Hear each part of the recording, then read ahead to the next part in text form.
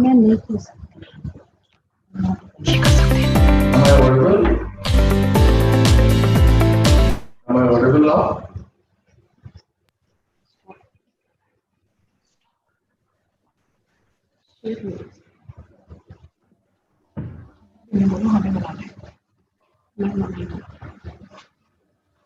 The people who are physically present with us can tell me, am I audible? Okay. Myself, Shashank Chaudhary, the Faculty of Management Department of IPEM Group Institutions. Welcome all the eminent speakers, national, international, all the receptive presenters, and all the attendees of this international conference, which is being organized by IPEM Group of Institutions today, on the topic of role of human resources and organizational behavior for business sustainability in current scenario. This international e-conference is being organized by IPEM in collaboration with GAD-TLC, that is Guru Angad Dev Digital Learning Center, MHRD, Government of India, and Ghaziabad Management Association. So once again, on behalf of IPEM Group Institutions, myself Shashank Chaudhary greets you all and welcomes you all in this international e-conference being organized by IPEM Group Institutions in collaboration with GAD-TLC and Ghaziabad Management Association. Let me take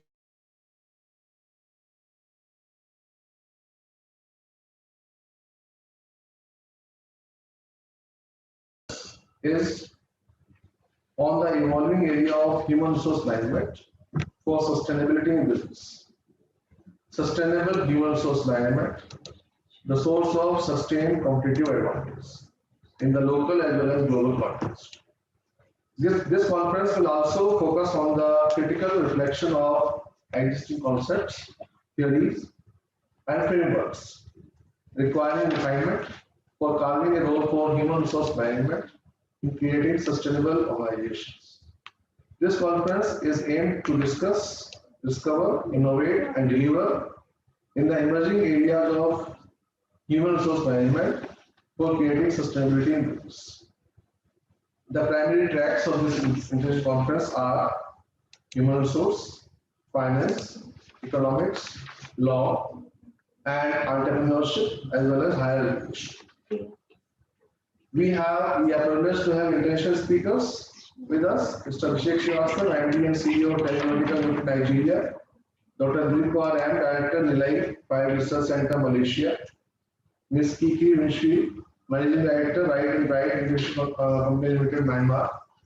We are also blessed to have national speakers of eminent positions and repute with us, Dr. Mrityunjay Mishra, Professor, Banaras University, Varanasi, Professor Dr. A.K. Bakshi, Chairman, National Resource Center of MHRD, Dr. Vimal Rao, Project Head and Joint Director, GAD-TLC of MHRD, and Dr. Sonali Mishra, Associate Professor, Symbiosis University of Applied Sciences, Bangladesh. We are having more than 60 research papers in this conference. Out of these, more than 30 research papers will be actually presented today in this conference. Many of the papers have been presented in Scopus journals, and we are having the research paper from all over the country, India, as well as from Malaysia, Singapore, Malaysia, Australia, Canada, Philippines, Thailand, etc. So thank you again to all the people who are making this international conference successful through their effective contribution in terms of the speakers as well as the representatives and all the attendees of the conference.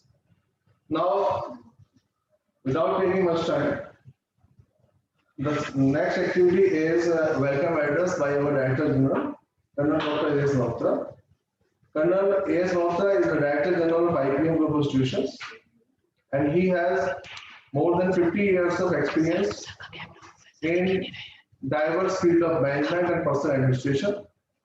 He has deep knowledge in management and electronic subjects and continuously guided the research scholars of Dr. APJ Abdul Kalam, Technical University, Lucknow, for doctoral qualification. He has also worked on conceptualization and formulation of long short-term policies, devising recruitment, appraisal, training, financial planning, budgeting, allocation of funds, monitoring expenditure, etc. Colonel Dr. S. Londra has been a source of inspiration, guidance, and motivation in all aspects of this institute for the last more than 17 years. And today, because of some unforeseen circumstances, he is not physically present with us. So on his behalf, I am taking this privilege of presenting the welcome address for all the audience of this international conference. I, Colonel Malhotra, on behalf of our patron, Mr. Anand Goyalji, Advisor and Dean, Professor Dr. Sunanda Goyal, the management, faculty, staff, and students of IPEM institutions, welcome you all who have joined us on Zoom or YouTube, and wish you a very good morning or appropriate greetings as per the time zone in the area from where you are participating in this international conference on role of human resources and organizational behavior for business sustainability in current scenario in collaboration with GAD-TLC and Ghaziabad Management Association today.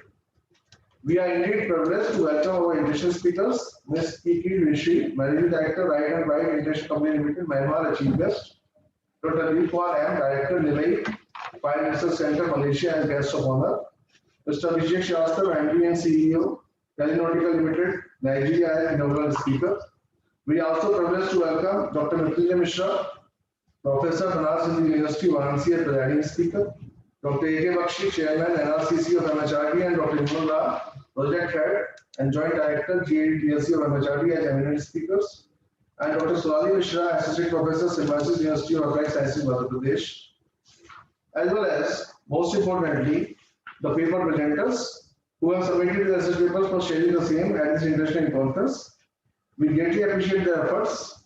We are very happy to state that there has been an overwhelming response from all over the world by the academicians, research scholars, practicing professionals for submission of papers, both from India and abroad, across all the continents. We are grateful to all of you for this. We also welcome all those who are attending this international conference on this very important upcoming theme and sub-themes. I'm sure all of us will gain a lot from this conference. All the papers have been checked for plagiarism and reviewed by the experts, and only the selected papers are being presented in this e-conference. So I request all the participants to please remain connected through Zoom or YouTube, as the case may be, throughout the proceedings of the conference. Now, for the benefit of all our international national participants from all over the world, let me say a few words about the IPEM group of institutions, which is hosting this international conference.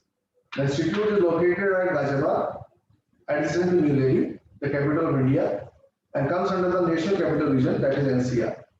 The institute was established by late Dr. B.S. Goyal sir, with over 55 years of teaching and research experience in 1996. And now we are in our silver jubilee year, in 25th year of existence. The institute is ISO 9001-2015 certified, NAC accredited, and research center of the university.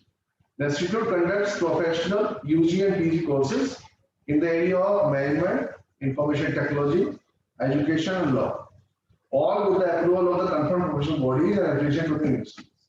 Ever since its inception, the IPEM is known for its student-centric approach in teaching and discipline, and has had very good results and placements, and thus has been ranked among the top few institutes in the NCR. As we are aware, the COVID-19 has affected all of us across the world, and the education sector is no exception. However, we are happy to state that the management faculty, staff, and students at IPEM took it as a great challenge, despite many limitations, to ensure that all activities that were being carried out pre-COVID are carried out during COVID-19 also, so that the students do not suffer. Regular classes, sessional tests, university exams, competitions, presentations, quizzes, guest lectures, cultural activities, meetings, mentoring, etc., etc., etc., were and are being held with the innovative use of technology by following the guidelines issued by the Government of India and its bodies. As mentioned earlier, we at IPEM have been holding webinars, workshops at regular intervals to professionals and experts. This e-conference is a continuation of the same. Based on our experience of conducting international conferences in physical form as well as through electronic modes, we feel that the electronic mode is likely to stay as a mode of conducting such international e-conferences in future.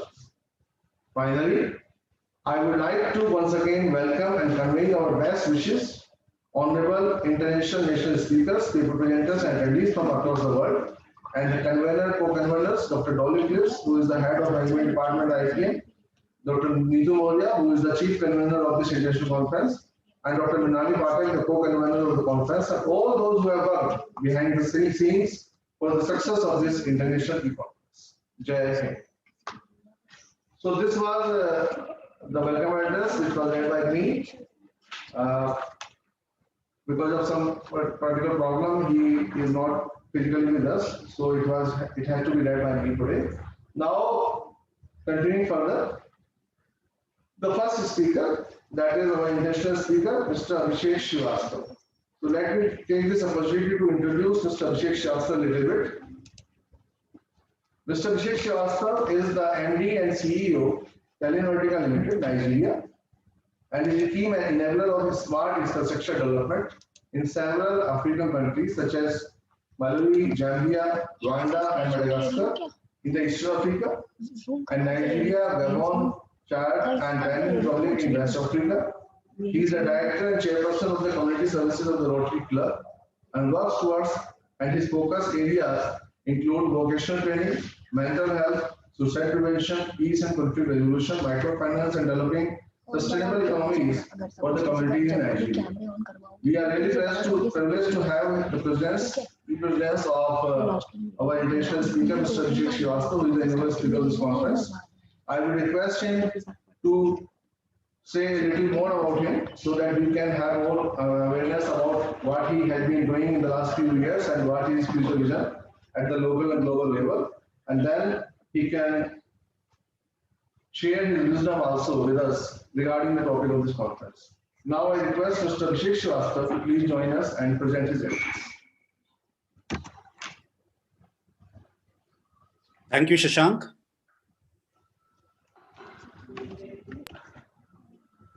I hope I am audible. Mr. Abhishek Srivastava, are you able to join us? Hi, Shashank. Am I audible?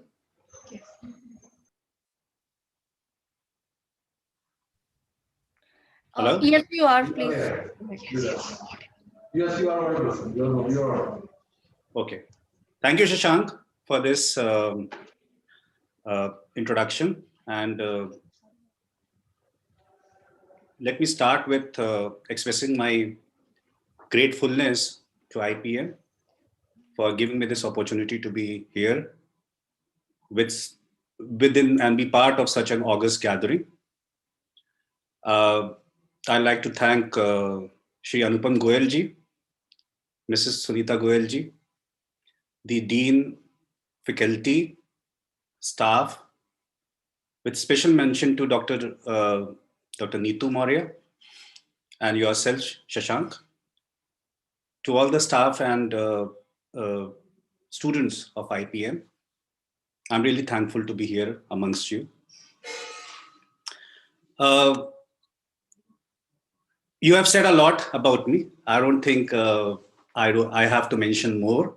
I mean, I'm an entrepreneur, you know. I went to Nigeria in 2005 with Motorola, and within few years realized that my calling is to start my own business, and I decided to take the plunge in a new country, amongst new set of people.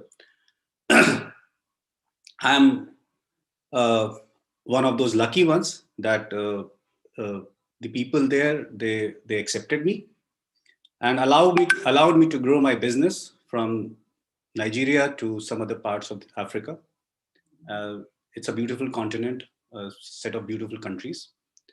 And but what I most identify myself with is the place of birth. I'm from this ancient city of Prayagraj, the confluence of river Ganga and Yamuna.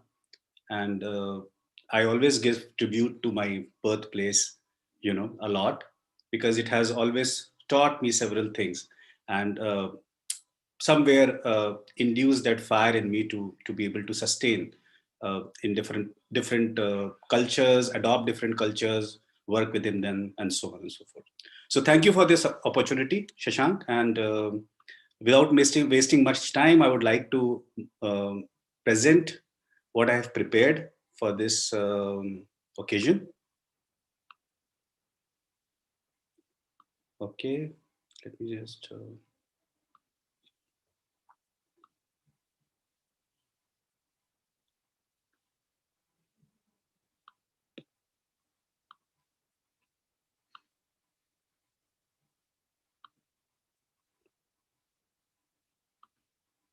Okay, is my.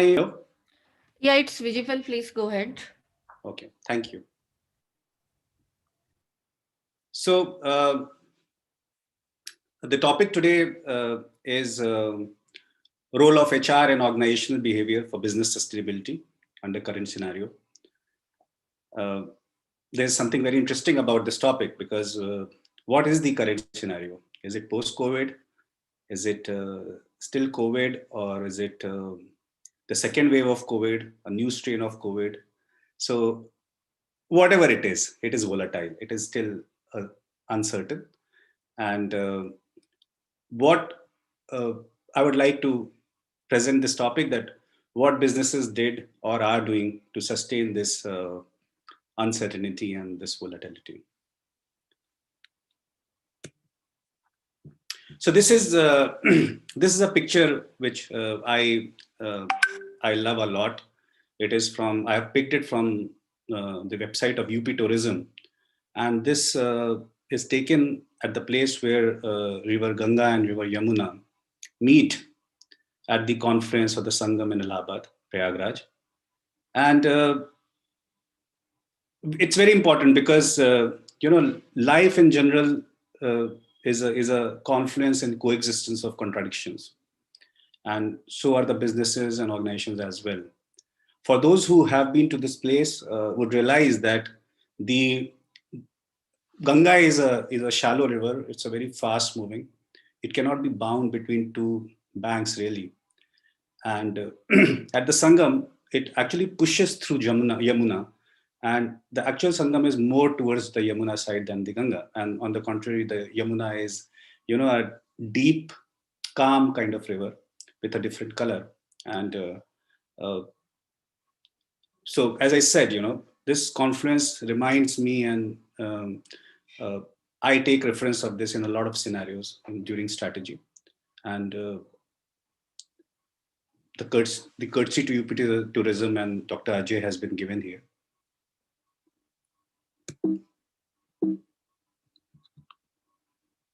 Okay, so what to expect from this session? I would want to dwell upon the fight or flight response that humans generally have when faced with a challenge to existence. I will probably elaborate or talk more about the examples of fight responses from organizations across the globe to remain sustainable. In a short short period of time, we'll also appreciate the flight response by some organizations to remain sustainable. We'll come back to the coexistence of both while dealing with the current scenario. And then finally, I would like to end this this session with things I have learned during the pandemic, and probably there is some takeaway around there for all of us. Thank you.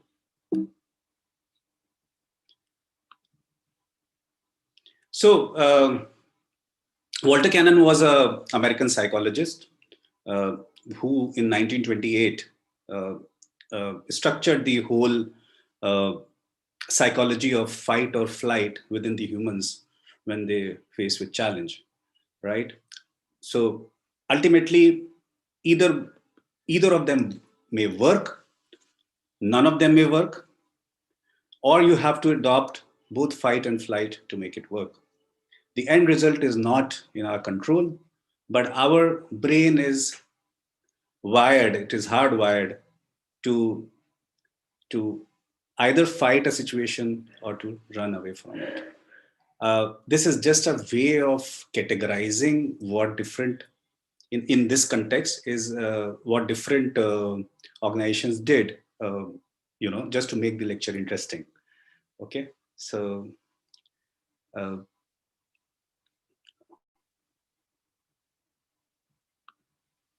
so what are the examples of fight response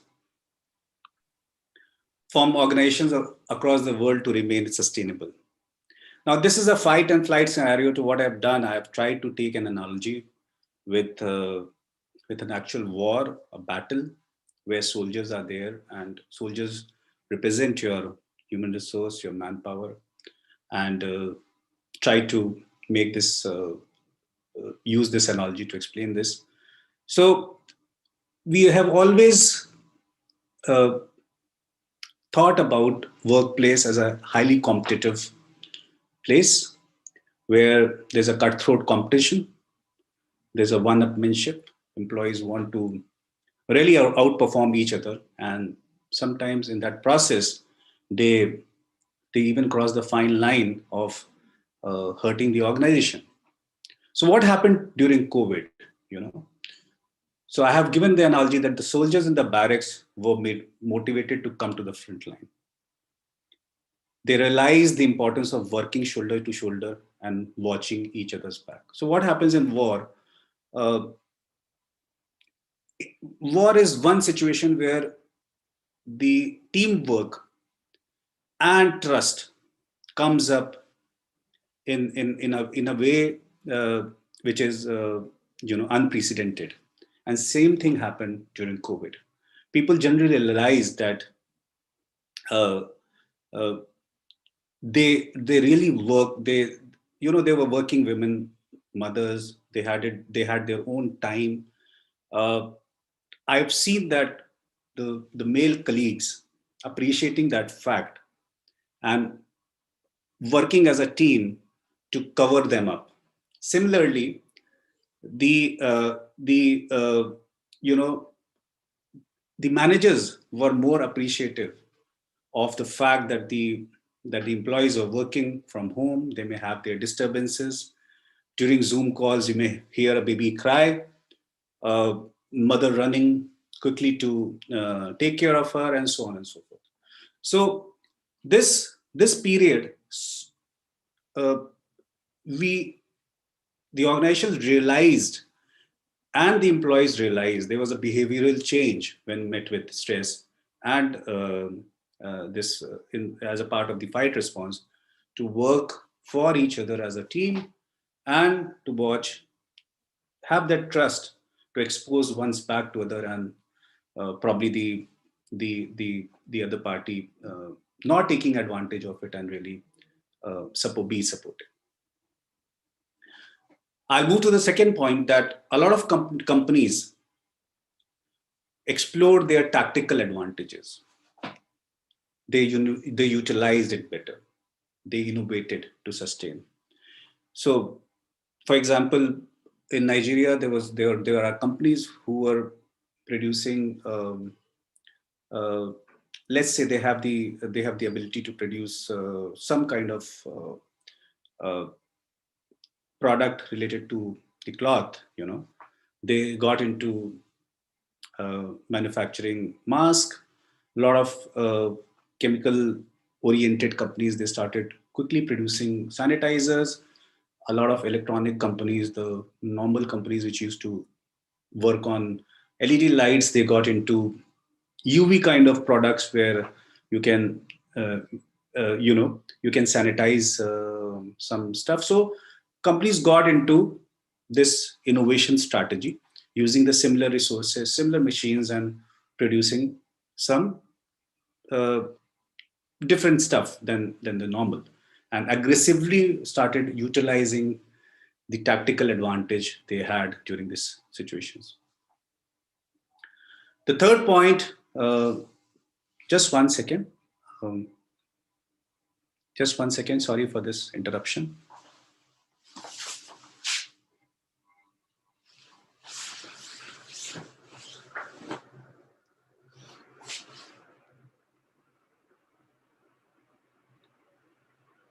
So I'm working from home, and I didn't realize that it would be so hot here. So thanks for bearing with me. So the arms and ammunitions were re-explored. Okay, when it was a time for a rapid reskilling and upskilling, we realized that people with more different kind of skill sets, or people who could learn and adopt to something different, were most suited for this for the overall health of the organizations. HR moved into action as well. Uh, there was time, for example, in Lagos, like in Bombay, about 3 hours to 4 hours are spent in traffic from traveling from usual place of stay to the usual place of work.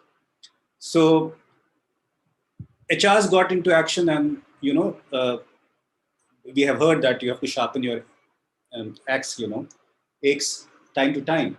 So they went into uh, rapid reskilling and upskilling of employees.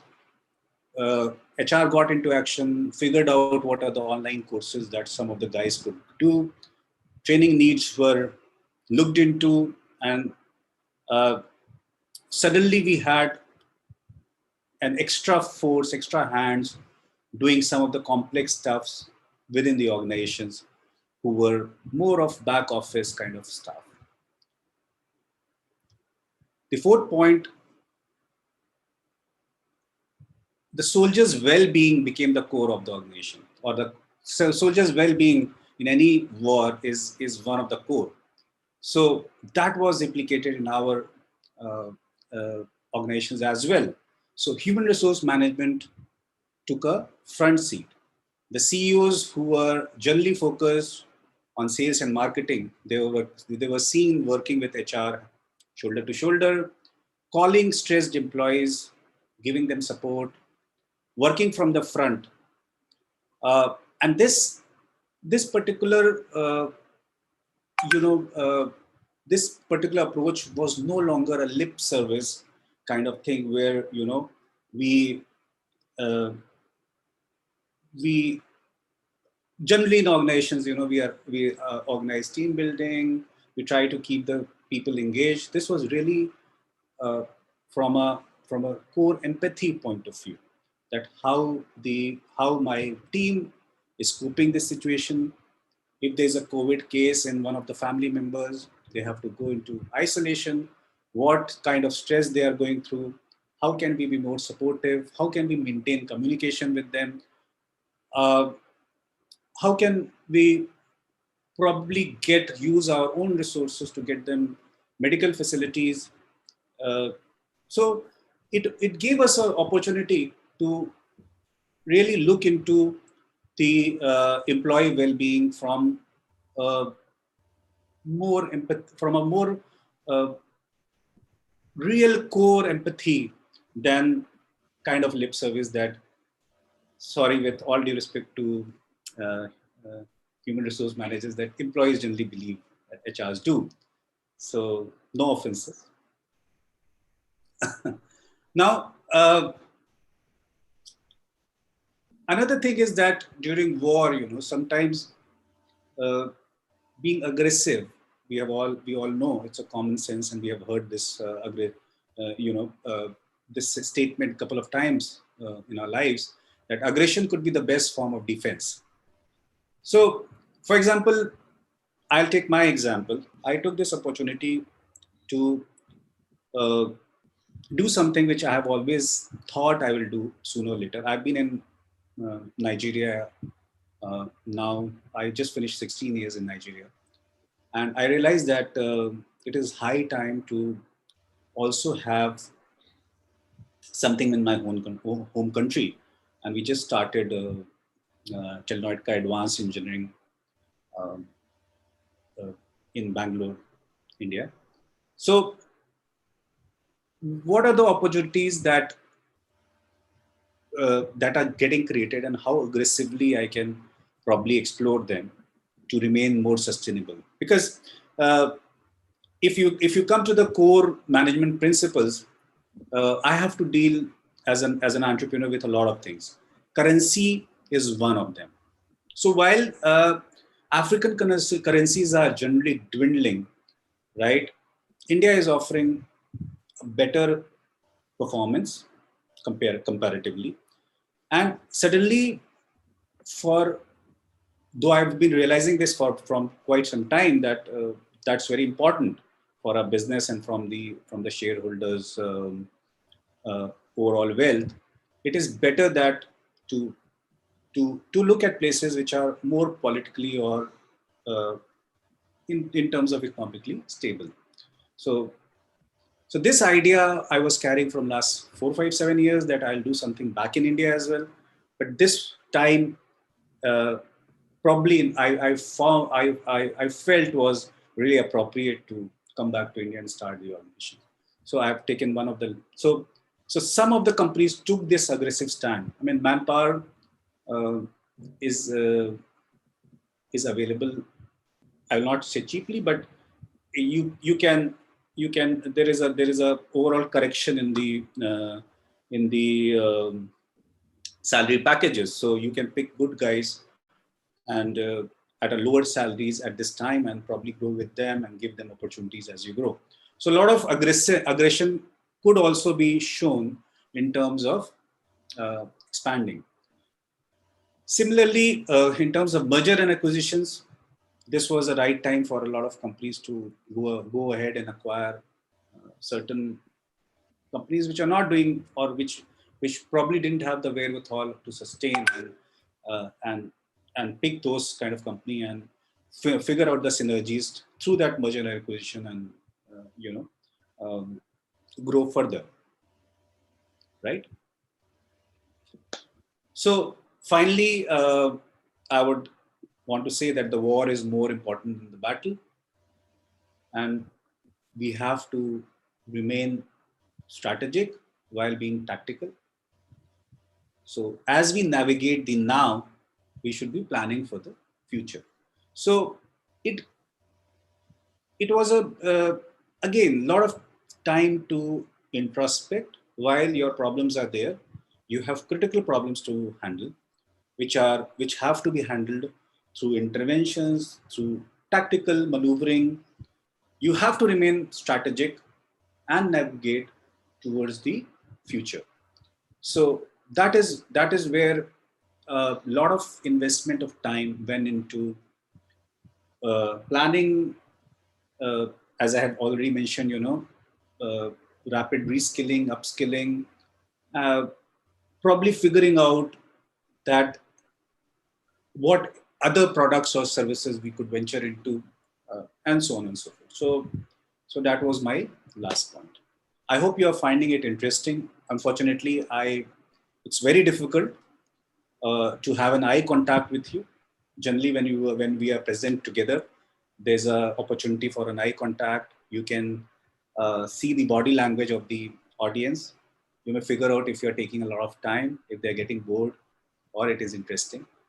Uh, so I hope this is not going as a monologue. I mean, I would at this point I would request some of the organizers to come up, and if they have any questions right away, though we'll have a Q&A session later on. But if they want anything to add here or make it generally more interactive, I will appreciate that.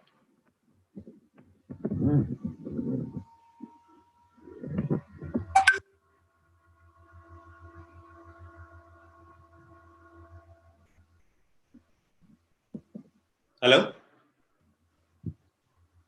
Is anyone there?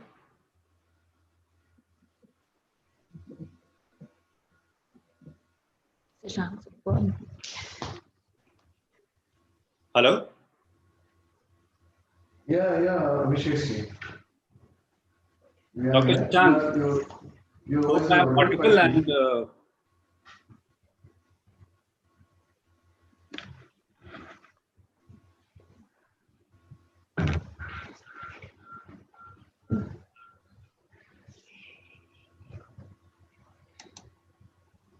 Dr. Yes, Neetu, Mr. are you there? Abhishek. Yeah, you can continue presentation. Is it the last slide or you No, no, want no. to This is give not the some? last slide. I just wanted to have a general feel from the audience because I'm not able to see any of you, you know. So, We are am I completely visible? Am enjoying. I audible? Is the screen visible? Yes, Your Just sir. screen is quite visible and we are completely enjoying your presentation, sir. Please continue. and thank you so much, Shashank, for that. Yeah. Okay. So from from this from the fight response, I would want to quickly discuss some of the flight responses, or let's say the conservative response, the if this can be bullish, the bear response, maybe, you know. So uh, uh, okay, so I have very few of them, three of them, and I'll explain this to you again from behavioral psychology probably. So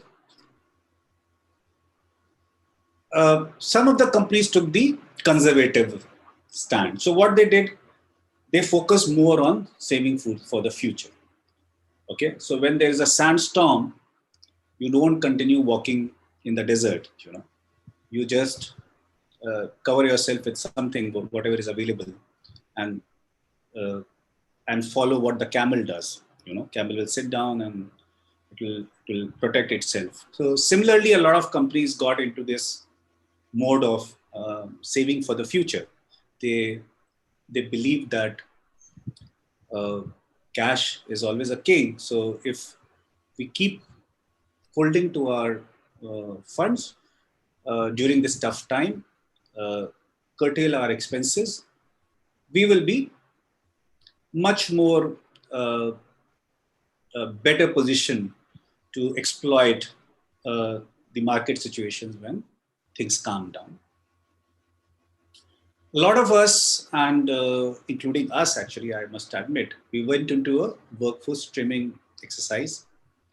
We realized that it was not a good time to keep employees that don't perform well.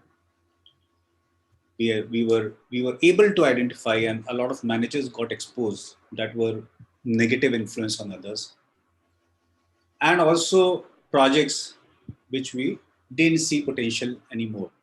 So again, you know, from a conservative point of view, from as a conservative response, uh, a lot of workforce trimming was as well done. Okay. Another strategy a lot of organizations adopted, which was the contrast of being aggressive and going ahead and expanding, was falling back to the core. Okay. So, for example, uh, any organization has a lot of services, products, but there's a core of that. There is something core, and then you start adding, and so there's a core trunk, and then there are shoots out of it. Okay.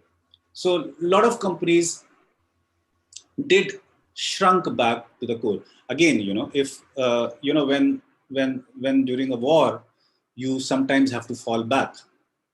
Okay, you don't always aggressively go and fight. You have to fall back, regroup, re-strategize before you can take another aggressive stand. So similarly, a lot of us were went back, and we decided to fall back to the core products, the core services that we are offering, and uh,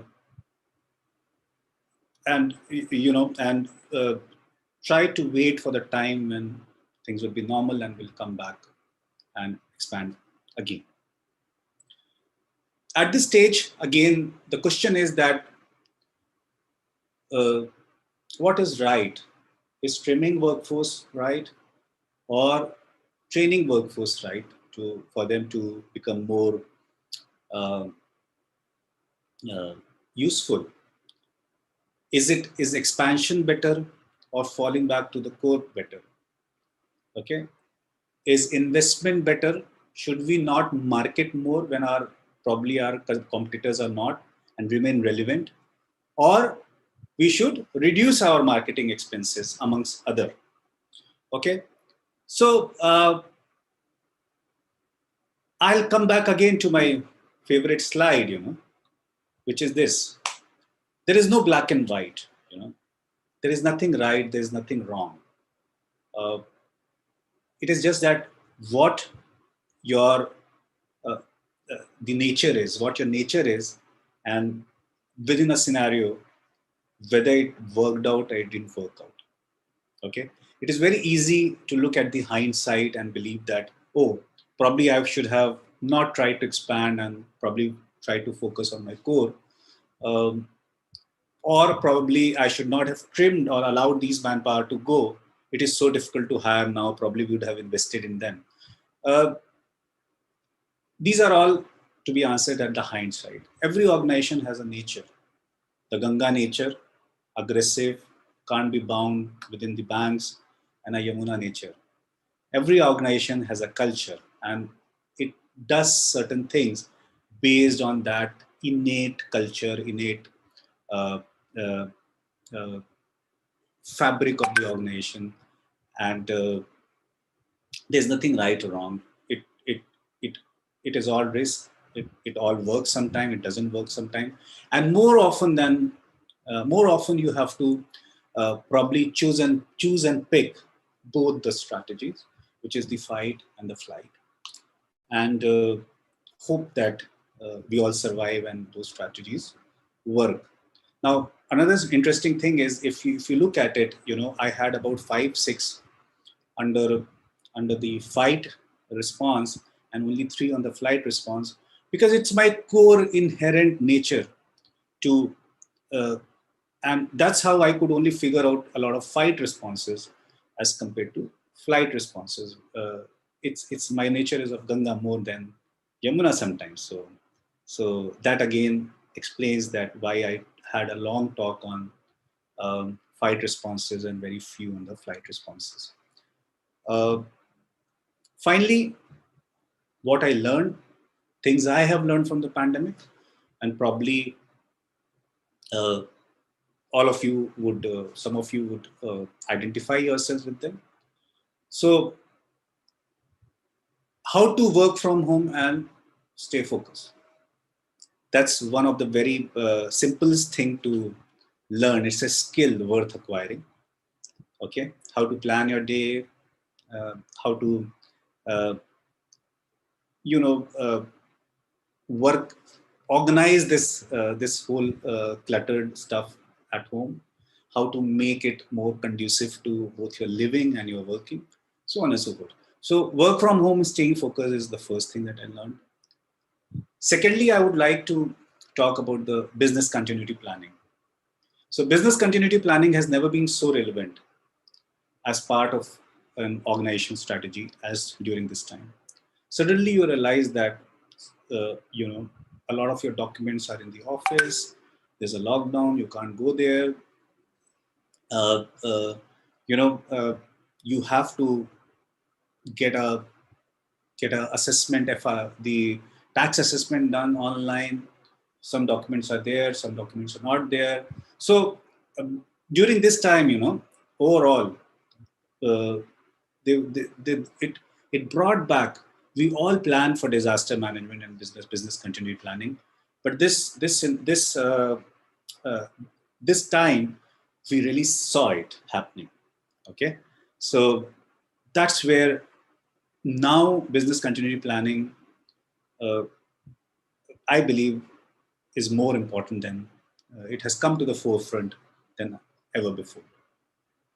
Thirdly, I have learned that a competent HR is actually the most important element of an organization. Aside your sales team, the finance team, a strategic, uh, empathetic HR uh, is is uh, is very important to an organization.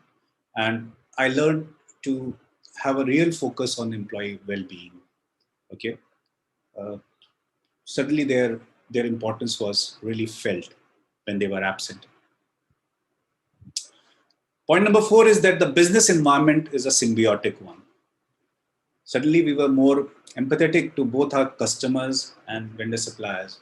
There was a news that Airtel Bharti Airtel, uh, they paid off most of their vendors during COVID. Okay, I don't remember exactly. They were all long due payments that they paid, or they were not due payments. What they did, but they pumped a lot of funds into their vendor suppliers account during the COVID time. So they were. There was a sense of empathy from the businesses to their customers and to their suppliers as well. Similarly, we were ready to go. We understood that how our customers' business are getting impacted, and we we deeply felt it and went an extra mile to support them if that was uh, uh, within our hands. Next point is I suddenly found a purpose for myself, being in telecom, the importance of being connected. Uh, though we generally talk about all the bad things that have been happening because of social media and uh, uh, digital technologies, it really brought us together. Uh, the telecom revolution, if it was not there, then how would we have tackled this situation? Uh, I mean, I can bet that it's very difficult to uh, think uh, a day without telecom under such scenarios.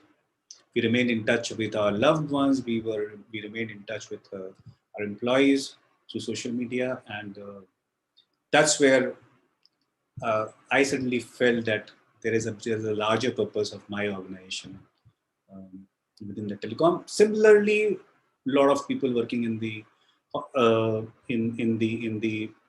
healthcare sector would have felt so, and many other sectors. Police, they were out there trying to police people, during this time.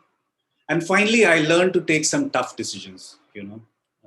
Letting go of some of your employees who have worked with you for over several years uh, could be a tough decision. Letting go of one of your product or services that you were hoping to kick off and you were so passionate about. Uh, Pay cuts could be a very tough decision as well for everyone.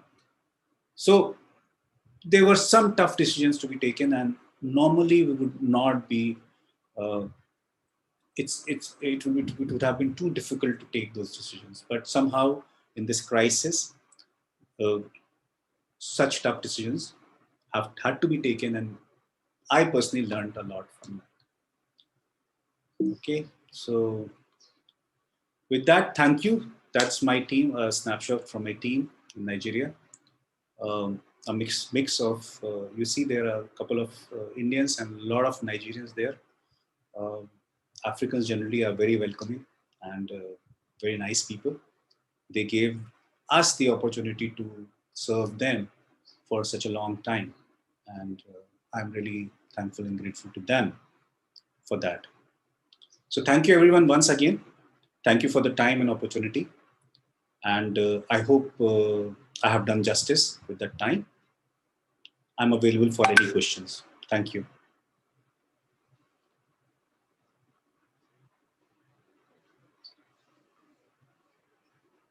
In this international conference, and I request all the participants who are connected with us all over the globe, if there is any query that has come up, that can be shared with me and I can ask the question to our eminent speaker, our eminent speaker, Mr. Abhishek Srivastava.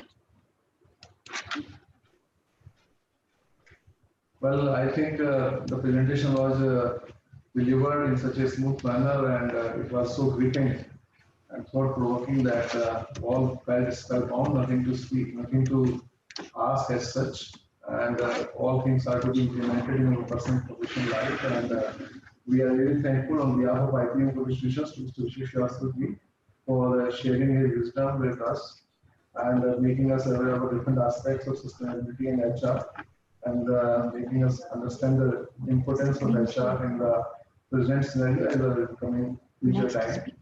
And we are really thankful to Mr. Abhishek Srivastava for spending his valuable time with us. and being a part of this conference. Thank you, sir. Thank you very much. Thank you, Prashant. Thank you, everyone. Thank you. Thank you, Abhishek.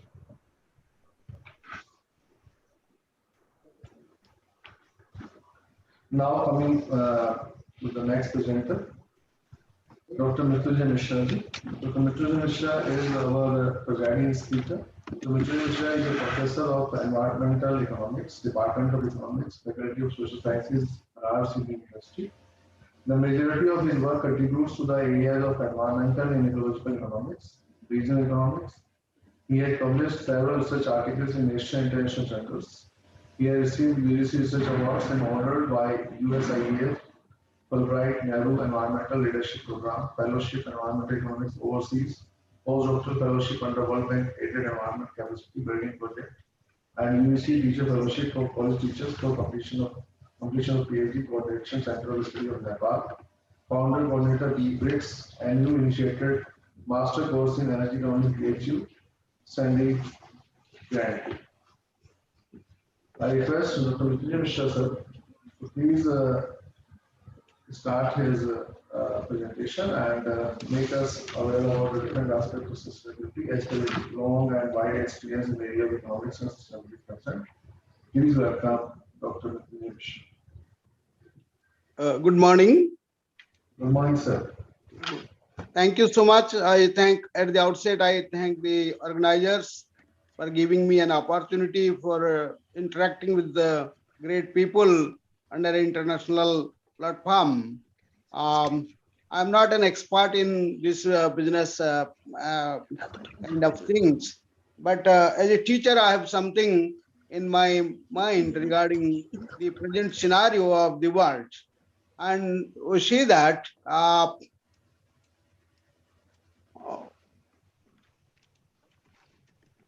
Sir, you are not audible. okay.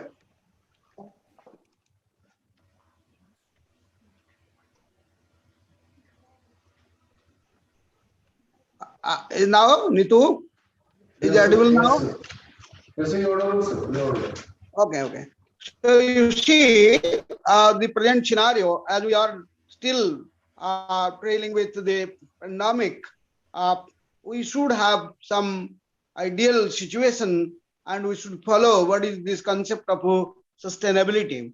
Now you see it is a long, almost 30 years concept of sustainable development.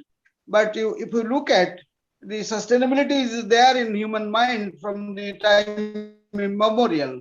What is like is that we should practice things and should come up with certain, what we can say, strategies to come out of these crisis. May it be a economic crisis, may it be a ecological crisis, may it be a social crisis, whatever may the nature of the crisis, we must all have to come out of that. So this very theme of the this webinar is very, very interesting. At this present juncture of critical, say, nature, we must think of, and particularly at the end of my deliberation, I will focus on the business community because they have a very important role. Rather, they play a crucial role to bring this sustainability in the context of sustainable consumption and production. Now, let us see, just I am giving a layman's view of these things. I'm not giving any high strategic or what you can say, something new. You see that sustainable development has come as a what you can say prescription of when we exceeded the carrying capacity of the earth. When we are in the midst of this ecological crisis, when we are realizing the difficulties of say pollution as well as climate change, we think how to come out of that. That's why there is a question of thinking over sustainable development. So what is that sustainable development? It is you will see it is a kind of development. What do you mean by development? As a student of economics, I would like to say that development is a broader concept. It is something growth plus. Nitu, you keep on sharing my slides. So you see that development is a broader concept in which we need a holistic progress. Economic progress in measured in terms of say comforts of life or a per capita income is a narrow concept. Therefore, we should see that if we have a development, that development must not die at the extreme point of the pipe. It should be there. It should be there for all people, for all time. That's why it's the question of not compromising the ability of the future generation. We should not eat away everything and should leave nothing for our future generation. That's why we should have a development policy for all time to come, for us as well as for our grands and children. So when we are talking of this, you see the root of this sustainable development lies in the concept, the strategy that is called World Conservation Strategy. And now you see in 1987 that conference brought the idea, but in the initial days you will find that there was not much social science perspective.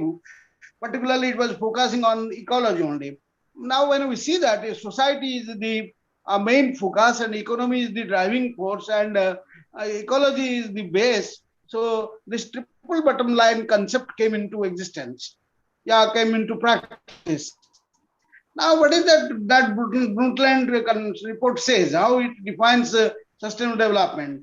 Sustainable development is defined as meets that development, that process which meets the needs of the present without compromising the ability of the future generations to meet their own needs. So we must focus on the kind of capacity or capability. We try to bring capacity building. So what is that sustainable development? It is a process of change. It is a process of change.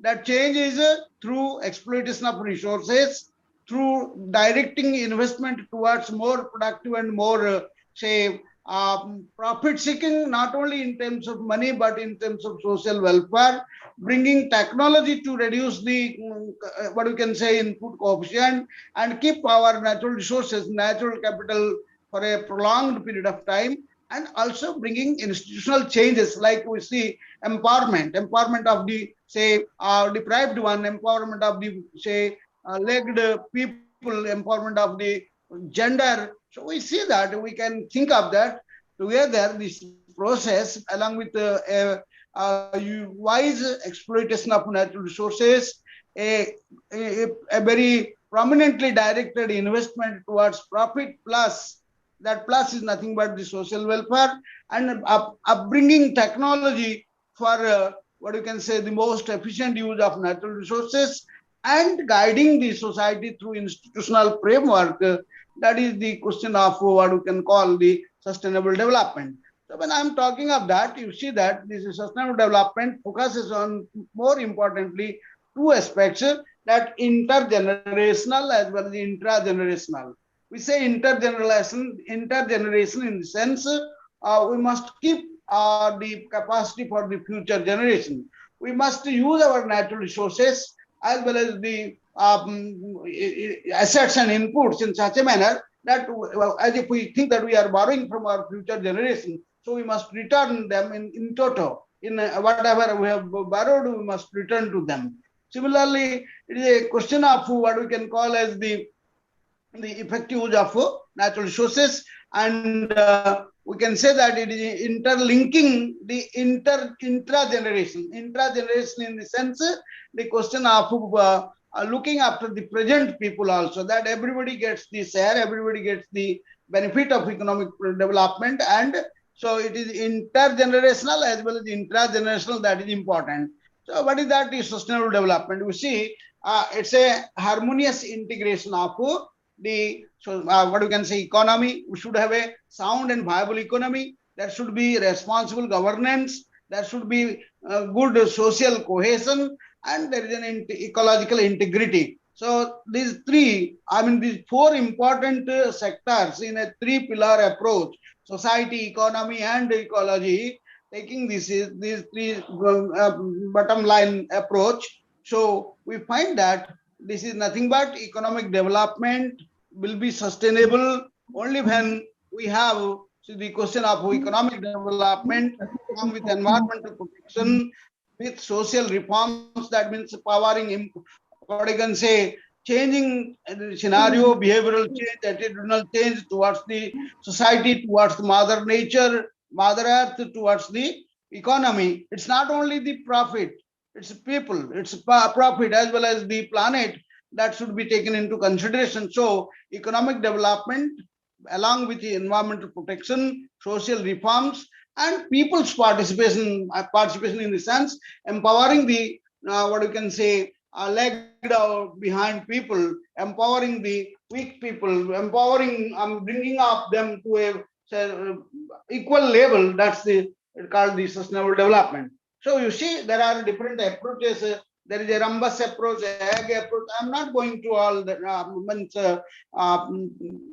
give all the approach to discuss. But thing is that the important is that there is a triple bottom line approach in which we have triple E, that we have to look after economy, we have to look after ecology, and we have to look after society. So it is economy, equity, and the ecology. That triple E is there, and as well as we see that it must be oriented towards the three that people in the sense people in say majority. I mean, almost all people in a holistic approach, they should get the benefit, and should be people oriented.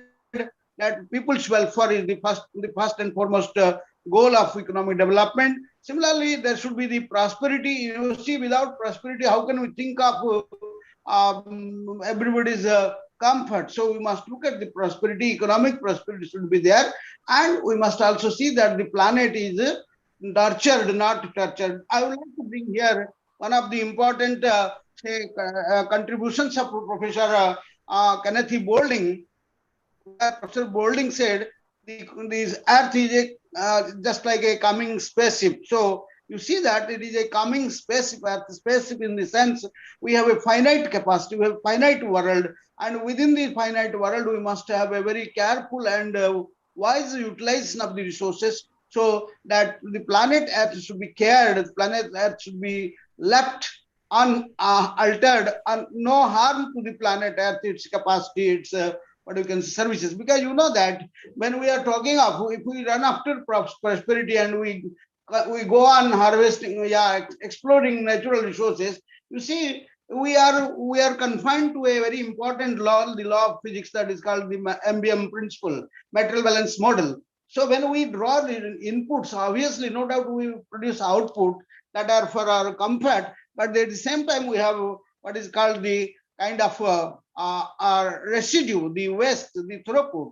So if we produce more of throughput, obviously they consume more of the other functions. Ecology, ecosystem consumes, ecosystem produces 4 important functions like resource, like amenity, like sink, as well as the life support system. We can say that provision function is there, regulating function is there, aesthetic function is there, overall life support function is there. So if we extract more and more of resources ruthlessly, obviously this leads to minimizing the capacity of sink, so that we find today one of the important issues is the climate change. So we must have to have a harmonious balance between all these important say competitive goals of Mother Earth are the functions of the ecosystem. Now you see, this is what is called the triple bottom line approach, that 3 spheres of sustainability. Let us see that. You see, they are overlapping.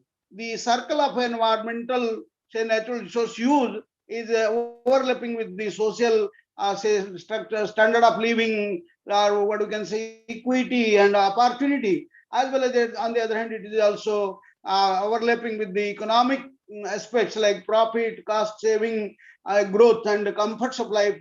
So what is happening that you have only one core part, that is a smaller portion, as indicated in my figure. Sustainability is only a smaller part of these 3 important aspects, overlapping aspects. That's why we must try to how to bring the sustainability, the area of sustainability broader, so that following certain say principles. We must see that human behavior is important here. And I would like to bring the father of the nation, Mahatma Gandhi, here, that we can satisfy our needs, but not our greeds. Obviously, you see, when I'm talking of economics, there was a school of thought, neoclassical people, and unfortunately, they were having a long period of time in history. And that's why you see that they have brought a very wrong notion of substitutability. They said that, okay, these natural capital can be substituted by other capital or man-made capital. But can you think of that? You can replace an Amazon or a Himalayan, say, dense forest with immense valuable functions and services by creating man-made afforestation? Obviously, the answer is not. That's why we see, therefore, we must have to have satisfy our needs in a very rational human manner. Now, you see that I have already discussed that the features are that it is justice to the socially disadvantaged people, justice to the present as well the present generation. We must keep space for our future generation. Suppose we eat away all these comforts, like say the advantages of science, technology, we will eat away everything. Next generation, we will leave only the scooters and cars and all the things, but we don't have the means to run them. So what our future generation will think of, what benefit they will get, what life they will lead. That's why it should be justice to the future generation, justice to the nature, which is the base of our, say, living. Similarly, we should be ready to face the shocks and stresses of life. So we must be resilient within inside in our say system. The rest aversion behavior should be promoted, and at the same time economic efficiency. These are the important and broad features of say sustainable development. Now let me come to business. I say business, I mean business in the sense the modern business, they have a very important role to play in the process of say promoting sustainability. Because you see that if profit becomes the guiding factor, then it will be alas that we will die, there will be the demise of the human civilization. Therefore, we should see that the modern business should also be environmentally friendly, it should be socially responsible, locally responsible, globally responsible, as well as at the same time, no doubt, profit is also required, so economically sound. So when we are talking of the triple bottom line, we must apply to this principle. So you see that there should be environmental management in the in and among the say business community. There should be the question of stakeholder theory, corporate social responsibility, and accountability. And at present, I am working on an important topic of one of my PhD scholar, that we are looking at environmental accounting, green accounting, as well as environmental management in the business sector. We have seen that very importantly, the disclosure, environmental disclosure is an important proxy of environmental say accounting as well as proper environmental management. Unfortunately, it's not seen very sound in the context of the Indian companies.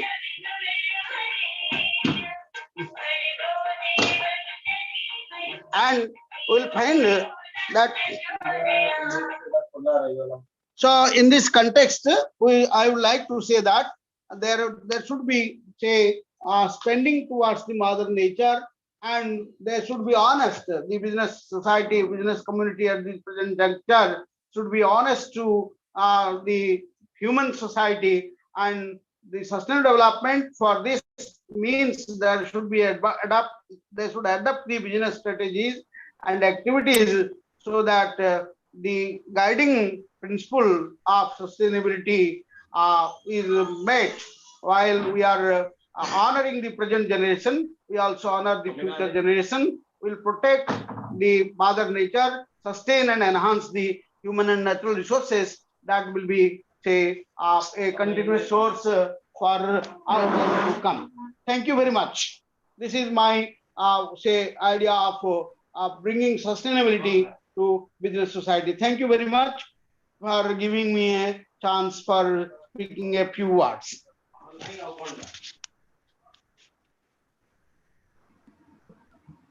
I would like, if somebody have question, I would like to take up, and thank you so much. Thank you very much for sharing your key insights regarding sustainability of the business. and making us aware of the three key aspects, that is people, profit, and planet. And sustainability is a confluence of economic, social, and environmental aspects. When we take into consideration all the three aspects together, then we are sustainable in every situation. And that should be our outlook for running our business and our jobs in professional manner, so that we are sustainable in every situation. Thank you very much, sir. Thank you. Thanks a lot for sharing your wisdom with us and making us aware about different aspects of sustainability today. Thank you, sir. Thanks a lot.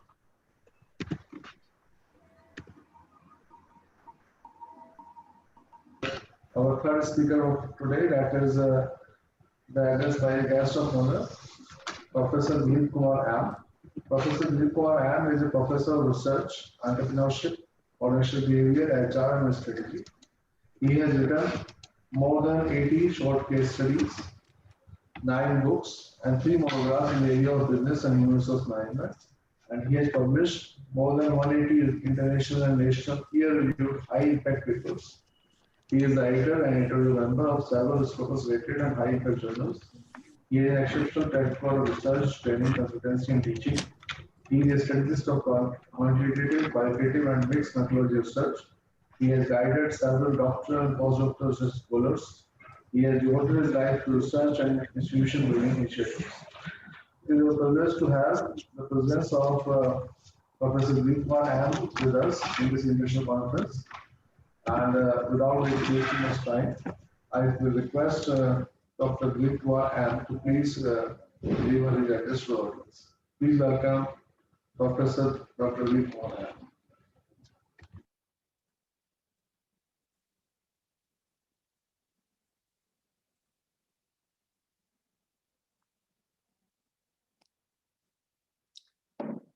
Thank you, Professor Shashank sir, giving the introductory content of my profile. And thanks to Colonel Malhotra sir and Dr. Neetu and respected delegates, keynote speakers, and all the students of IPM Group of Institutions. As the keynote speaker of the past mentioned about the sustainability, Mr. Sir has mentioned about in a very deep-rooted way, sustainability connecting to business and likewise. But my concern is more connected to people and technology. Here, the human resource management is moving now. Here, the behavior of people is molding now. Here, the past behavior need to be unlearned and a new behavior to be learned. So here exactly the change management is happening. And this is my short interaction to you. It may take around 5 minutes here and there, but still I try my level best to finish off giving a deep insight into how behavior, resources, and management with the technology can it be integrated to form human resource management.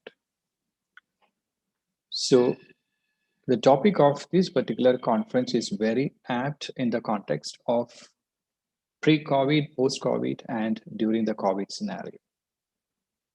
How we can ensure business sustainability. More focus is towards business. What is business? Basically, surplus generation. Profit maximization, customer, what you would say, the database to be continued and maintain that existing customers, acquiring new customers, maintaining the projects, acquiring the new projects during this COVID period and post-COVID period. This is the new trend that human resource managers also have to take into consideration. So here, the situation is we are starting with a short presentation, just coming back to you with a few questions initially. How COVID scenario impacted the world? How COVID scenario has changed people routine and organizational behavior? where the companies should be focused into in the coming days. Which are the HR managers' functions that should be taken into consideration? How a new normal work culture can be established? How HR role can ensure businesses? These are the questions I'm trying to answer through this short interaction. So the first question in this context is how the COVID scenario impacted the world. As it is known to everybody, it is one of the greatest concerns for the world.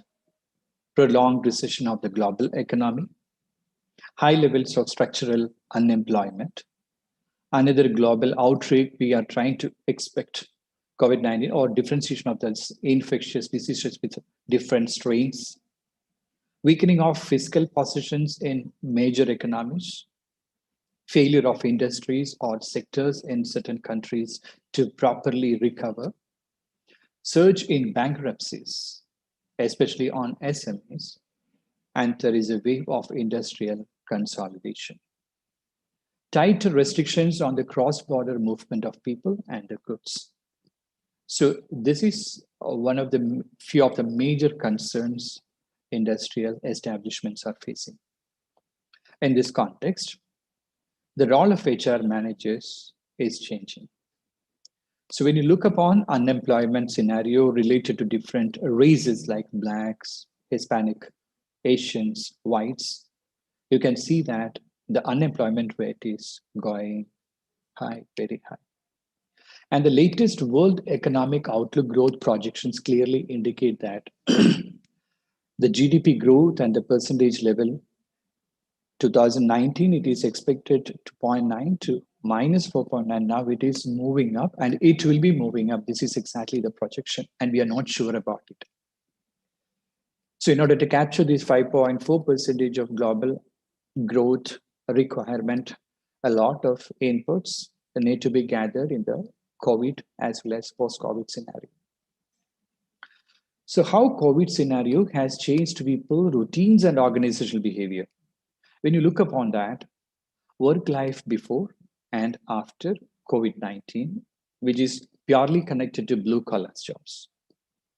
So work life before COVID, when you look upon that, waking up early in the morning, fresh up and pack up with a tiffin and lunch, journey to the company with all the colleagues, having a morning tea with the friends, engage into work, deliberations and discussions, having lunch together with work colleagues, friends with jogs and tea in the evening, journey back family, and spending good time with family.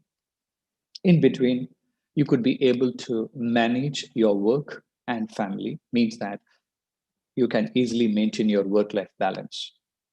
But when you look upon COVID-19 scenario, no sleep at all. Every time mobile rings. Need to be in front of the personal computer or laptop. Lack of social relations with friends because of the social refinements and confinements and likewise. No opportunity for ventilation. Human ventilation, we call it as emotional catharsis. Issues with face-to-face supervision. Managers won't be able to clearly supervise the employees because of the remote working. Issues in balancing work and family. No physical movements and health issues. No physical movement and it is leading to health issues. A lack of competence to work digitally. And the work life never end at all.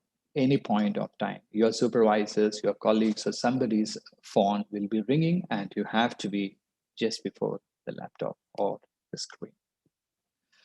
So here, this is exactly, we are talking about the new normal to the work atmosphere as well as the personal life.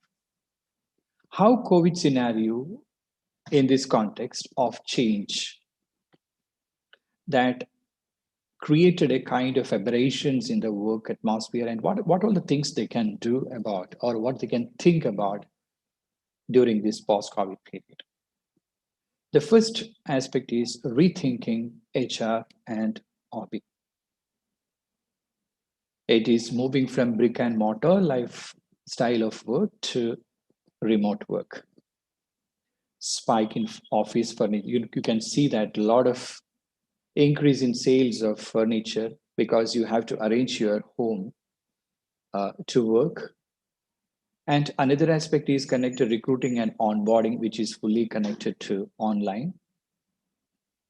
Appraisals of promotions or any kind of performance which are happening through online itself. And a lot of changes which is happening in people management, supervision, control over the workforce, digital work and the team, digital communications pattern, virtual work structure. The structure which we have followed in the past no longer sufficient enough to manage virtual workforce. So we need to have virtual organizational structure which is more connected to ambidextrous organizational structure. So the HR has to pitch into this kind of atmosphere and have to think about. Why? Because the design and the structure of organization has changed. There is no water cooler to gather around. Spontaneous interactions are happening. No collaborations, and the collaborations in the virtual platforms. You have to search creativity and innovation in the virtual platform. And valuable communication. It's not continuous communication happening. Valuable communication because of the Zoom calls and the Microsoft team meetings and likewise. So when you rethink HR, which is more connected with online tool applications. And nowadays people are thinking about virtual happy hours rather than circling around in the cafeteria, having food or having coffee and exactly discussing about the improvement or any kind of things. So companies begin to test additional virtual structured experience to stimulate the camaraderie and exploration that was once only possible organically. This is exactly the change. So look at the perennials exactly. Earlier we used to talk about generations of baby boomers, generations of X, generations of millennial, generations of ultra. You can see that the generational talk itself has vanished. Since you're not seeing the face of the person who exactly talking to you, the age of the person or the kind of talking, nothing matters. What matters is business conversion. So intergenerational differences remains slim. People of all age groups work together. And this is the beauty of pre-COVID scenario, sorry, post-COVID scenario or the COVID scenario. And people never think about it. HR people usually talk about Y generation characteristics, X generation, can they fit into this company or not, the culture or not, the value system or not. They jump very fast, helicopter parents, a lot of, there is no such discussion. What is important is business and business conversion. And if you want to talk, please make you.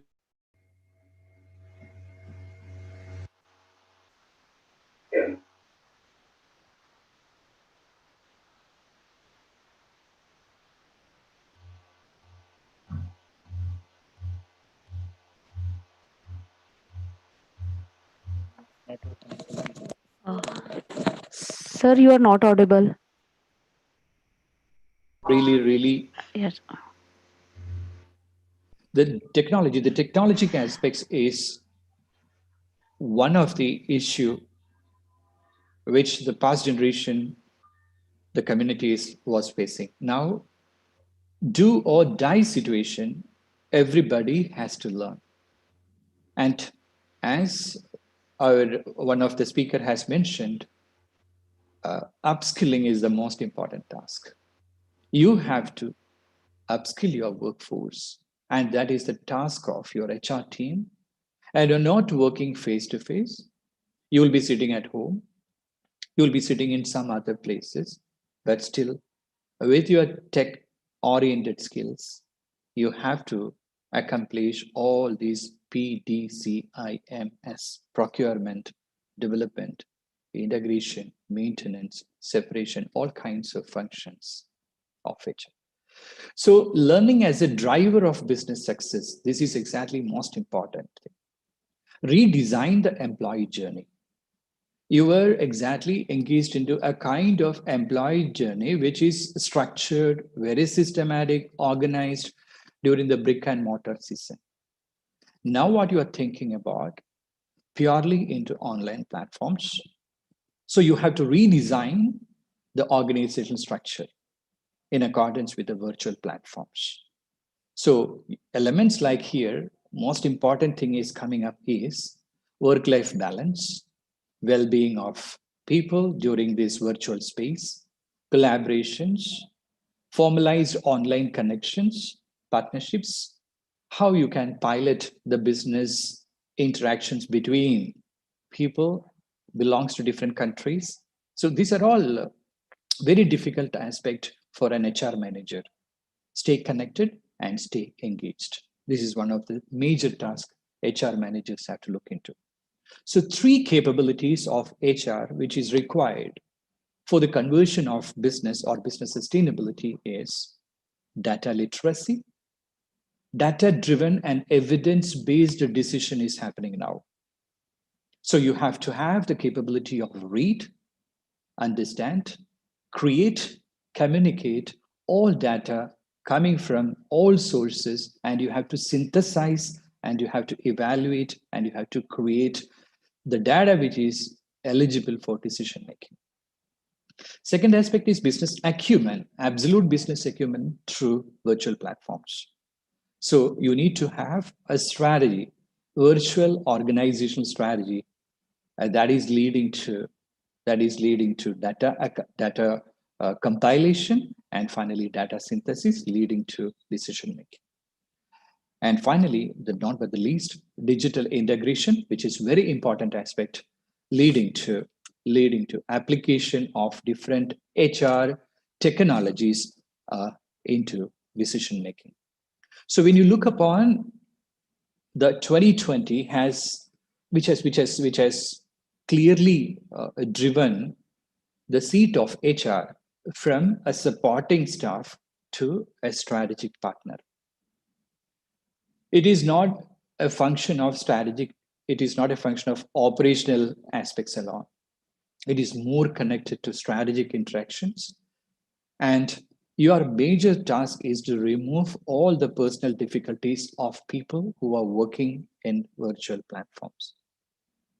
And here in this context, you are taking the driver's seat in an organization, means that you have turned to be the direct leader, or you are trying to be one among the leader of the team who strategically plan organizational success through business conversion.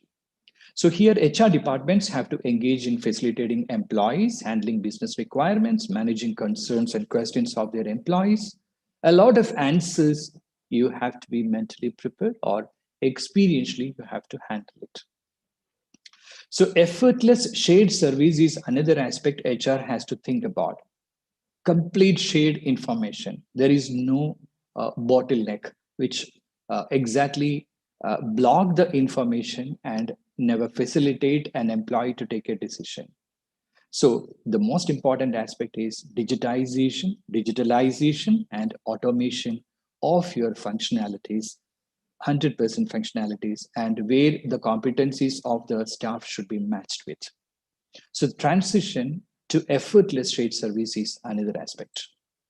And in that particular case, you also have to think of a person who is sitting at home, how you can create or how you can craft a job at home.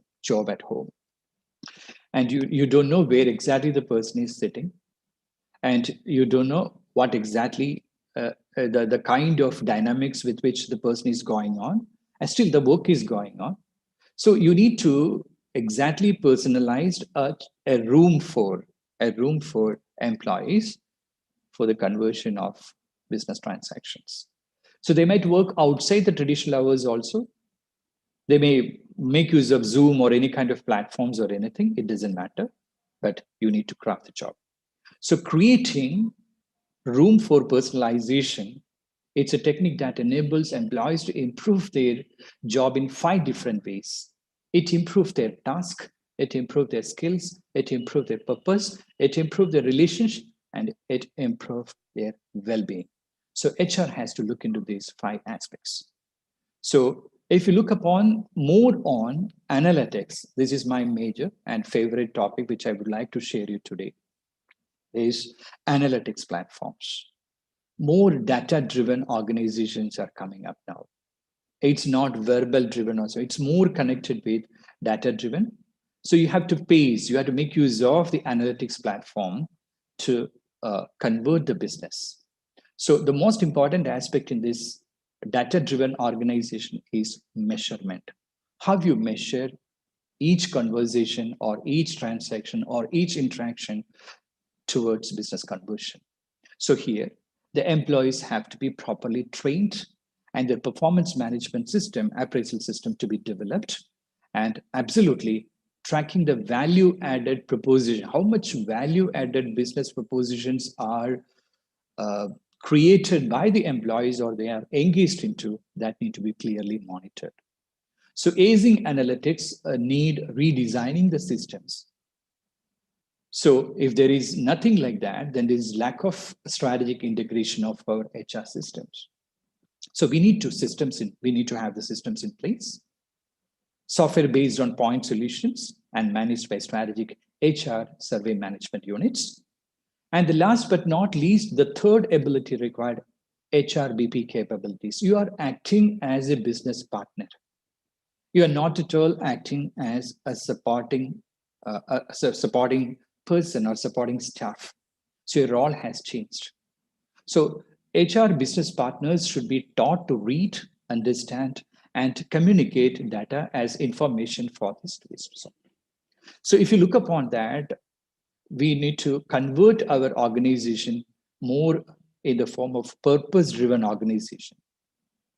Recently, PwC report clearly indicates that 79% of business leaders believe that purpose is the keys to success. So during the period of COVID or post-COVID, why we have to stay back in the market? This is the question. What are the purposes with which we have to stay in the market? And that one among which is absolutely continuity of the business, ensuring the profit maximization, even in the post-COVID period, business conversions, business surplus, a lot of factors are coming into the picture we need to. So the challenges of motivation that home workers will increasingly that phase that we need to curtail down and we need to manage well. So here we have to focus on learning, listening, empathy building, actively works to create a service mindset that only can convert human attitude towards purpose-driven interactions. So when you look upon that, how a new normal work culture can be induced to workforce. Here we have to look into for new normal work culture. Autonomous means that employees' ability to work autonomously should be encouraged or should be established. Agility means that rapidly adapting to the change in business process as well as the structures which is necessitated with the online applications or any kind of technology integration. Collaboration, breaking down the silos of thinking, making it as a group to work together even in the virtual platforms. Innovative and continuous learning, entrepreneurial ability, risk-taking ability, proactiveness, or basic tolerance, conflict tolerance, competitive aggressiveness, market orientation, all these things are very much important for common employees also. So entrepreneurial mindset to be encouraged by the human resource managers or to be induced to the employees. Customer orientations. And if that is the case, which are the functions HR managers should be focused into? There's a fourth question I need to answer. During this phase of post-COVID, people are truly into the stress mode, counseling and collaborations, sense of employees' need for the support to be touched, reinforcing organizational values, recognizing employees' efforts in contributing to the business conversions, driving engagement through innovations, absolute innovation needed here because the traditional mode of functioning is not happening nowadays. Educating and equipping the workforce. And finally, focus on employees' wellness, upskilling, and framing new age policies means that considering this business continuity plan to deal with the exigencies, the contingencies which is going through, new systems, procedures, policies should be should be on Anvil. Then only it will be able to control the scenario of business operations.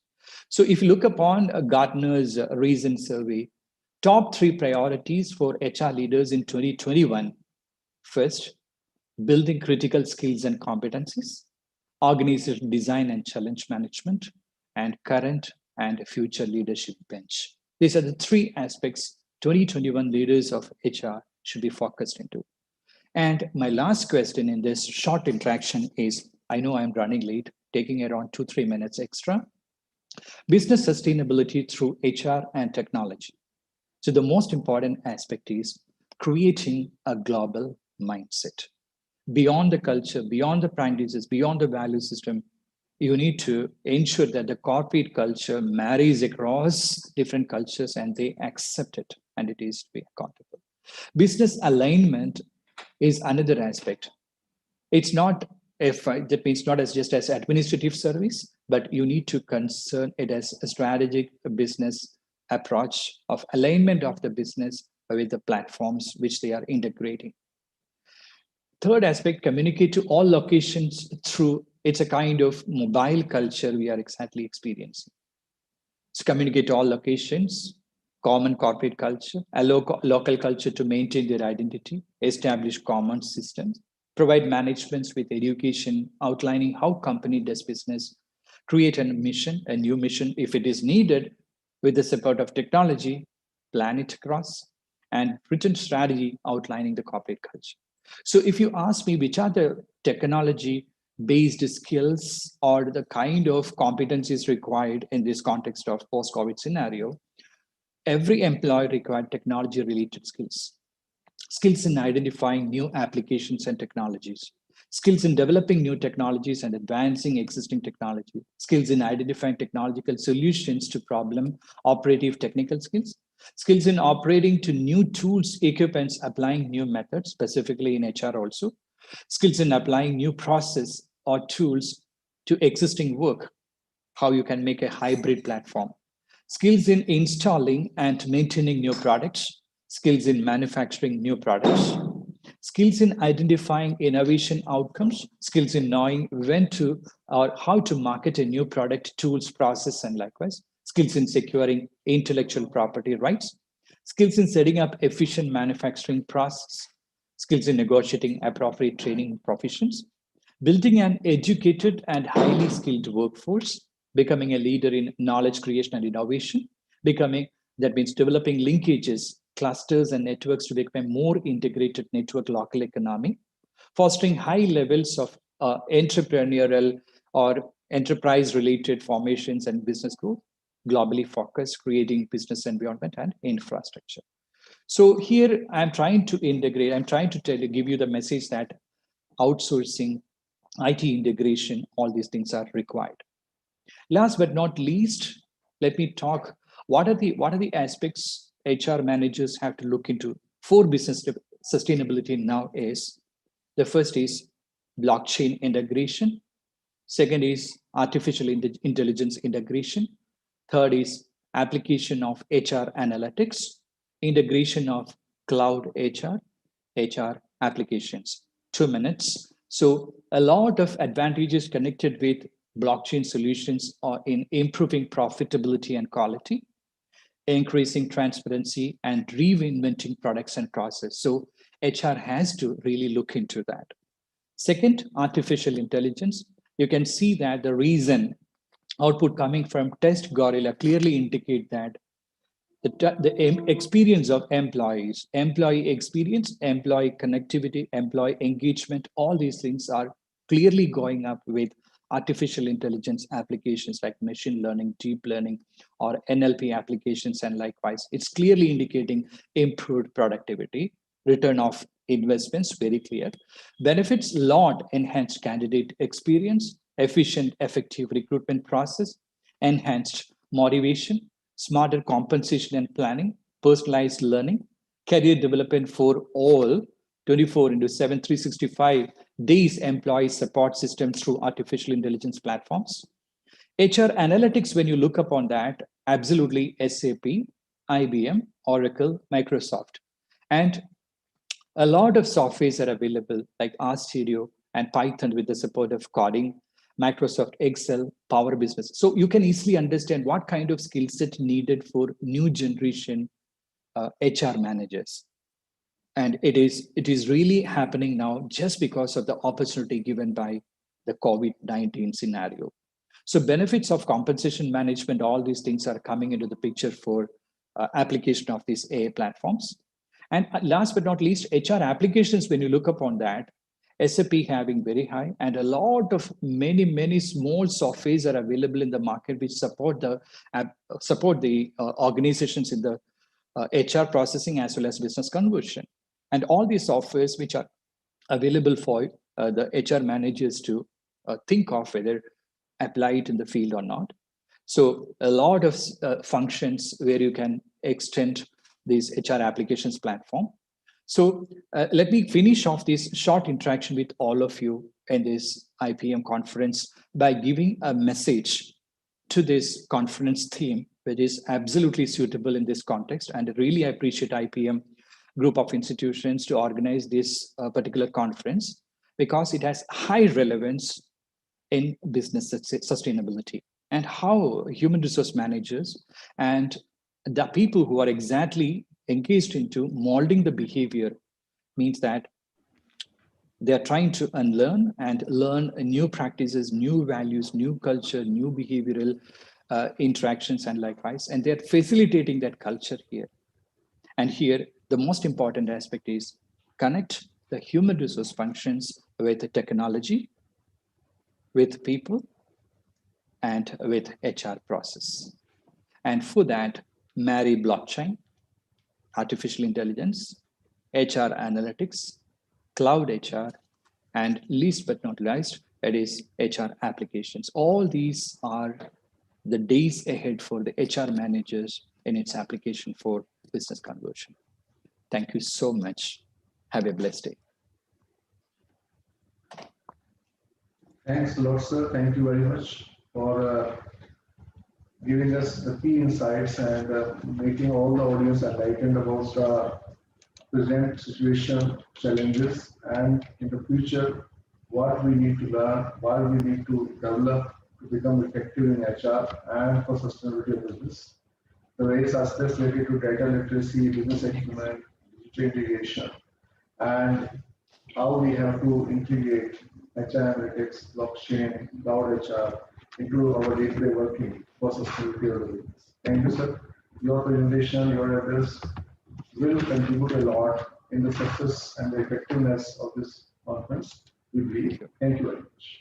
Thank you, Shashank, sir. Have a blessed day. Now, without wasting more time, we are indeed blessed to have one of the most reputed academician of NCR, we can say, that is Professor Dr. A.K. Bakshi, who is our eminent speaker of this conference. Mr. Professor Dr. A.K. Bakshi, who is the chairman of National Resource Center of Chemistry of MHRD. His research area includes theoretical polymer chemistry with special reference to electrical conducting polymers and biopolymers. He is the author of 170 research and education articles. He has authored many books. Professor Bakshi has been elected as the president of section of the Chemical Sciences and Indian Science Congress Institution, ISCA, for the year 2011-12.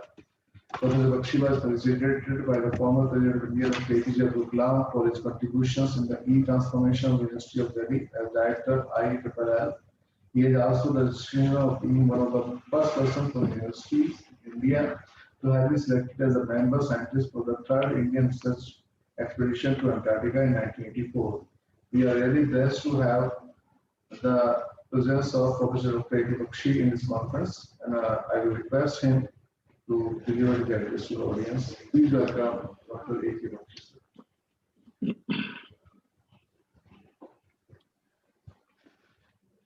Thank you very much for your very kind words of introduction. Good morning, everybody.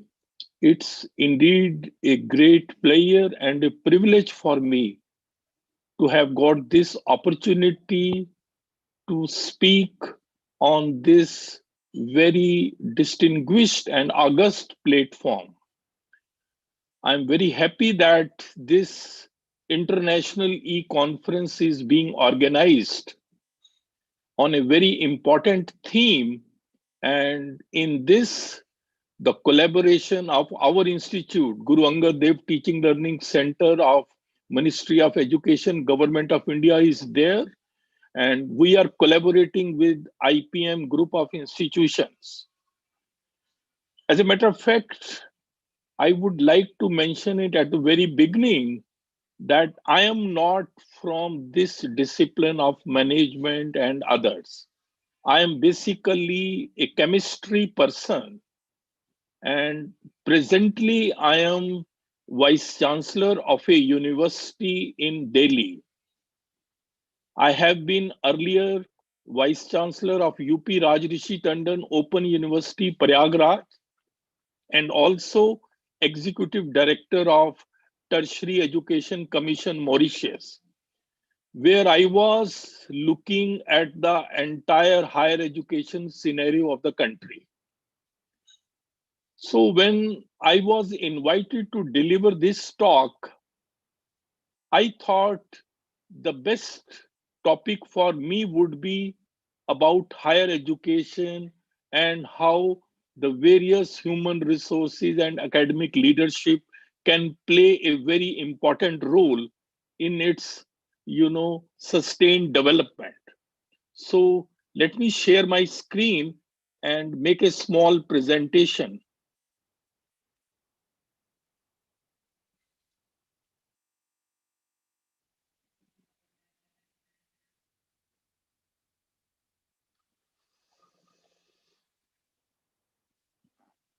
See, the title of my presentation is Role of Human Resources and Academic Leadership for Sustained Development in a Higher Education Institution. Because I understand that one of the sub-themes of this conference is also higher education. So I will talk about the challenges for academic leadership in achieving the goals of a higher educational institution. You will all agree that the main functions of a higher educational institution are disseminating knowledge, that is teaching and learning, then creation of knowledge, that is research and guidance of research, and then empowerment of the students for their all-round development through holistic education. And another is academic administration and management. These are the main functions of a higher educational institution. And there is hardly need to mention about the importance of higher education, because we are ultimately producing workforce for all sectors of the economy. Higher education is the driving force of economic and social growth. It drives competitiveness and employment generation. Somebody very rightly said that the future or the destiny of a nation is shaped in the classroom. So wherever the people may be, corporate world or anywhere, they ultimately come from higher educational institution, and therefore it has immense challenges before it. One thing which I would like to mention, that the ultimate goal of education is to produce good human beings, responsible citizens, and a competent professional. Any line you may choose, ultimately aim should be to produce a competent professional. In this 21st century, what all a generation Z, that means the students who are born or the children who are born in this century, what they need for success is disciplinary knowledge and success skills. Then skilled communication is very important. Then you need out of box or creative thinking, then critical thinking and problem solving skills, sense of inquiry, inquisitiveness needs to be encouraged. Then data analyzing abilities, team player, digital literacy, then ethical awareness and lifelong learning attitude. These are the things for which any higher education institution in the current scenario need to prepare the students for. And during corona pandemic, this has become all the more challenge how to achieve all that. And then, we want our India to prepare for education 4.0. As you all know, India is very soon going to enter an era of education 4.0. Education 4.0 is total technology mediated education. The world is presently witnessing fourth industrial revolution. Three are already over. And the fourth industrial revolution is based on artificial intelligence and other disruptive technologies. So education 4.0 basically will mean the education system which is aligned with the needs of industrial revolution 4. And in this regard, all human resources in a higher educational institution will have an important role to play. This was my recent article in Times of India about how education 4.0 will work for the coming generations. Then, before I move further, I would also like to point out that there are many challenges for a higher educational institution in the present age. The challenges are, one is that this is the age of uncertainty. As you can see, according to the World Economic Forum report in 2019, 65% of the children entering primary school will be working in jobs that don't even exist right now. So it is a big challenge how to prepare the children for the jobs which still do not exist. So you are living in an age of uncertainty. Then this is also an age of artificial intelligence, because this is an age where the artificial intelligence will equal the intelligence of the students by the time they finish school education. And lastly, this is also the age of mass education. This is an age where more students over the next 30 years will graduate than since the beginning of the recorded history. So you can very well imagine that in the current scenario, there are so many challenges before a higher educational institution. We have to prepare students to meet all these challenges. We have to make them future ready. So in this, all the human resources which are there in a higher educational institution, they have a very important role to play. Now, in a higher educational institution, if you look at the various human resources, their expectations are also different. For example, you have students, they want high quality education. They want them to be prepared for jobs, future ready. Then they want all round development, and they want value for money. If they are paying, they want value for that. Then if you look at the faculty, that's another group of human resources who need or who have different expectations. A fulfilling career they want, good promotional avenues they want a career profile for themselves. And then if you look at the non-teaching staff, they also want a fulfilling career, good promotional avenues, and they provide a big support to administration and management of a higher educational institution. Not only that, government has a different expectation. Government wants good research output, more the better. Then society has a different expectation. They want furtherance of social causes and also equity. not equality, they want equity. And then, management, their expectations are different. They want growth of the institution. They want proliferation of the courses. They want efficient operations and brand building. All these are the groups of the people in an organization with different expectations. And goal of higher educational institution is different. So, it becomes a big challenge. I feel that all stakeholders need to work together to meet the expectations. So it's like a teamwork.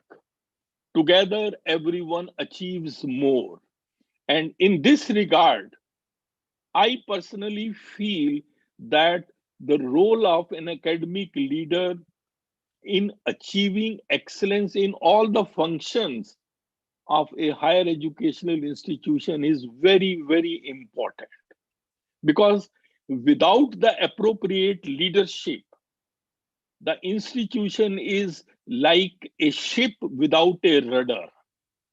It will soon become directionless and ultimately sink with all its passengers. So this is a big challenge for, taking together or taking along all the human resources, and a leadership has a very important role to play, because I believe that a leader is one who knows the way, goes the way, and shows the way. After all, what is leadership? Leadership is the ability of the superior to influence the behavior of his or her subordinates and persuade them to follow a particular course of action. So, in meeting all these challenges, the role of an academic leader becomes very important. What are the important traits of a good academic leader? He should be visionary. He should have the ability to see what is still invisible to others. And he or she should also have the capacity to translate vision into reality. It is said, sight is what you see with your eyes. Vision is what you see with your mind. So until you can see it in your mind, you will not be able to see it with your eyes. That is, vision always precedes sight. That's very important. Then, a good leader in a higher educational institution needs to be a good articulator. He should be able to articulate the vision. He or she should have the capability to persuade, convince, and paint a rosy picture of the future. So, I personally feel that a higher educational institution needs a leader who can visualize, articulate, coordinate, and implement the strategies to achieve the goals of a higher educational institution, and also satisfy all stakeholders. He or she should be a scholar of eminence coming from the ranks. Then team player. He should not be dictatorial, as you can see here. We don't need bosses. We need really leaders. And then, this slide very well explains the difference between leader and boss.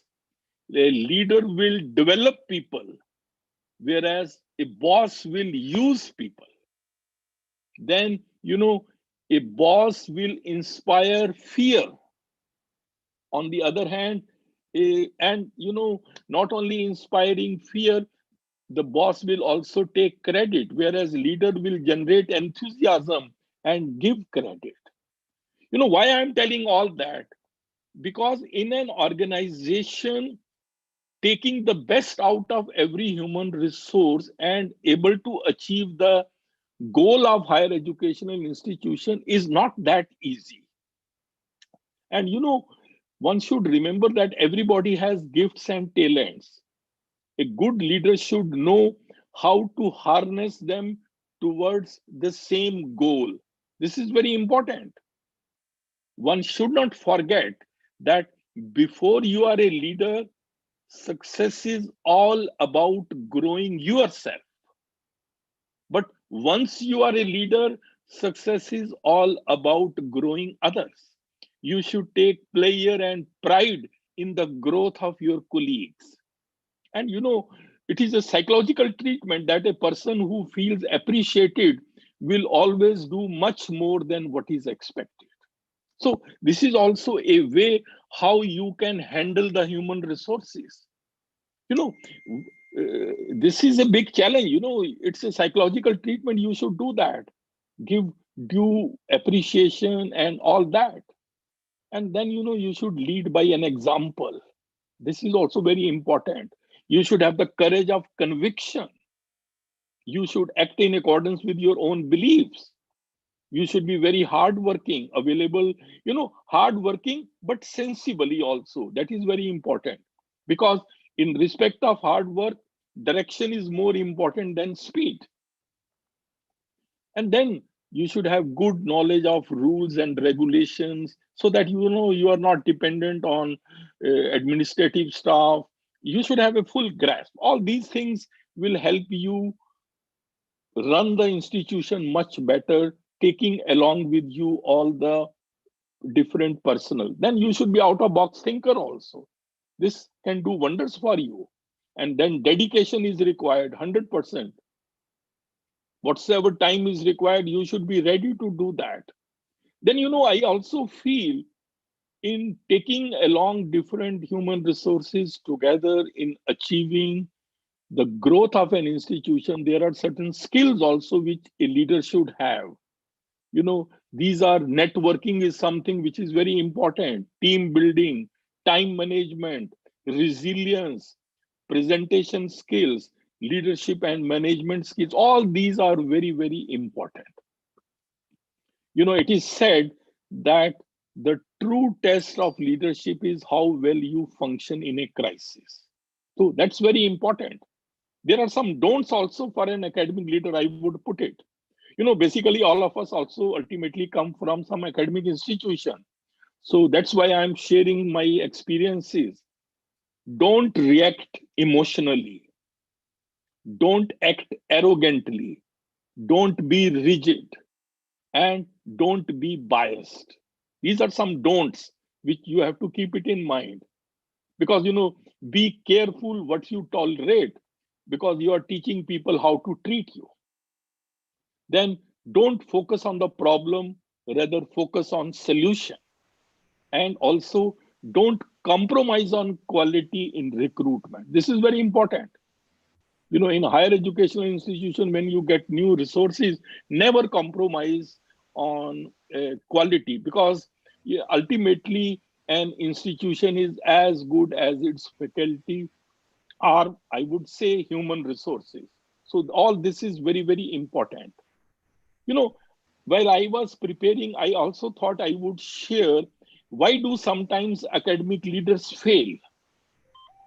They fail when they are not clear about their vision and expectations. When they lose the connectivity and trust of the people. When they focus on politics, petty politics. And when they become overconfident, and that confidence becomes an ego, and that leads to arrogance. This leads to the fall of the academic leaders. And then wrong focus. Their focus is not right. Slow decision making is another reason. Then they are more selfish and more concerned about personal professional growth. And another reason for the failure of academic leaders is lack of personal integrity. Integrity is the most valuable and respected quality of leadership. Always keep your word. This is very, very important. I personally feel in India and in many other places, when the academic leaders are appointed, there is no formal training. That is why the government has also in India has introduced a new program that is called LEAP, Leadership for Academicians program, preparing future leaders, where all these qualities are imbibed in them, and they are told how to take all the personal, all the human resources in an institution together and work for the growth of the institution. This is very important. Please remember, organizational success, for any organizational success, understanding how people behave in organizations and why they do what they do is critical to working effectively with and managing others. This is very important. So this is something which we have to keep it in mind. And this is what I'm sharing based on my experience of having headed so many institutions all over the country and even abroad. I always say, true leaders don't create followers. They create more leaders. That should be the approach which one should follow while being in a higher educational institution at the helm of the affairs. So that's all what I would like to share. And I would thank the organizers for giving me this opportunity. It was indeed a great pleasure to share some of my thoughts, though I'm not exactly from the field of management, but still, you manage human resources everywhere, especially so in higher education, which is very critical, where, because students may be 25% of the population, but then they are 100% of our future. We have to be very, very careful in managing those all human resources. And what all is required, that is what I could share very briefly in this short duration. Thank you very much, and all the best for the success of this international e-conference. Thank you very much. Thank you, sir. Thanks a lot for making us aware about the different aspects of sustainability, particularly in the context of higher education, and as well as how leaders should prepare themselves for the challenges and how to face them effectively by being a true leader who does not follow, who does not create followers, but create more leaders. Thank you, sir, for your valuable session with us. And now I will request now the next speaker is Dr. Vimal Rao. Dr. Vimal Rao is the project head and joint director, GAD-TLC of MHRD, coordinator, National Resource Center of Chemistry of MHRD, deputy director, Center for E-Learning and senior faculty, Department of Chemistry, SGTB, Khalsa College. Dr. Vimal Rao is a leading woman entrepreneur in the field of e-learning at national level. She is one of the leading e-learning experts of India who has made a mark at the national level in various activities such as development of e-content, e-labs, e-LOs, MOOCs, online examination at the university level, empowerment of teachers in ICT skills, introduction of new teaching methodologies, etc. She is a governing body member of around 10 autonomous colleges of the country. Dr. Rao has been conferred with various awards like Entrepreneur Award by Ministry of Education, Delhi Ratan Award, Entrepreneur Innovator Award, to name a few. We are really privileged to have with us Dr. Vimal Rao as an eminent speaker. I request her to please deliver her address. Please welcome Dr. Vimal Rao. Thank you, Dr. Shashank, for the kind words, and good morning, good afternoon, and good evening to all of you based on the time zones. And first of all, I would like to express my gratitude to all the resource persons, eminent speakers, all the participants who are faculty, research scholars, students, and industry experts, and especially the chief guest of the event, Ms. Kiki Vinche, Managing Director, Right and Bright International Company Limited. Also, respected Professor A.K. Bakshi, Vice Chancellor, PDM University, and Chairman of GAD-TLC and our other centers. Dr. Dilip Kumar, Dr. Mrityunjay Mishra, Mr. Abhishek Srivastava, Colonel Malhotra in absentia, and again, all of you. So the theme of this, again, I will say that role of human resources and organizational behavior for business sustainability in current scenario. Now, all of you know that I am also basically a chemist, but working in the area of e-learning and training teachers. So I will not be speaking on that, but rather I'll take the talk which Professor Bakshi has created good ambience, that how higher education has responsibility of nurturing the future human resources, and that will be affecting each and every part of the society. And that's what the very important responsibility as teachers we have to do. And I'll request that industry and academia, they will have to now come together, and it is much more possible in this corona times, because we have explored how technology can be helpful to us, and we should be exploiting this in a very, very effective manner. So let me just share my screen for making you aware about some work that we are doing, and we are ready to take this further in collaborative way with all of you. So I am coming from GAD-TLC, a center of Ministry of Education, Government of India, who has collaborated in organizing this event. And this center is located at SETB Khalsa College, University of Delhi, India.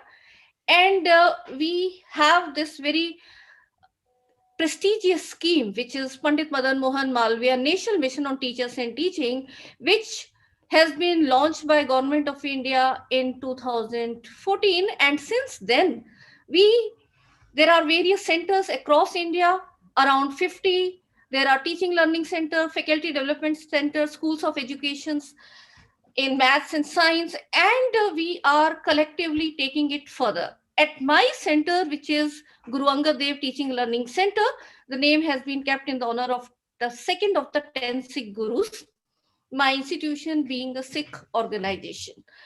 And we have state-of-art training lab where we are trying to improve upon the skills which are required for teachers to be highly efficient in their classroom, because all the human resources which are getting nurtured in our classroom, we have a big responsibility, not only from their subject point of view, but nurture them for the entire society, their job requirements, and many things have been already said by Professor Bakshi. So this center, since July 2016, which was launched by the then Honorable HRD Minister Smriti Jubin Irani, we have been working and we have this prestigious advisory committee. So I welcome you all on behalf of our advisory committee, where Professor A.K. Bakshi is chairman, and we have Dr. Jaswinder Singh as director, along with me as the project head. So where all the focus and the change is happening from Indian government point of view, it is not the corona time, but from last many years, almost 2 decades, the intervention of digital things is being planned and being executed through various projects, and prominent of them is the SWAYAM portal. SWAYAM portal is offering now various online courses for self-study and for generating the credit and creating more skills around, and much more need to be done. Around 2000 courses are available, and now there is a provision since July 2016 that any student can opt for these courses and earn credit. And in this corona time, this 20% is being now increased to 40%, and the teachers have to now learn the skills, that how to handle the hybrid courses, how to even offer MOOCs and all. And we are going into all these details of guiding the teachers that how it can be done in a more professional and quality manner. It is not that the classroom deliveries are being just captured the way you're writing on the board, you make a video and put up, you're just replicating. No, it has to be using the potential of technologies where the subject clarity, there other things can be, and that's where I think the industry and academia link is required, where meaningful courses are available to the students over and above the conventional courses, which will be preparing our students for life.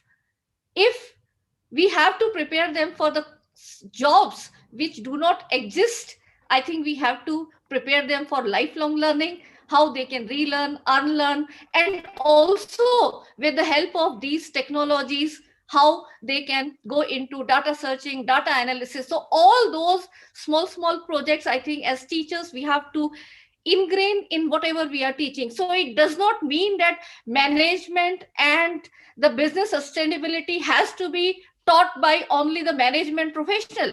It becomes the role of chemist. It also becomes the role of a person who is teaching history or any. So wherever we have the context, how it will be, what we are telling them, how it will be environmental friendly, what are the society issue, how the management, and even in our class when the students are there, I think we have to inculcate a culture where they are helping each other, not cutting the necks of each other. Because coming from my very early stage of my professional career, I worked a decade in corporate world as well. So let us not create the ambience where we are making a tough neck competition for each other in a negative way, but yes, the competition in a very positive way. We are improving upon each other, and as rightly said by Professor Bakshi, that the leaders, they have to nurture more leaders. So that's the type of ambience actually we should be creating wherever we go, whether we are in industry, whether we are as faculty, or where. So we have to ultimately transform the society,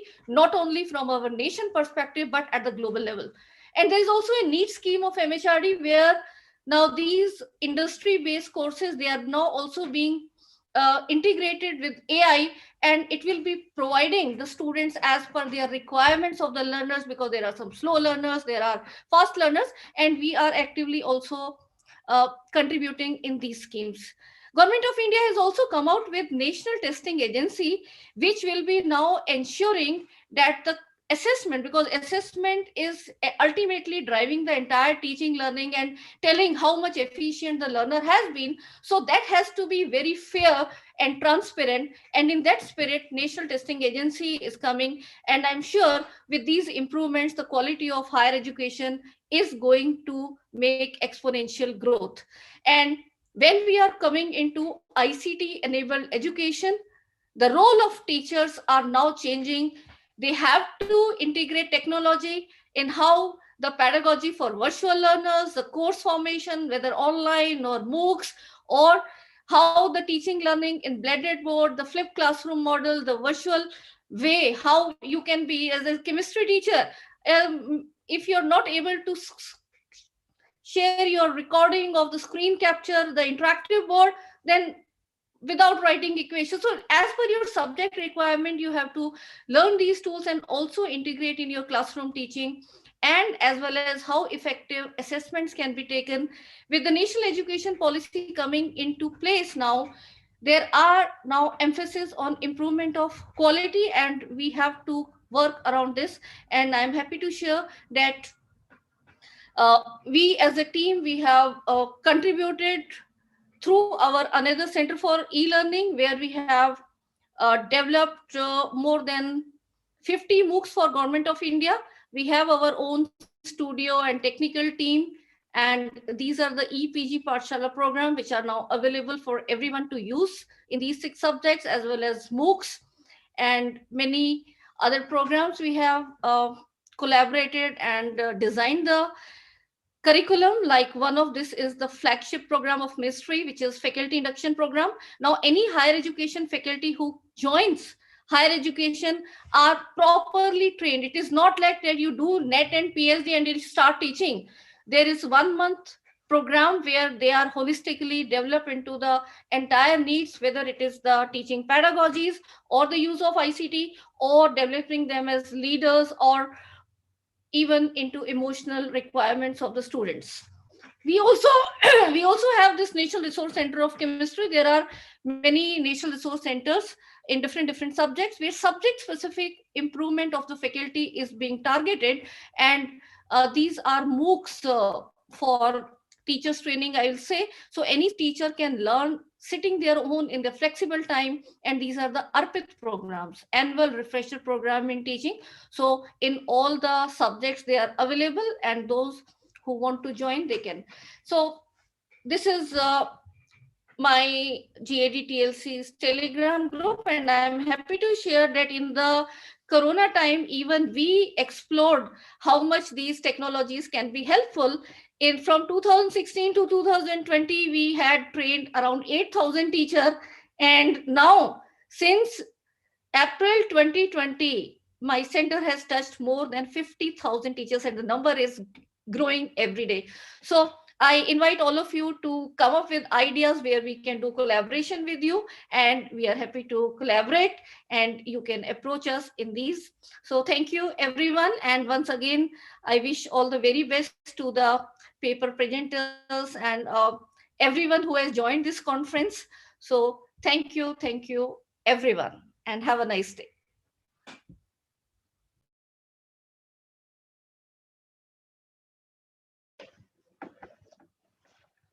Am I audible?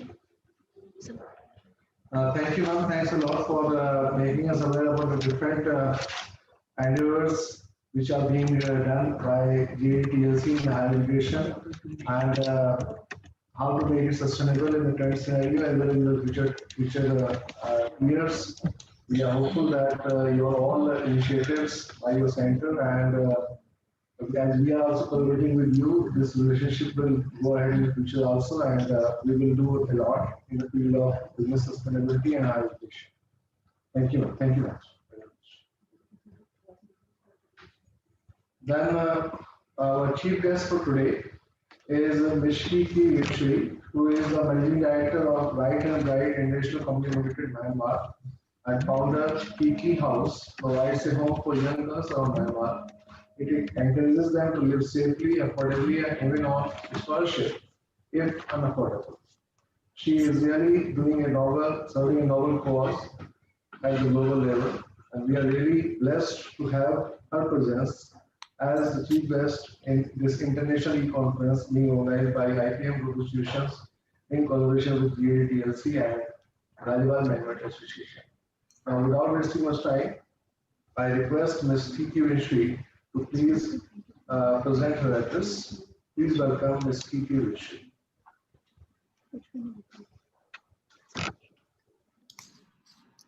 Good morning and good afternoon, distinguished guests, Dr. Malhotra, ladies and gentlemen. Thank you so much for inviting and allowing me to talk at IPEM International Electronic Conference. I am Kiki Vishwi, Managing Director of Right and Bright International, Myanmar. My presentation will take a few minutes. First, I would like to go over the situation in Myanmar comprehensively.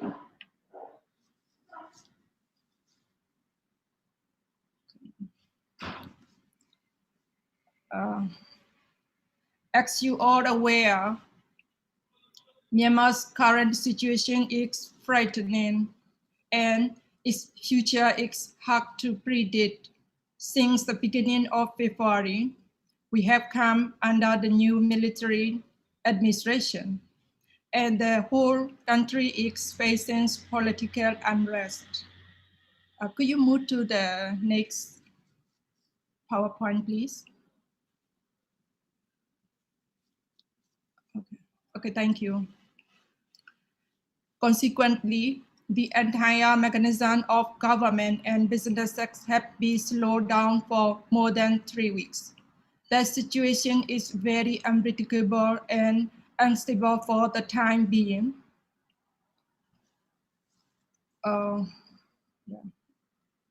Could you move to the next slide, please? We have a few challenges as per follow: shortage of fuel, challenging assigning and maintaining cash on hand, curfew from 8 p.m. to 4 a.m. each day. During the difficult time, our concern is to control and maintaining the human resource of our companies and implement strategies which can sustain our business. Whether business go up or down is depending on external factors, mainly political ones. Through these tough times, Many organizations in Myanmar are facing big challenges. Some are downsizing and the other are shutting down their office. It goes without saying that there is not growth in our country at the moment. In this chaotic situation, we are carefully managing our employees to reduce their concern and anxieties. We are carefully managing our employees we are conducting daily online meetings regarding the rapidly changing situation. Much of Myanmar organizational behavior involves wall interaction among employees and management. This type of parental leadership and the role of the organization leader is to take all concern on his own hard shoulder like the parents. So far, we consciously emphasize safety, security, and health matters of our organization member and make flexible decisions every day. In this scenario, we are thinking proactively by using the what if A, B, or C happen model. For example, if the banking system remains shut down, how do we pay our employees' salaries at the end of the month? The most challenging part is to manage any sign of desperation among employees. Because of the current political situation, the more people worry, the less motivation they will have. From the context theory, we have learned that people have different needs at different times. So we should keep on adapting our solution for our people's need. The entire nation is trying very hard to recover from the COVID-19 pandemic, but now at the same time, we are again facing unexpected problems. Many businesses are highly dependent on their employees who are the key actors in the organization. Thus, the role of human resources is very important right now. In this situation, we need to ensure that we maintain our people in their assigned role. We carefully adjust the role, overload, load conflict, and role ambiguity. At the moment, in the academic way, I use a mass model of individual behavior for the monitoring. You know, I am just a businesswoman, but I just applying this for make sure in my monitoring system. We are taking steps to work through situational constituency. Our positive things we can tell you is that our employees have received very useful experiential learning during these two difficult times, namely COVID-19 pandemic and the current political upheaval. Could you go the next slide, please? So that we see this is positively influencing employee behavior. My staff might have more experience than other. I feel it's in positive way. Yeah, Myanmar have many opportunities for doing business and enjoying friendly relationship with neighboring countries. Myanmar possesses a strong platform to do business with ASEAN nations, and our neighbors can use our country as a corridor in its relation with ASEAN. Myanmar have sufficient human resources to be used immediately, and the younger generation are also hopeful and striving for the better future.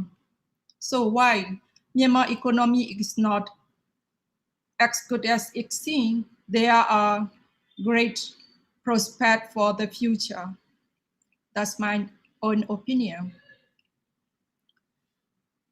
Although that situation is very demanding, the limiting for business, we are trying our best to maintain our workforce securely.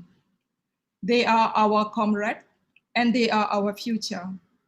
I hope that this political instability is temporary and that we can rehabilitate from the chaotic situation while sustaining our business in the process. Could you move the PowerPoint to the next, please? The next, please. Because of, I don't have the good connection that I asked in the HOBS to do. I'm so sorry for that. So can you go the next, please? Our expectation, the previous one, yeah. Our expectation, now it is difficult to predict the future of Myanmar. For sure, things will get better in the near to medium future. We are learning from the current situation and continue to do business. Myanmar loves democracy very much. Hope an independent and fair administration system will be established. We hope to be able to stop a fresh economy again. Production and marketing will be important in building such an economy. Last but not the least, we sincerely thank the government of India for supporting and protecting our country from the COVID-19 virus by providing and vaccine. We really appreciate it. Thank you very much.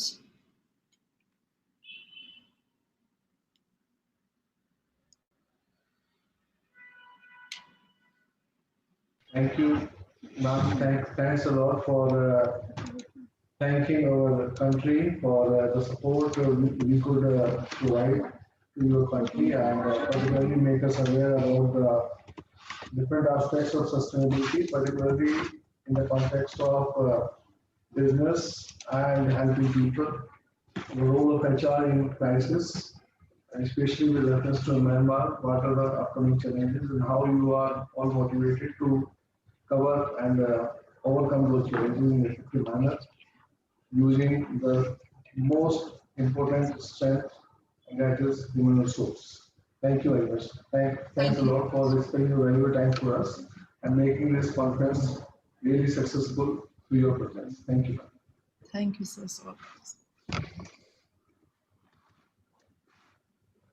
So now we have come to the, you can say, the closure of the inaugural session. And now we are starting our technical session 1. And through this technical session 1, we will have the paper presentations. Then after this technical session 1 is over, 1:15, then we will have 45 minutes break. And then from 2 p.m. onwards, we will have technical session 2. Again, we will have the presentations, research papers all over the world. And then after the completion of the technical session 2, we will have the declaration of the best paper presentation award. For evaluating research papers, we have our VIP speaker, Dr. Sonali Mishra, who is Associate Professor, Symbiosis University of Applied Sciences, Madhya Pradesh, with us. We also have our internal evaluators, research papers from different fields of economics, HR, marketing, and who will evaluate papers of different specializations so that the evaluation is done in a proper manner. And then after declaration of the best paper award, we will have the address for the speakers. Various speaker, Dr. Sonali Mishra, at around 4 p.m. And then 4:30, we expect to come to the vote of thanks and effectively complete this conference. That is the bit of schedule which I have shared with you all. So to start with the technical session 1, the first research paper, and for that, I would like to call Ms. R.P. Negi. R.P. Negi is presenting her paper on Ms. R.P. Negi and Dr. Reena Singh.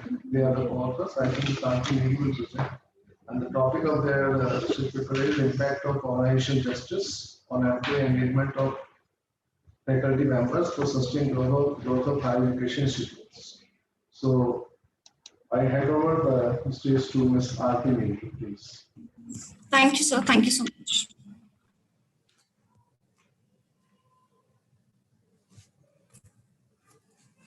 I hope my screen is visible to all. Just a second. It is to be communicated to all the paper presenters that maximum time for paper presentation is 5 minutes. Within 5 minutes, they have to complete their presentation. Thank you. Now, Ms. Aarti, please continue. Thank you, sir. Thank you so much. You might have heard a child saying, "This is not fair." We recognize justice even before we can talk, reports a research team in Nature Human Behavior, a peer-reviewed journal published by Springer. A very good afternoon to all. I, Aarti Negi, research scholar of Doon University, Dehradun, would like to introduce you all to something that we all have experienced at our workplace, in public places, or even at our home. Yes, you are right, it is justice. The COVID-19 has affected all the sectors, and education sector is not untouched by it. Many organizations have faced sustainability issues during this pandemic. We have considered higher education institutes for our study because they have a social responsibility to create sustainability awareness in the society by educating future leaders and by carrying out research activities, as earlier mentioned by Professor A.K. Bakshi also. The topic of my today's presentation is impact of organizational justice on employee engagement of higher education faculty members for sustained growth of higher education institutes.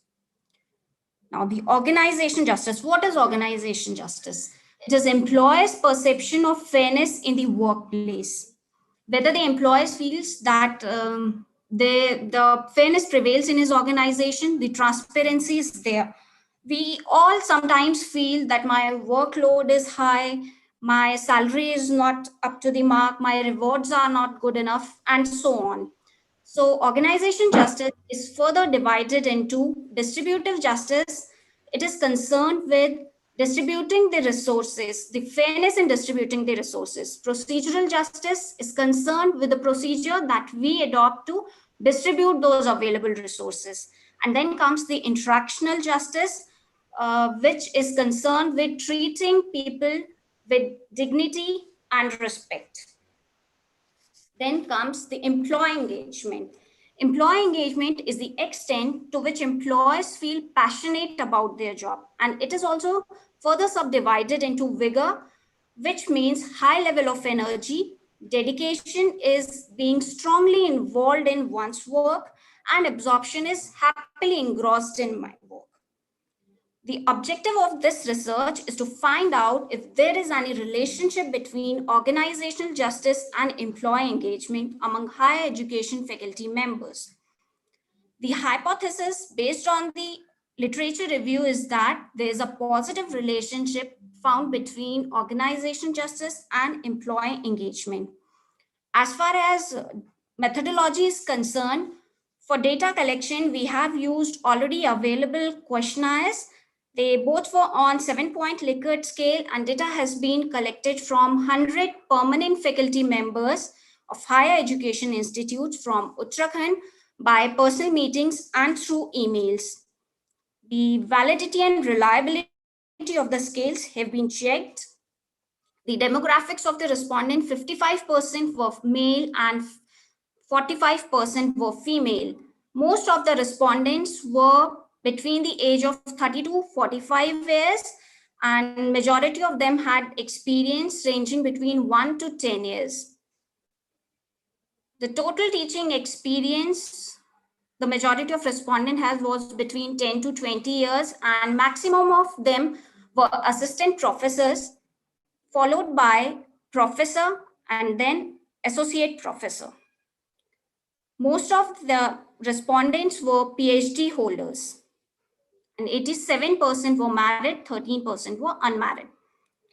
The reliability, this is the reliability of the scale. I'll skip with this slide. The correlation between the vigor and dedication is found to be high with distributive justice. So the results of the study reveal that there is a positive, significant relationship between organizational justice and employee engagement. as the R value between the two is 0.587. Distributive justice is highly and positively correlated with employee engagement. Now, I would like to conclude this by stating what Dr. Reena said in a webinar organized by IPM Group of Institutions, Ghaziabad on 25th of November 2020. She was one of the keynote speaker, and she mentioned that during this pandemic, people have gone through irreparable losses. They have lost their dear ones. So we need to treat them more humanly. Also, as in today's session, Abhishek Srivastav sir has mentioned that he has learned, being an entrepreneur, he has learned focusing on employee well-being and being more empathetic to his customers, vendors, and suppliers.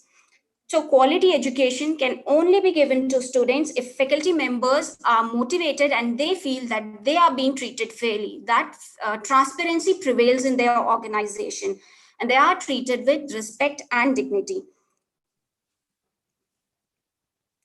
As they are the torchbearers of the society, so if they'll feel that transparency is there, they'll be more engrossed in their work, which will then lead to a sustainable society, sustainable university, and ultimately a sustainable society.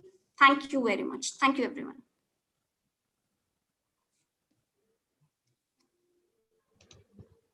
Thank you, Mr. Arti, for delivering your presentation. And the next is Ms. Anita Taneja. But before that, I would like to just make you aware that IPEM is going to publish the proceedings of the conference in the form of a book. This will be an edited book where all the proceedings of the conference will be published, as well as more than 20 research papers from all over the world will be the part of this edited book. So I would just like to show you the cover page of the edited book.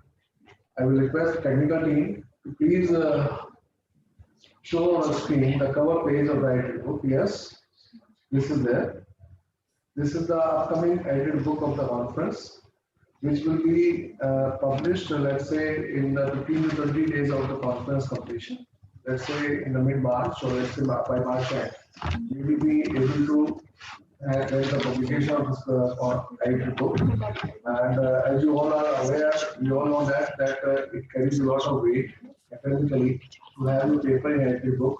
So this is part of the conference which we are doing. Apart from that, more than 15 papers have been sent to proposals, and some of the papers will be published in the IPEM journal also.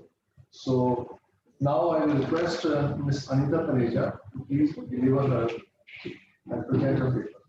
Okay, thank you so much, sir.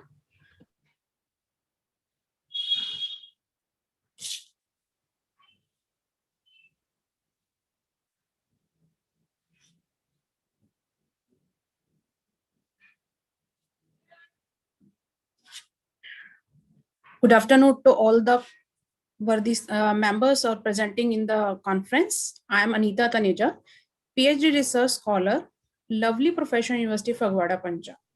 I am here to present my research topic, that is the social security status and the retirement planning of salaried class investors, a study of Haryana state. I will start my research paper with the outline of this paper. That first part is the introduction, second is a review of literature, third is the objective of the study, next is a research methodology and the data analysis and conclusion, and the last one is the references. So that is a part of the introduction. As we know, in earlier days, people used to live together in joint families and they were dependent on each other for their needs. Especially in old age, people used to live with their children and relatives for their survival of life. But nowadays, people wish to live separately and independently with dignity without put the burden on others for their needs. But in old age, there is no regular source of income.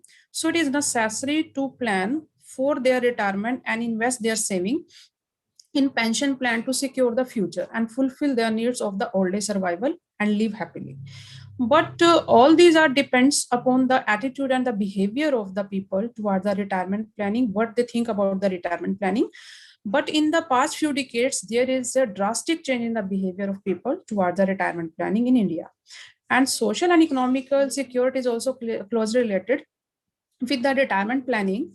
So the main aim of the paper is to study the social security status and the behavior of salaried class investors toward the retirement plan. Next part is a review of literature. Many research papers have been studied to prepare this research paper. By studying the many studies, the researcher found that the relationship of demographical factors and the social economic conditions and attitude on the people towards the retirement planning, and what is the current status of the social security system in India and how people manage their retirement. So this is all about the literature of review of literature, which is taken to prepare this paper. Next is the objective of the study. The main objective of the study to study the status of the social security conditions and the retirement behavior of salaried class investors. Research methodology, that is the first part of the research methodology, is the population of the study. For the population of the study, there is the salaried person of the Haryana state. Second is the data collection technique. Primary and the secondary data is used for the study. And primary data is collected from the well-structured questionnaire on the 5-scale Likert scale, and the secondary data is collected through the published sources like the magazines, newspapers, and the journals and the articles. Sampling methods and sample size. Purposive sampling is used for this study, as my target is to collect the social security conditions, data on the social security conditions of the salaried class employees. So for this purpose, I collect the data from the salaried purpose. So purposive sampling is used for this study. It is a non-probability sampling method. And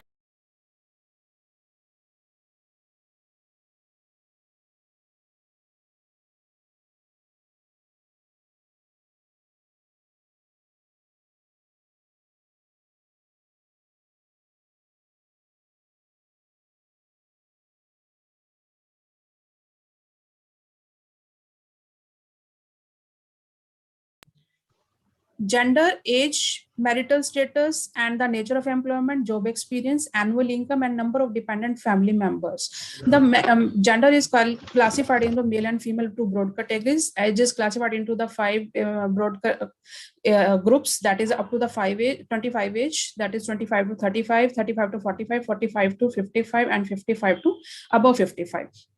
And next is a marital status, that is a married and unmarried. Next one is nature of employment, government and private. Next is a job experiences. This is also in the 5 broad categories, that is up to 10 years job experience, 10 to 15 years, 15 to 20 years, 20 to 25 years, and above 25 years. And that is the next annual income. This is classified into the 5 categories, up to the 5 lakh annual income, 5 to 10 lakh, 10 to 15 lakh, 15 lakh to 20 lakh, and above 20 lakh. Number of dependent family members, there is a nil. There is no dependent member in the family on the respondent. 1 dependent member, 2 dependent member, 3, and more than 3. The total 150 respondents answered about this demographical profile. That next is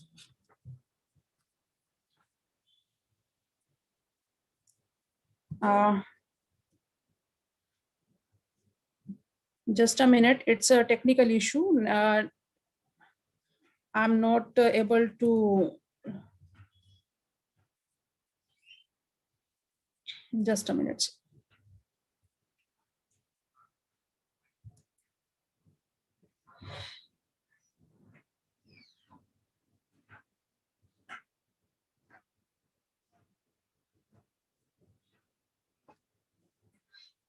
My new slide is not appearing there. It is the hang, I think it is the hang.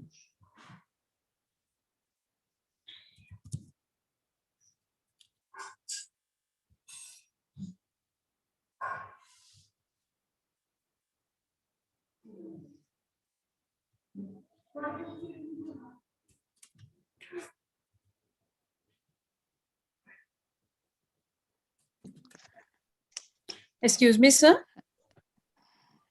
Yes, Anita. I think it's a technical problem. I'm not able to scroll down my slides. Ma'am, okay, in fact, the time for presenting the paper is also 5 minutes, so that time is also completed. Thank you very much for your presentation. Now, the next presenter is the paper we are having from Ms. Anjana Mishra and Vijay Q. And the paper is a factor of emotional intelligence to reduce occupational stress among school teachers, a theoretical assessment. So I will request Ms. Anjana Mishra to please present the paper.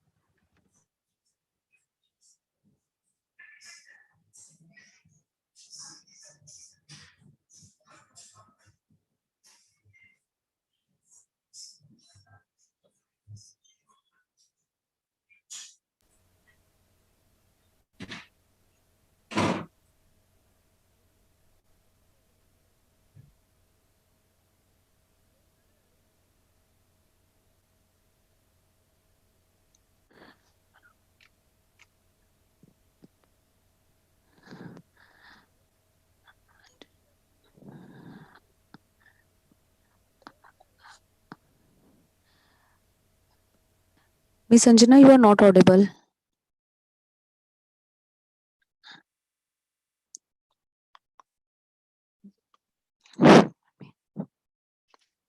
Kindly unmute your mic.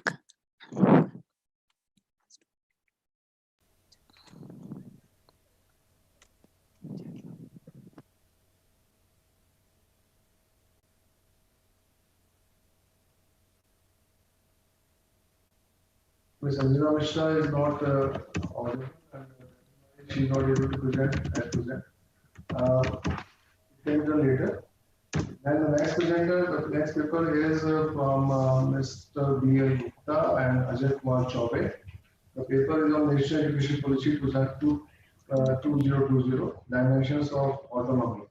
So I will request Mr. B.L. Gupta ji or Mr. Ajay Kumar Chaube, whoever may be the presenter, to please present their paper.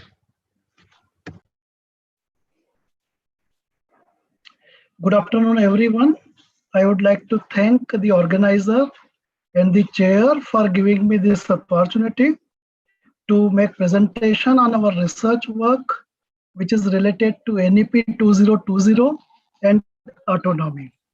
We all are aware that Government of India has came out with the very first policy on education of 21st century, and there are many dimensions on which the innovation is expected. In NEP, it is envisioned that the higher education should be quality oriented education, and to achieve this particular vision, the NEP has envisioned that all the higher education institutions must achieve a minimum level of quality. If they achieve, then they will be accredited of maybe first level, and if they are accredited, then they become eligible for getting the first level of autonomy. After getting the autonomy, they use the autonomy to further improve the quality of education, and they may go for the second level of accreditation. After getting the second level of accreditation, they go for the more degree of freedom, that is second level of autonomy. Getting autonomy, again, they can excel further and they can enhance their level of quality, and they may go for higher level of accreditation, and they may become fully autonomous institutions. Maybe teaching intensive, maybe research intensive, or maybe both. So any college may become multidisciplinary university, maybe teaching oriented, or maybe research oriented. We had conducted a research study and about 750 respondents given their views on various aspects of autonomy. We conducted near about 3 webinars, and near about 1,500 people from higher and technical education gave their ideas. Based on that, we have evolved this particular model. Since limited time is available with us, so I am going to focus on the model. There is one core, that is the inner core, and we have came out with the 6 dimensions of autonomy. That is strategic direction. All higher education institutions should prepare their strategic direction. In other words, they should craft their vision, they should evolve their missions, they should have a strategic plan for 10 to 15 years, they should have perspective plan, they should have annual plan like that. So they should think strategically.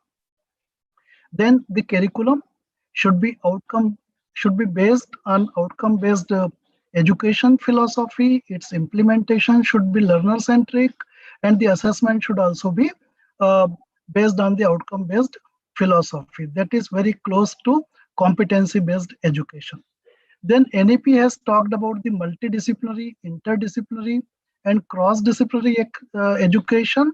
So the education institutions should also use their freedom to take liberal decisions to offer flexible education, incorporating all these interdisciplinary and multidisciplinary aspects.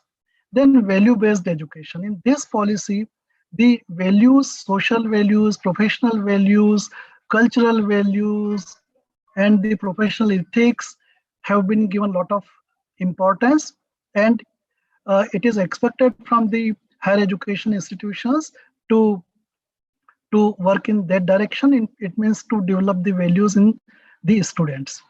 Then research. Research is going to be an integral part of the higher education system. So the traditional education system need to blend the research component with the teaching learning process. Then the publication, which is the most ignorant part in the higher education system. So including students, everybody should do the experimentation, innovation, and publish. So these are the 6 core dimensions on which all internal and external stakeholders should focus their efforts and move towards quality, accreditation, and autonomy. Then there are associated dimensions, that is fundraising. Without fund, we can't do anything. So funds are very, very important, and we should not depend on the government. So fundraising strategies should be designed. Then we should not work in isolation. There should be collaborative and cooperative efforts, and there should be win-win situations. So institutions need to take that type of decisions. Then innovation should be the way of life, and the institute need to develop the culture in the institution on which innovations and experimentation and research thrive on. Then consultancy is very, very important part, and through consultancy only we can earn the reputation in the industrial and world of work situation. So the institutions are expected to use autonomy for promoting very high level of consultancy. Then there are a number of national missions this government has implemented. So we should implement it. We should contribute for that also. The last one, half minute, sir. Yes. And the continuing education. As a education, training, and research institute, we are expected to contribute for the continuing education of industry and society. So this model is evolved by us. Thank you very much for providing us time and sharing our experiences. Thanks a lot. Thank you, sir. Thank you. Thanks a lot for your valuable presentation. Now, next presenter is Mr. Ramachandran Vinipal.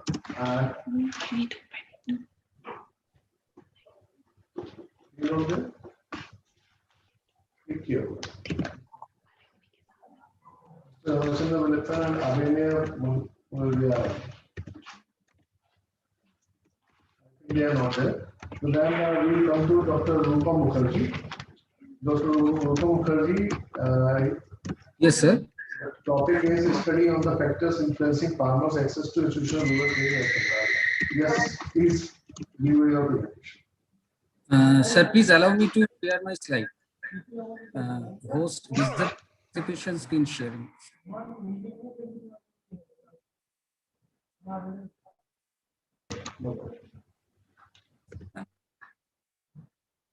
May I share my slide, ma'am?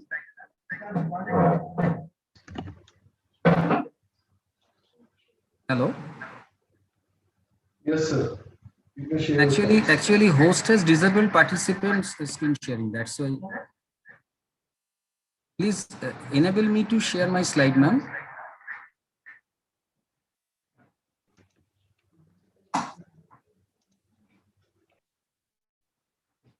Hello. Your face is visible on the screen. You can share your slides, I think. Someone is going to share my slide, or I will share my slide. You can share your slides. You can share. Okay, sir. But actually, you have to enable me to share my slide. The host has disabled me to share. Yes, we are enabling you, sir. Yeah. Yes, sir. You can. Okay. So,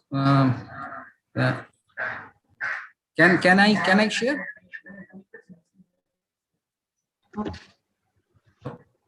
Hello, are you sharing, ma'am? Your visible now.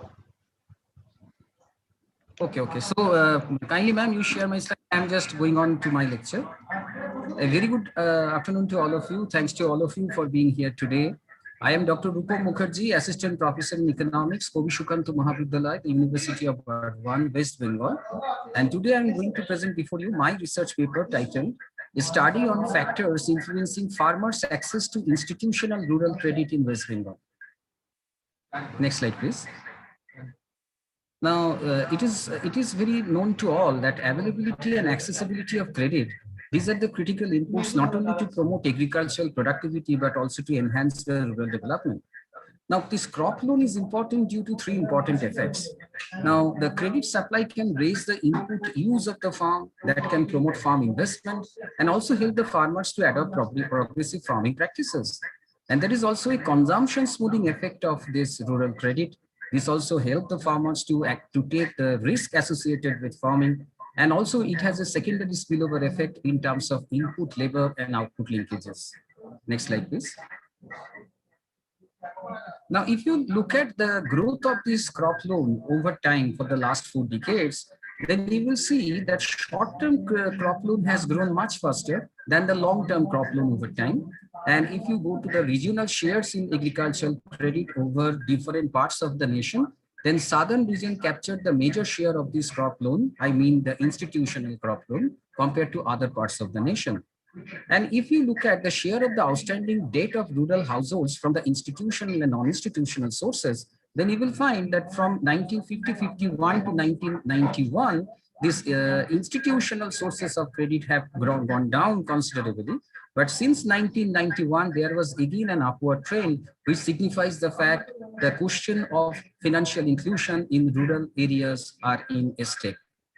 And if you look at the credit to income ratio, that shows the ability of the farmers to repay the loan that it has taken from the institutions, financial institutions, then higher this ratio means lower the ability to repay the loan. And here you will see the all India average 0.88. And there are many states where this average, where this statistic is much more than that.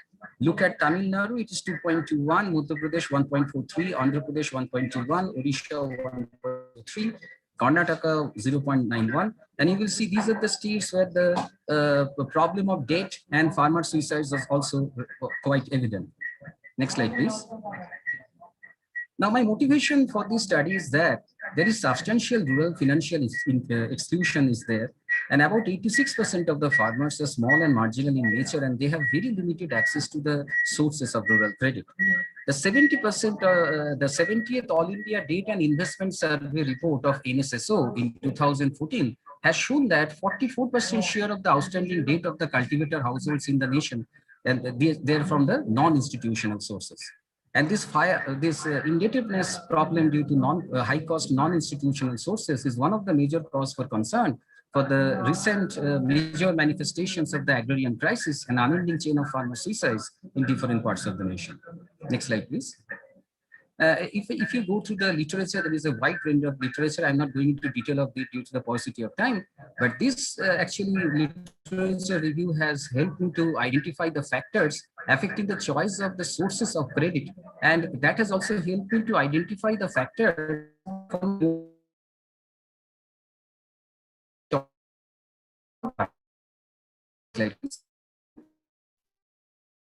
Slide, please. But almost no village level study has been done to assess the impact of different socio-economic factors responsible for the choice of source of crop loan by the farming households in North 24 Parganas district of West Bengal, which is not only agriculturally rich, but also the home of many small and marginal farmers of the nation. Next. Next slide, please. Objective of my study is twofold. No, the previous one. Objective of my study is twofold: to explore how different socio-economic and demographic factors affect farmers' access to credit from institutional sources. And second, to investigate the factors that induce farmers to borrow from the sources other than institutional lenders, although these loans are subject to higher interest rate. Next. For this purpose, I have made a primary survey in the Baraberia and Bodai village of Amdama block and Chandipur and Bokna village of Baduria block. These are the two blocks. The cropping intensity is highest among these other blocks of the district, the state, and these are the villages where the population is more compared to others. Is the maximum farming households are there. The time of study was November 2019 to February 2020. Data were collected through interviews with selected farmers from the village by pre-tested semi-structured questionnaire. Sampling multi-stage stratified random sampling. Number of respondents were 428. And the sample size were determined in terms of Yeoman method. Next slide, please. The methodology that I have adopted logistic regression model with the maximum likelihood method, and here my response variable is the farmers' access to non-institutional sources of credit. This is the response variable. If the farmer has, then it is 1. Next slide, please. And it depends upon the following important explanatory variables that you can look at from my table: education level of the farmer, land holding size, non-farm income, distance from the nearest bank branch, and family size of the farmer. Next slide, please. And if you go to the major findings, then you can see that the receiver operating curve, you can see the area under the curve is 0.914. That is quite satisfactory. The mean VIF value is 1.28. That signifies that there is no problem of multicollinearity in my study. And if you come to the goodness of fit test, then you can find the log likelihood ratio test, and also from the LR chi-square test, you can see that model is a very good fit. And the pseudo R-square value is 0.52. The Hosmer-Lamesho test is also showing that the model is a very good fit because the probability value is more than 0.05. Next slide, please. And if you come to the classification table, then overall specificity of the model.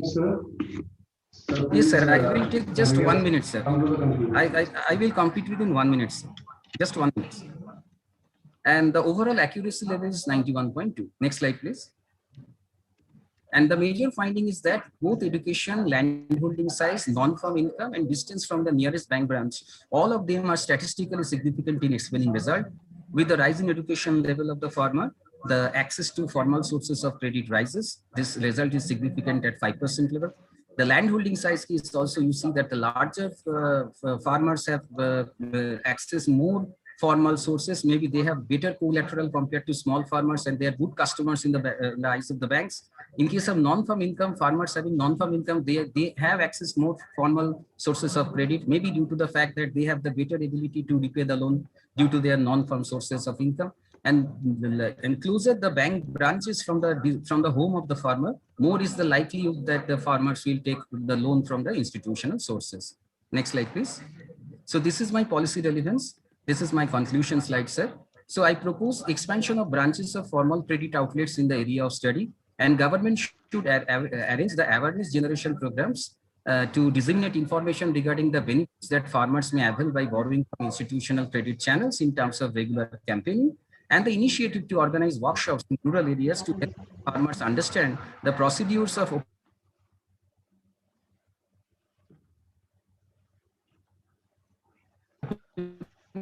Thank you, sir. Thank you very much for your presentation. Now, next presenter is Mr. A. Parito Manjos. And the paper is on topic Thanks to all of you. Thanks to all of you for special reference with the territory, Chittaran dishes. So I request A. Parito Maria to please present the paper.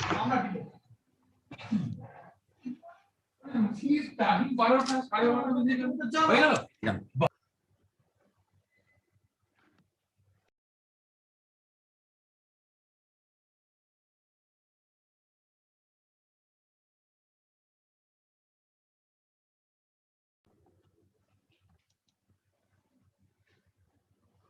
Next presenter is A. Benito.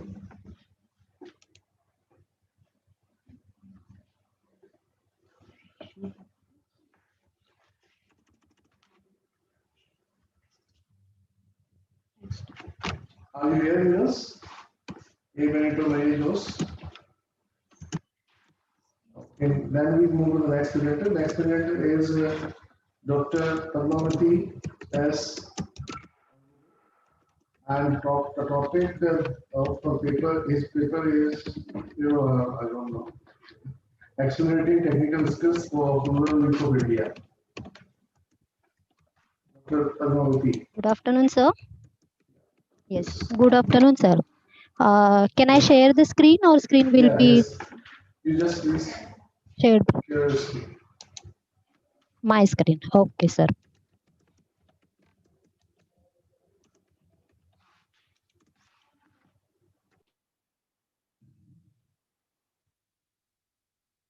Sir, is it visible, my presentation? Because I cannot see you right now.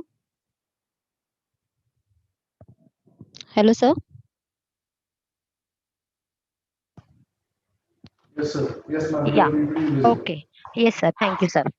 I, Professor Dr. Padmavati S. Undade, the assistant professor working in MIT Arts Commerce Science College, Alandi, Pune, Maharashtra. The title of my research paper is Accelerating Technical Skills for Rural Youth of India. This research paper is the part of the research project sanctioned to me under ICSSR Impress, and the study is on the employability skills of rural youth of India. So the data collected is part of this paper. Sir, I think, okay.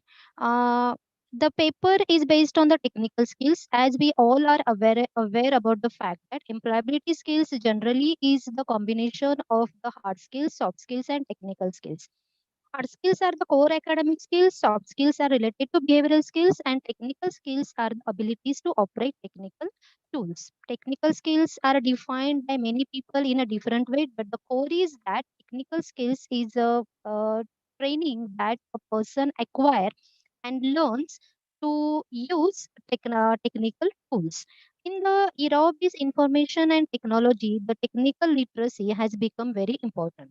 So, in this scenario, where our rural youth lies is the major objective of this study. For that, we have conducted a survey in the two villages of Pune, in the villages of Pune district of Maharashtra.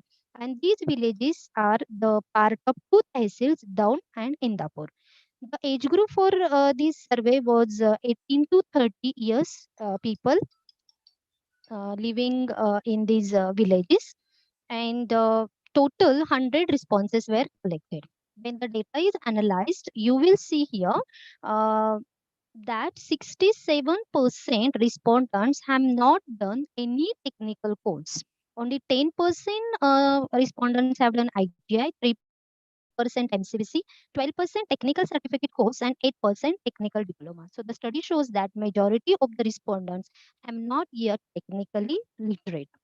Again, the government of Maharashtra has made one computer training literacy program, MSCIT, Maharashtra State Certificate Information Technology.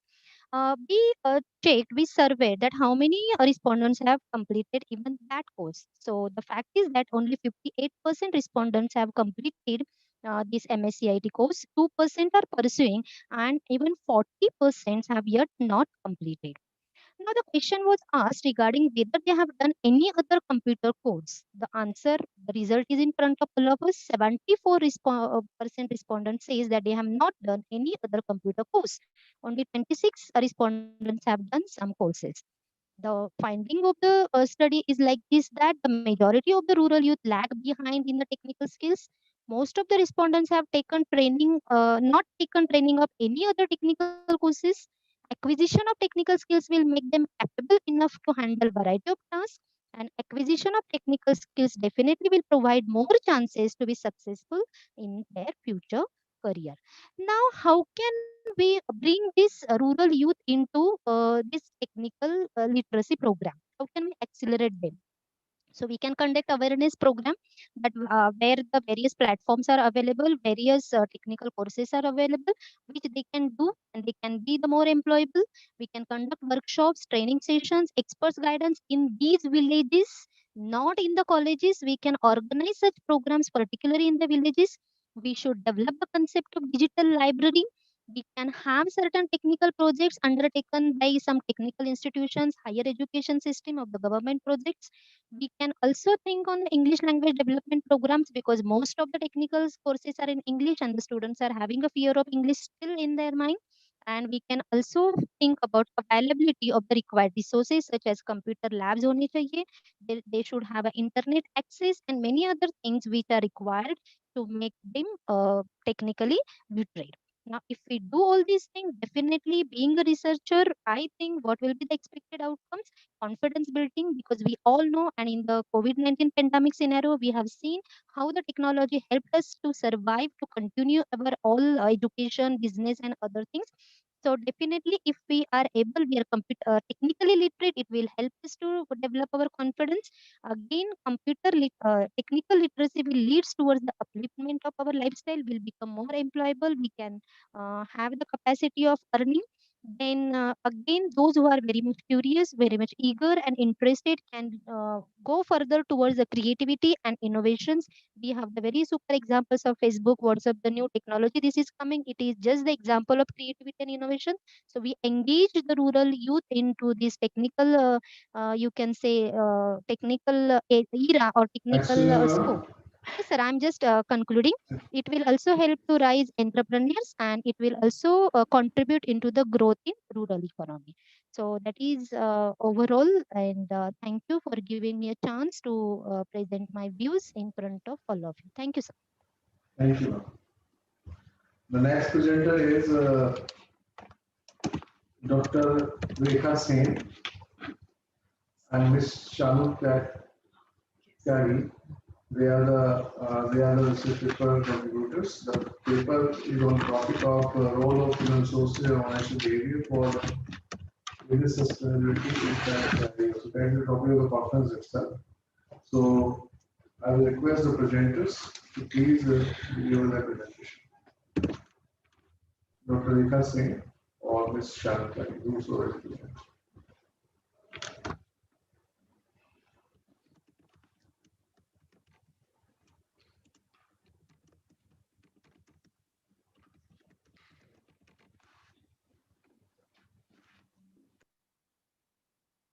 Good morning to all. I'm Shanu Tyagi, Assistant Professor of Agrawal College, and I'm very thankful to the host and the other members for giving me this opportunity to present my paper. And the topic of our paper is business sustainability in HRM. As we know that our environment is an important factor. So we want to run our business successfully. So we have to consider it. And the abstract of our paper is sustainability is very important to companies' profit and success. If we want to earn more profit, we have to be stable and sustainable. By minimizing the negative impact of work, we can save our environment. Most of the business don't have abundant detail about business strategy apart from investment in CSR activities, directions for future analysis, which will integrate property into strategy and contribute to the world. And the introduction of my paper is employers should develop a replacement means of doing business for us and for our next generation. Property is commonly outlined because the ability to satisfy wants, the requirement, the wants of this while not compromising the flexibility of future generations satisfy their needs. Firms have been responding to social changes and pressure, and HR manager will ought to play a lead role advertising on property pay matrix and bonus able goals. And the objective of my paper is to boost up the growth of the organization with sustainability and to save the environment for next generation. A source of information is published and unpublished journals, research articles, internet, magazines, and textbooks. And the concept of my paper is through sustainability, we can got the benefit of branding and public relations. Investment in social ethical practices may initially cost our business money, but typically leads to enhanced recruitment, branding, and public relation. The three pillars of sustainability is compliance, corporate governance, and business ethics. The types of sustainable HRM is first one is a socially accountable HRM. If we want to fulfill our economic purpose, first we have to fulfill our social purposes. Aim of implementing HRM is to attain negative impact on business and to scale back business risk. And second point is green HRM. The term green HRM is mostly used to the contribute of HRM policies and practices towards the broad corporate environment agenda. It refers to using every employee to support sustainable practices and increase employee awareness and commitment on the issue of sustainable. And the third type of sustainable HRM is three bottom lines. The three bottom lines means the three elements. First is profit, second is people, and third is planet. If we want to earn more profit, then we have to care about the people. And if we care about the people, the condition of the planet will automatically improve. The three bottom line aims to measure the financial, social, and environmental performance of a company over time. And the last type of sustainable HRM is common goods HRM. It uses HRM competencies, skills, knowledge, and attitudes to contribute to the common good and to help in solving grand challenges. And the finding of this paper is build green workplace so our culture fits with our values and strategies, make small improvements like investing in green appliances, energy efficiency, light bulbs, etc. Improve innovations and development of our doing business and development for our organization to leverage market opportunities and reduce environmental impact means negative impact, converting files to digital so that we can save our trees. And the conclusion of this paper is the efforts that a business makes to extend its social impact typically ask the impact of company policies, procedure, practices, and operation on workers, on those used by its suppliers, and on communities, culture, and society. By changing our methods of doing business, we can improve our environment. And don't be afraid to experiment and learn what alternative forms to involve the hearing workers, suppliers, customers, and other together will criticizes.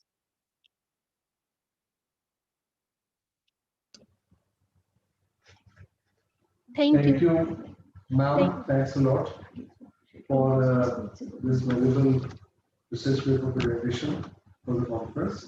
Now, the next presenter, which I would like to call, is Ms. Jaya Devi Vivekanand. Some they are the paper contributors. The paper is on the topic of study on Indian workers' career transition, national human resource. So I request Ms. Jaya Devi Vivekanand to please give her presentation.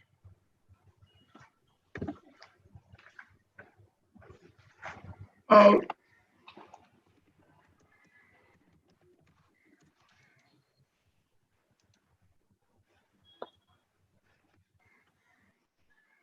Good morning to all dignitaries and to my fellow research scholars. Here we're going to see on veterans career transition. My study is on veterans career transition and national building resource. Next slide. Next, what is the need of this research? Besides 1.4 million serving personnel, the armed forces have approximately have 24 lakhs ex-servicemen with around 60,000 retiring soldiers joining these veterans every year. And as per the DGR annual report. And most of the veterans come out at the very young age of 30 to 45 years at the peak of their abilities and responsibilities. And the second career is mandatory for them to achieve their responsibilities. And next slide is the objective of the study, the theoretical analysis about the reintegration of veterans into the second career. Using the theoretical analysis, a framework will be proposed for veterans career transition into 3 different stages for future empirical study. And this is the veterans career transition framework. It has shown in 3 stages. Stage 1 is approach, and stage 2 is analyze, and stage 3 is apply. Now the stage 1 is, in this we have used 2 theories where the veteran has to prepare themselves for the transition. Life transition theory and the social identity theory. The second stage is analyze. In this stage, veterans has to analyze the transferability of skills and social identity theory, in the sense networking. Next is veterans expectations. Veterans appears have same quality compared to their civil counterparts. Only thing which differentiate them is 2 things: their leadership skills and commitment to the mission. In this 4 P's, the purpose tells the valuable to an organization with a larger purpose of preserve their talents and reflect their ideals and aspirations. Second one is power, where their it's a matter of perception, where the proper credit to the military experience, even if the nature of military job is not precisely that of a new role. Pay comes here, veterans are coming through a fixed time and grade pay scale as per the seniority and rank. For them, the civil pay might look unusual. Transparency is a secret to making sense of their civil pay agreement. Premier is, as a military personnel, spend substantial amount of time learning and executing leadership to accomplish their mission and to get a good people. These are the 4 expectations of veterans from the corporates. And stage 3 is apply, the last stage of the model where the veterans decide or apply their analysis in terms of employment. Employment in the sense their second career. Veterans are one of the enterprising, readily available resource for the national building. The absorption of veterans into the civil society is a serious and important social concern. Conclusion: the challenges in a veteran's second careers are very large and need to be resolved. Necessity in our context to look beyond just providing veterans with a second career, but to explore ways in which their expertise, knowledge, and skills can be harnessed for a national building. And the government policy programs has to come, such as credit to the corporate and skill transferability programs has to come, and transition assistance programs will help them to fetch their second career. Thank you. Thanks a lot for this wonderful presentation. In such a concise manner you presented. Thank you, sir. Then the next presenter is Meena Bhattacharya. The topic is the Right to Education Act and Children's Superintendence of India, a causal approach. I request Ms. Meena Bhattacharya to please present her paper. Thank you. Is my slide being presented from your end? Can you see my slide? Yeah. Okay, thank you. All right, I'll keep it brief for the interest of time. Thank you so much for allowing me to speak at this conference. My talk for today is based on the Right to Education Act and Children's School Attendance in rural India, and I look at a causal approach. I'm Meena Bhattacharya. I'm a PhD student at Indira Gandhi Institute of Development Research, Mumbai. All right, before I begin, I would like to give you a quick summary of the presentation of today, so that if you carefully focus on this slide, you will know what are the things that I'm going to talk about today. So the question that I ask is, Has school attendance of rural low-income children in India improved relative to the attendance of rural high-income children after the passage of the Right to Education Act of 2009? And the data that I use here is I use National Sample Survey Organization's employment and unemployment rounds, 55th, 61st, 66th, 68th rounds, and periodic labor force survey 2017-18. I use difference in differences method and triple difference method to answer this question. And what is it that I find? In one line, what I find is the school attendance of rural low-income boys and girls have improved over time. For boys, it's by 4%, and for girls, it's by 5% after the Right to Education Act relative to before this period and to their respective control groups. Now, to quick brief you about what I find, the background literature suggests that Right to Education Act came in 2009, and studies like Chatterjee et al. 2018 or Shah and Steinberg 2019, they use various nationally representative data to show that enrollment of children has increased over time. But overall enrollment might actually mask the differences between the groups of children, and this is what this present study aims to do. So what I find is if I use this time to show you what has been the increase in attendance over time. So 2009-10 is the year when Right to Education came into play. You will find that attendance has improved over time, even if I've controlled for several household level factors and state level factors. All right. Now, this is the study design. If you just focus here, so each state has a rural sector and urban sector. Now, all the households in the rural sector, I grouped them into 5 groups based on their monthly per capita household consumption expenditure, or MPCE. So based on MPCE, households are categorized into 5 groups. Similarly for urban sector. Now, the first 2 groups are low income households, then come the middle income households, and the last is the high income household. So for the entire study, what I do is I compare how has the attendance of children in low income households improved relative to the attendance of children in the high income household. And you will ask, hey, what happened to the middle income household? So I'll show it only in the robustness check that my results still hold. All right. Now, why is it that I want to say that although RTE was universal by design, that it would improve attendance of certain subgroups of children more than the other subgroup of children, right? Now, let us quickly look into the design of RTE that makes me say this. First of all, RTE said that free and compulsory education would be provided to children ages 6 to 14 in government school. Now, what the data suggests is that for children in high income families, government school has stopped being the choice of schooling. They're already moved to private schools. So this would actually, and free and compulsory. So children from high income families have already had the finances to attend school, even if they were not free and compulsory. And secondly, I find here is government authorities were responsible for providing neighborhood schools.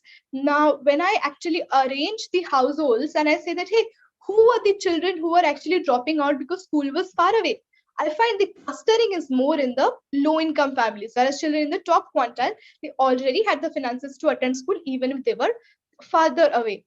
And even if I show you the change in attendance over time, you'll find that, look, even after RTE, the level has more or less been constant, whereas for children in the low-income families, their attendance has improved over time.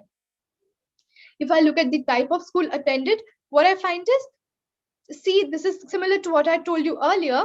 Children in high income families, they were attending mostly private unaided school, whereas over 80% children in both the years were attending government school in the low income families, and similar trend in the urban sector. So these are the things that make me say that, look, RTE, although it's universal by design, would actually improve one group of children over the other. Just to show you the timeline, I have used these 4 data sources, and RTE came here, and I asked how has been the attendance different across the rounds. And graphically, this is what I find that, look, attendance has been now coming together towards the end, although the parallel trend assumption I've tested for it as well has been holding since the inception. So this is my baseline model, and I'll come to the result as well. So I use a difference in difference method, and I find that there's been a 7% and 11% increase in attendance over time. And I also do several robustness checks as well. And then I say that, look, I understand the difference in differences has limitations. So even if I use a linear time trend now, what is it that I find? I find that even if I control for a linear trend over time, that attendance of children has improved by 4% for boys and 5% for girls. right? And a subgroup analysis shows that 6 to 16 is a long time, right? So I broke it up into 6 to 10, that is the primary school age children, and 11 to 16-year-old children, that is the upper primary school aged children. And I find, see, earlier interventions like, yes, sir. Yeah. So earlier reforms like Sarva Shiksha Abhiyan, they were already aiming at children in the age group 6 to 10 years. And here, interestingly, I find that the drive in attendance is actually taken ahead by children in the age group 11 to 16 years. And for the religion and social group, I find that children from Muslim families, boys have seen an improvement, but girls did not. Children, both boys and girls in scheduled caste families had seen an improvement. And there has been a differential impact in urban as well, where boys in the urban sector grew by 1.8%. And like I mentioned, I use the robustness between middle income and low income as well, and my results still hold. So this would be my final slide, where I showed that there has been an improvement in the attendance of rural low income children in the post-RT Act, and the improvement is driven by children in the upper primary grade. All right. So a future research could look into school completion rate and the effect on learning outcomes. And thank you so much. For this quality presentation delivered by you. And the next presenter is Ms. Shwani. The paper topic is critical evaluation of employee training in IT in ITES related companies with special reference to sustainability and development of organization. I request Ms. Shwani to please deliver her presentation.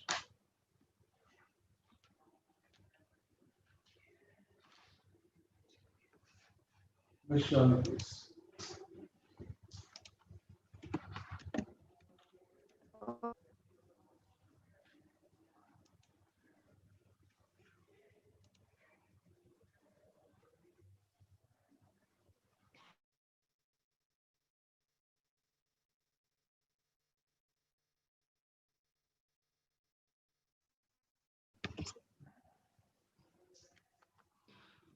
We are not able to hear your voice.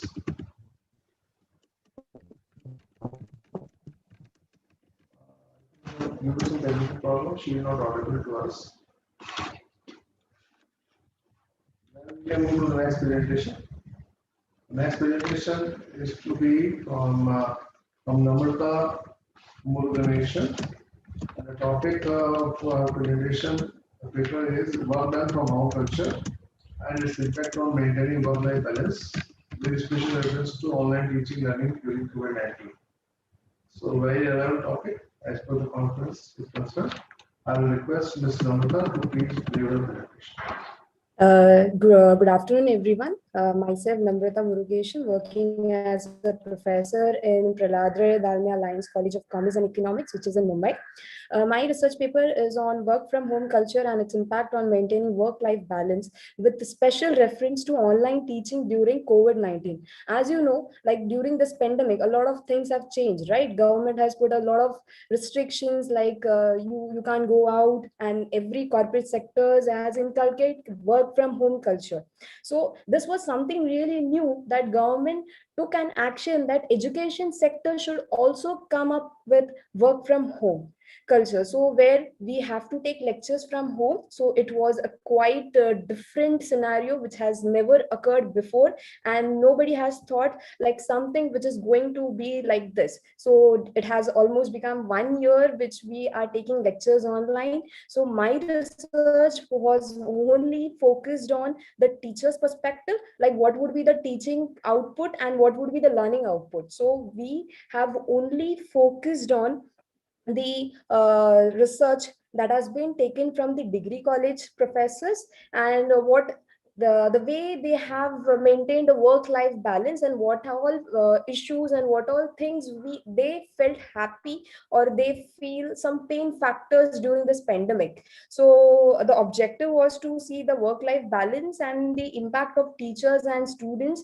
and mainly the quality of learning, like the quality of teaching has not deteriorated. The professors who were taking lectures offline has started taking lectures online, but there is no difference in it. But the output of learning has a negative impact. right? And the methodology which I used over here is data collection through a primary source where I used Google Forms, and it was circulated through social medias, and the sample size was around 52 teachers, and there were around 13 males and 39 females. And most probably a good point over here, most of the teachers had experience of range between 8 to 10 years.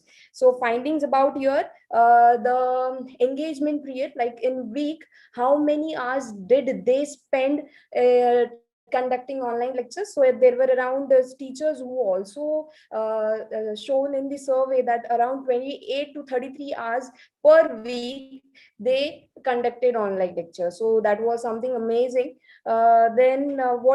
This point is something great, like what all things you hate for doing work from home. So the things was over workload, meeting was conducted outside the working hours, and a lot of lack of personal time, you can say, difficulty in communication. Obviously we can see that face-to-face interaction is lacking over here, and there is no proof when we conduct an examination, we are conducting it online. So there is no proper viewpoint where we can catch a student copying.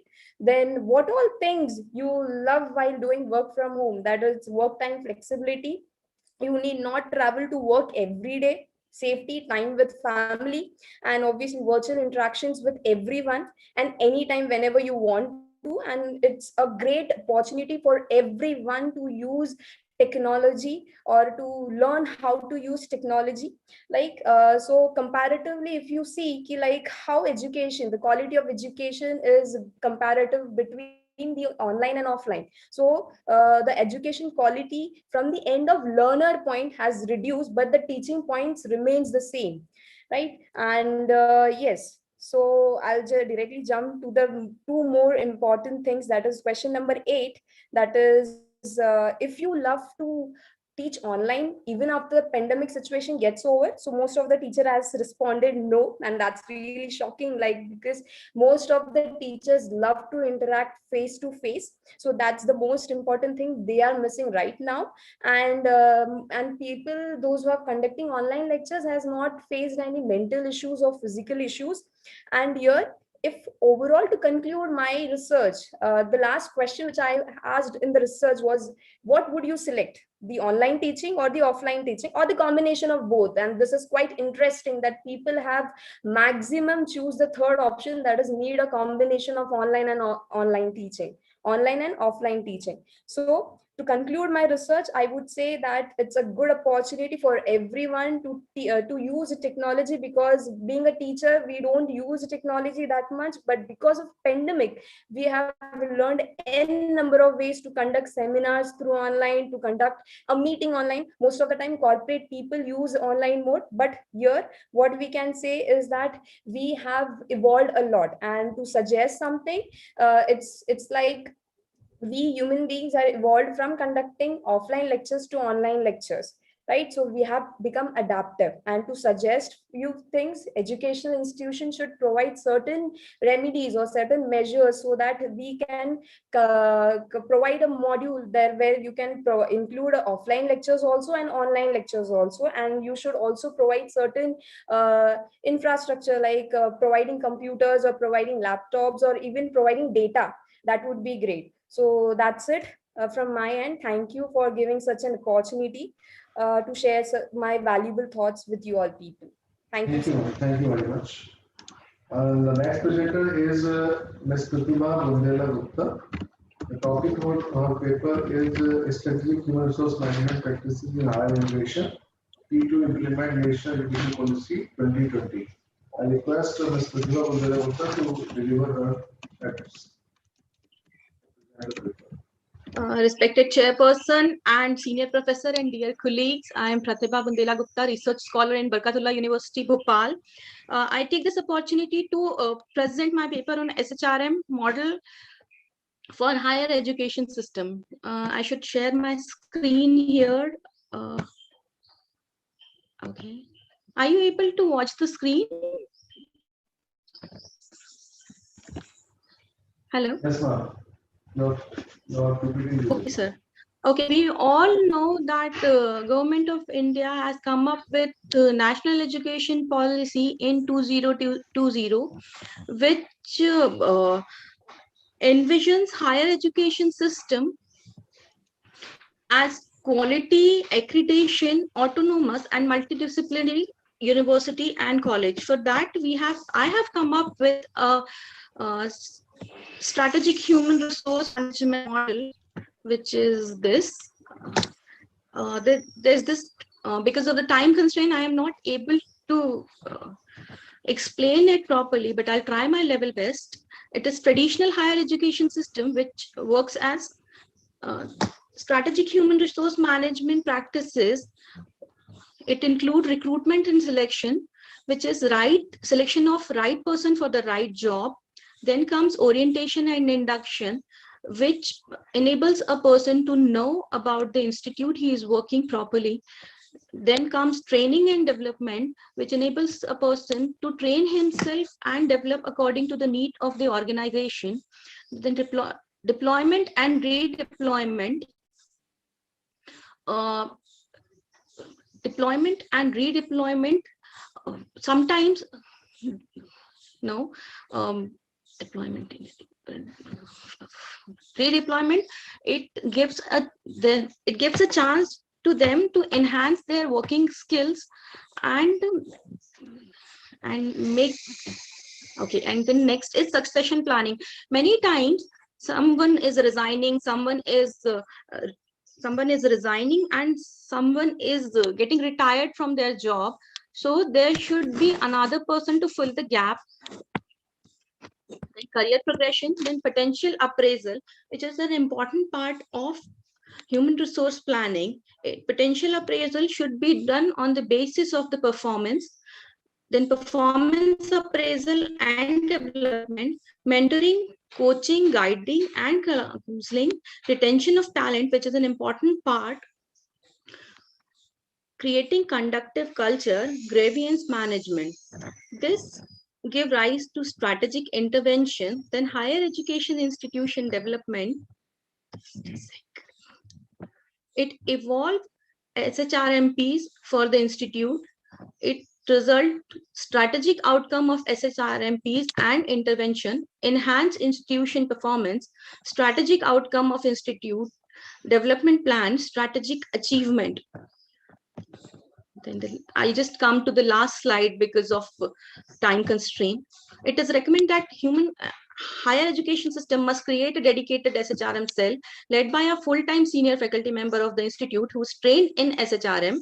The SHRM cell should take a proactive role in designing and implementing SHRM and institution development plan to pursue the vision of the institute and contribute to achieve the vision of National Education Plan. Thank you so much. I'll just complete it here. Thank you so much. Thank you, sir. Thank you, ma'am. Thank you for the presentation. Okay, sir. Next presenter is Anne J. Gauri. The topic is impact of HR practices on employee empowerment of differentially abled employees in banking sector in Part 2. I will request Anne J. Gauri to please deliver the presentation.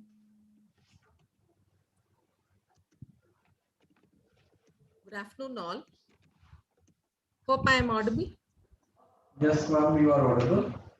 I am very happy to be a part of the conference conducted by IPEM.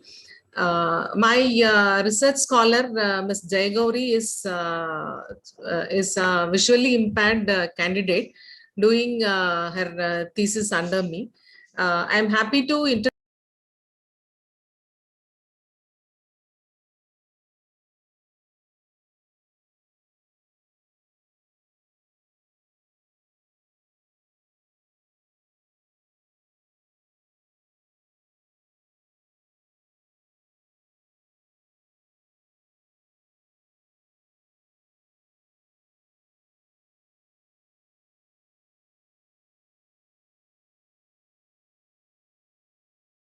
Your voice is not audible to us.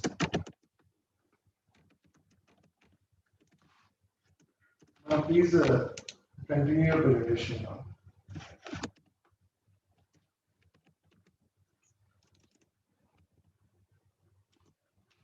Are you with us? Can you listen to us, please?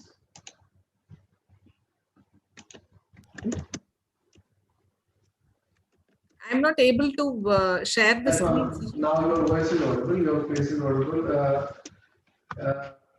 Will you need some assistance? We can share your slides if you require. So she needs assistance. Your 50s are not with us. You will have to do it on your office. Sir, I'm just trying to share the screen, sir. Just type. Yes, sir.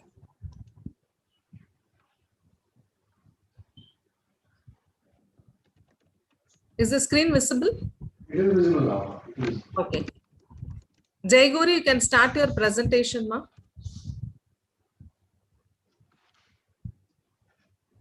Jai Gauri, can you please unmute yourself, Jai Gauri?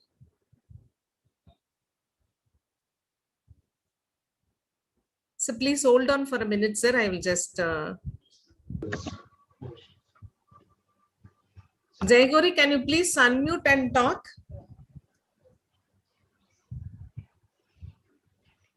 So can you just permit me to call her and ask her to unmute, sir? We will call you again after the next presentation. Okay. Okay, sir. Okay, sir.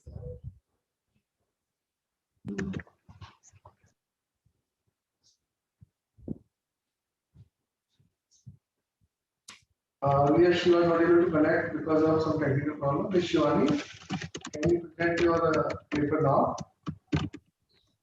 Yes, sir. Hello? Yes, Ms. Shivani. Sir, please. Your voice is not properly audible. It is breaking. Screen share. So screen. Ms. Shivani, can you present the slides? Yes, sir. Please. Hello, sir. My screen is visible. Is my screen is visible? Ma'am, in fact, there is a problem in voice. Also, we are not able to understand the voice properly. We will try after lunch. We will. Screen is visible. Screen is also not visible. The voice is also not audible. Okay. We will try again. You can connect with us at 2 p.m. again. Okay. So can we try now, sir? Yes, can you hear me now, ma'am? Okay. Ah, yes. Sir? Yes, ma'am. Is it audible, ma'am? Ah, yes. Yes. Gauri, please hold on for a minute. I'm just sharing this. Yeah, yes, ma'am. Yes, ma'am. You can start your presentation, Gauri. Yes, ma'am. Thank you, ma'am. Good afternoon to one and all present here. I'm Jai Gauri, Research Scholar in Department of Business Administration from Avinash Lingam University, Coimbatore.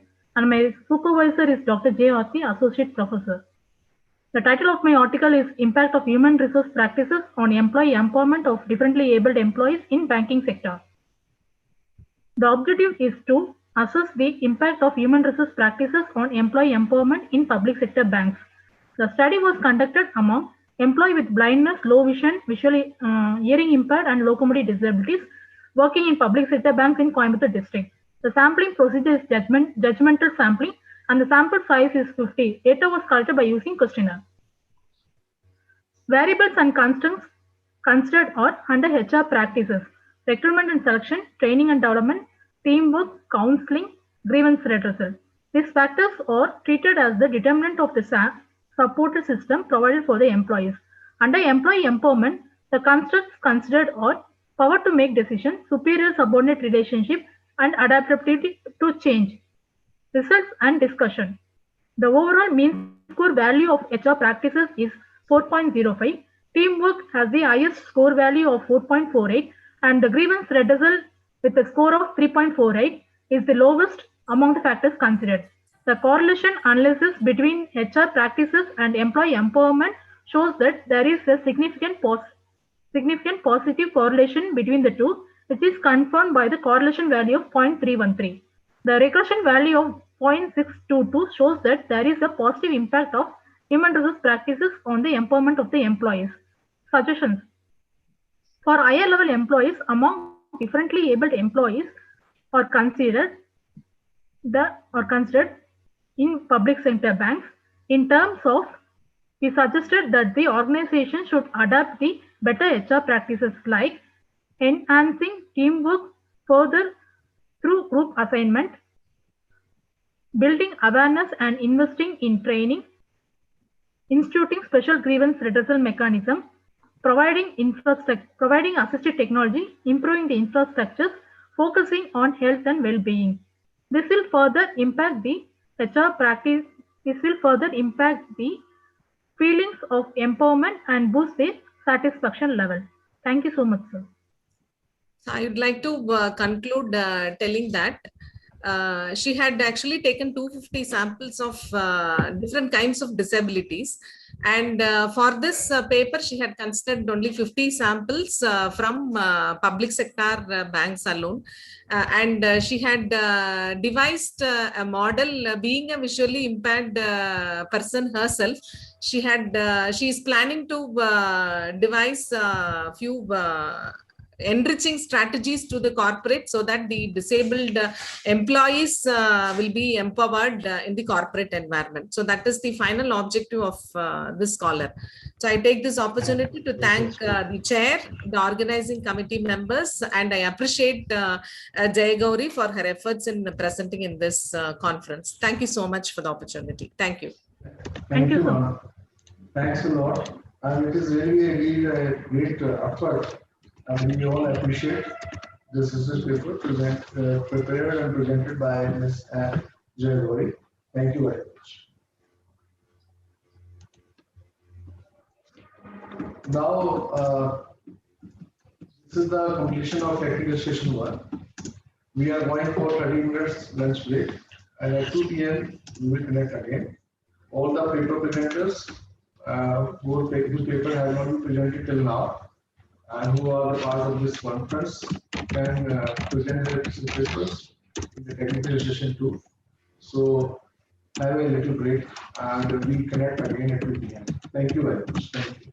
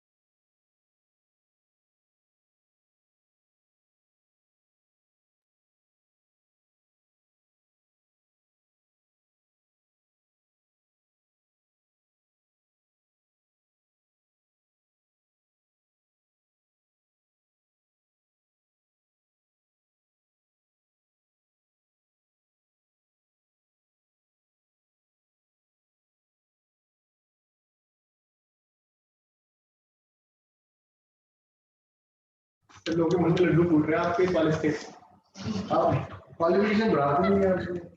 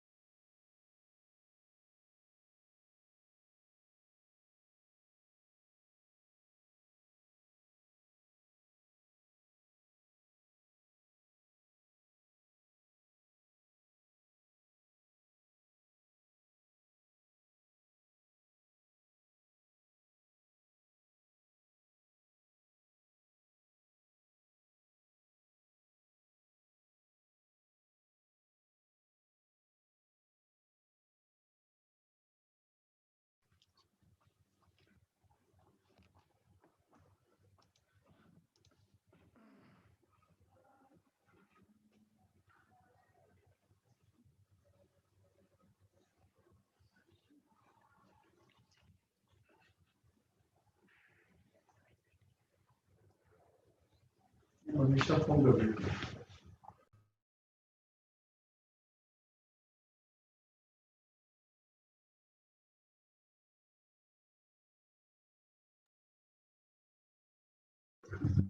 Good afternoon. Welcome to technical session 2. So we are starting the process of paper presentation again. It's technical session 2. Before starting the paper presentation, let me tell you some information that is related to publication acceptance of research papers in Scopus Journal, that is psychology and education.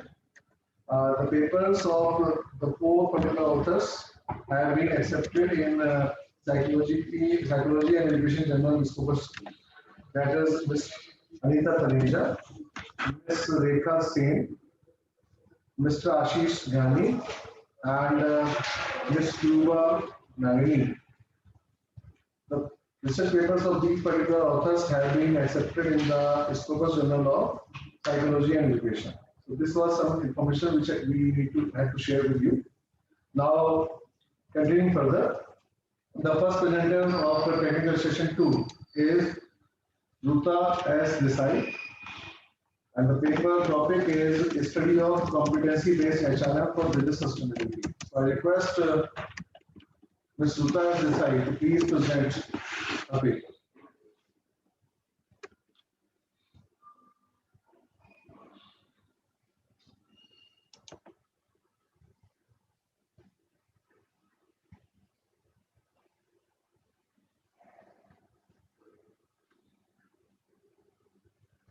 Ruta S. Desai, are you with us?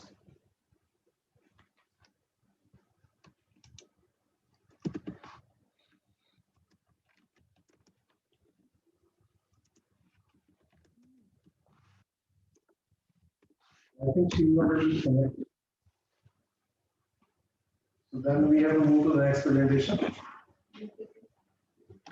I think, yes, we have a message from Ruta Ji.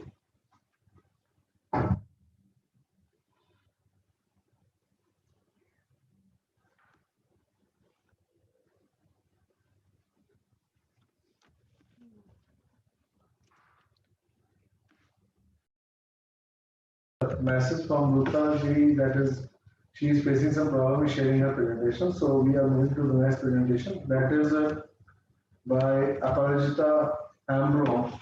And the topic of her presentation is Sustainable HR Practices for St. Louis College, Kolkata in the New Normal and its impact on organizational culture, a case-based approach. So I request Ms. Aparajita to please give her presentation. Yes, sir. I'm trying to.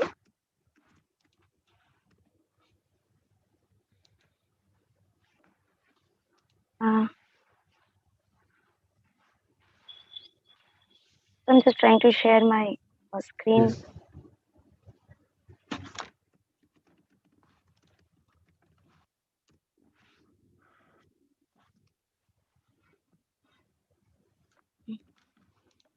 So can somebody share it from there, because I think I'm facing trouble sharing it. Yes, if, we can share. if We possible. can share. Thank you so much, sir.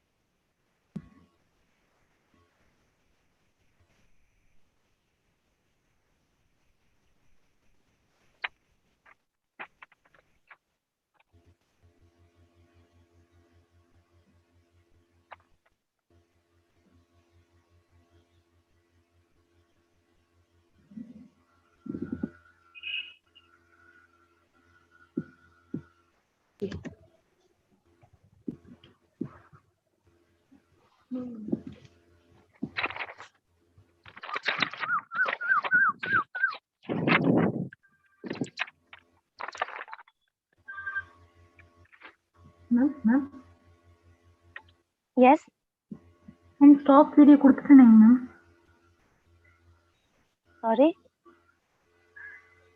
Okay. Just a second, we are going to share the PPTs now.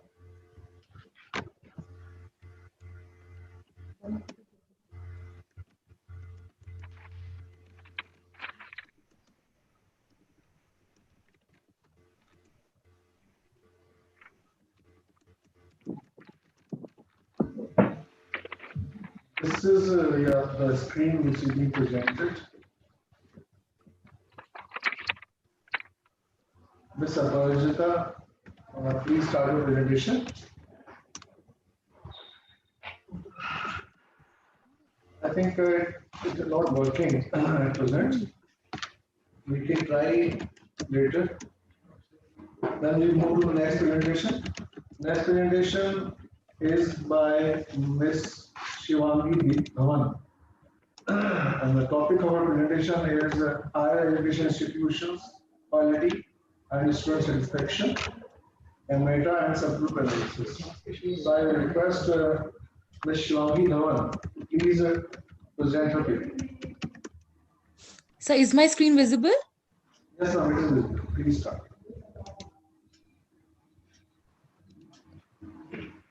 Okay, good afternoon, everyone. Thanks for letting me participate in this conference. I am a MPhil research scholar and teaching as an assistant professor in Shahid Bhagat Singh College, University of Delhi. I am here to present my paper titled Higher Education Institutions, Quality and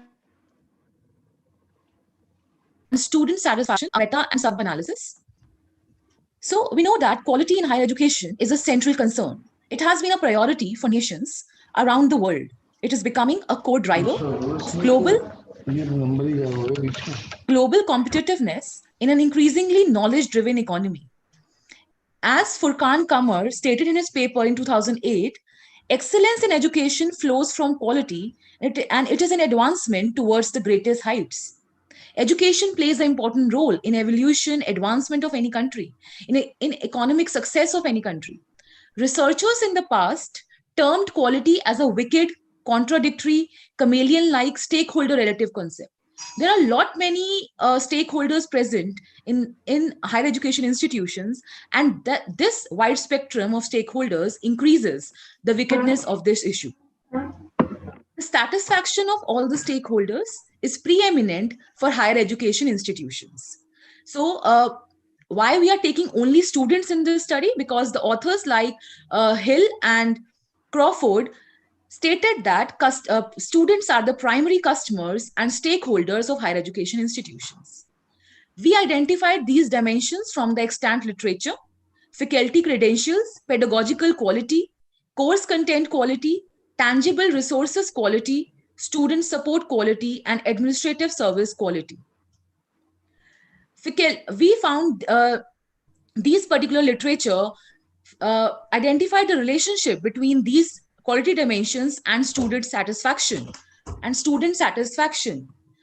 So the methodology we did is that first we performed systematic literature review in 3 stages, that is planning the review, conducting the review, and reporting and disseminating the results. And we selected our papers from Scopus, Emerald, and Google Scholar databases. We conducted a meta-analysis afterwards on 40 relevant papers. As we know that studies are divergent in terms of quality and its scope, therefore we perform meta-analysis to see the consistency in the past literature. Software we used were comprehensive meta-analysis and meta-essentials. The sample size ranged from 91 to 5223. Papers were written between 2002 and 2019, and all the correlational data was extracted from different studies in order to conduct the meta-analysis. These are our results of meta-analysis. If you can see, we have different relationships here.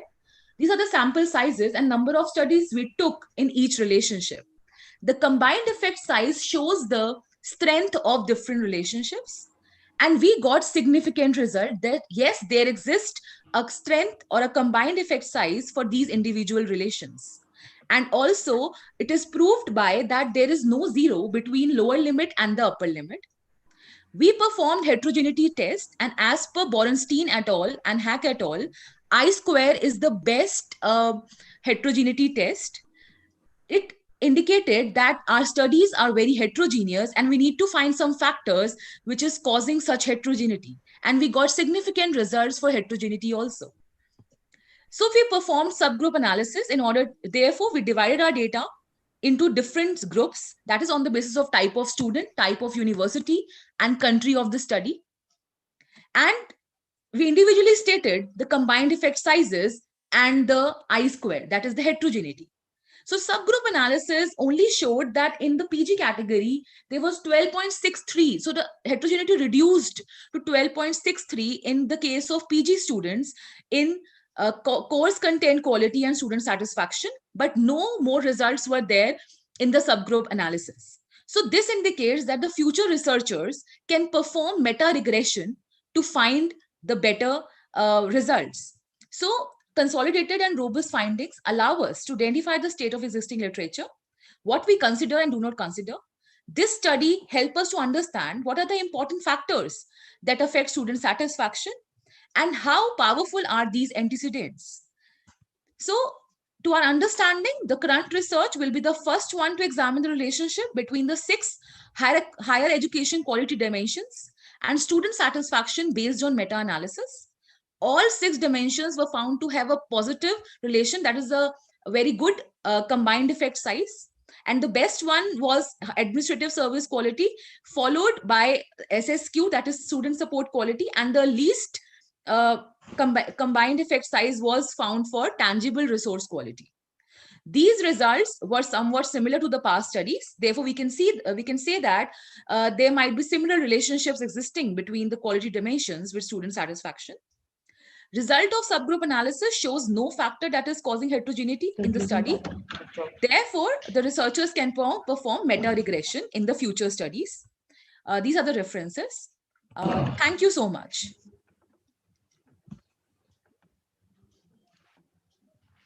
Thank you. Okay. Thank you very much for giving your presentation. Now we come to the next presenter. The next presenter is Ms. R. Rutramati. The topic is challenges and features of tracking technology on logistics and supply chain efficiency. I request Ms. Rutramati to please deliver the presentation. Yes, sir. Good afternoon to everyone. Good afternoon. Yes, good afternoon. Yes, my title is challenges and challenges and features of tracking technologies on logistics and supply chain efficiency. First thing, global positioning system. Right? So global positioning system is a common tracking technology. It tracks device used for track the locations for correct time informations to 24 hours by 7. And then it allows computer satellites air sea to determine the exact locations, whereas in the logistics industries our global positioning system plays a vital role to easy to track the commercial products for everywhere in or road or sea or transport everywhere in the world, right?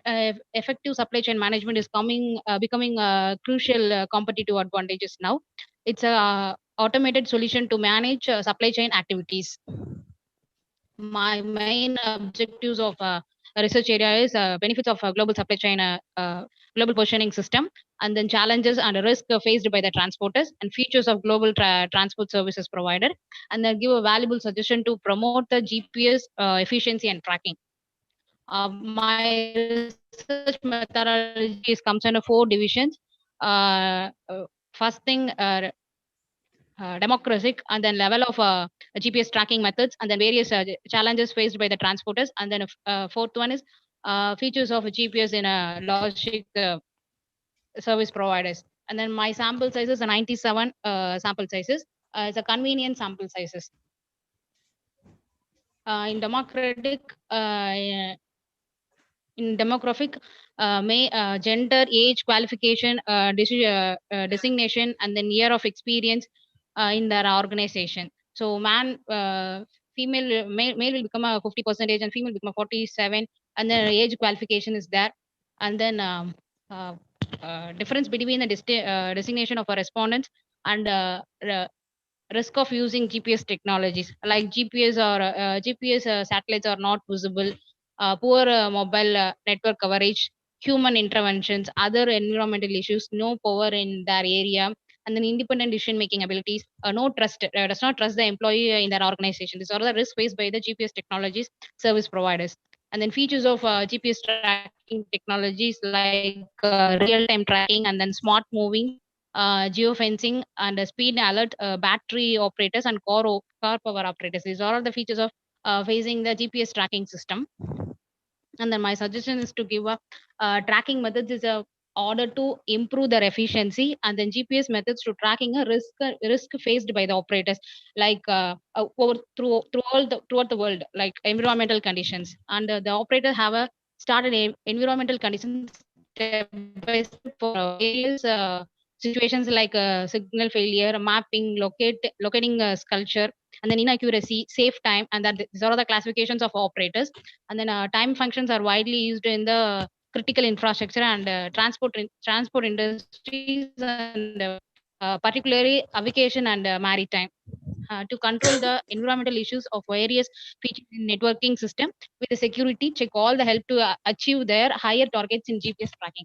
And my conclusion is it's a rapid pace of GPS tracking. It's a business or turning to GPS technology as to vehicles, their employee, and their assets. And then business used to GPS vehicle tracking to access, derive performance, and to keep their executive divisions become a smaller and more accurate. Even more business will become a utility. They're powerful tools, and then it's a more affordable. It's become a devices are more affordable to future, like to hold a big increase in personal tracking users. And then it's a minimizing waste of time to real time data, and then improve mapping capability, and then accurate map finding adult in their any locations in their world. And then finally, technology continues to improve more accuracy and is capable for tracking software in our future. Yes, thank you.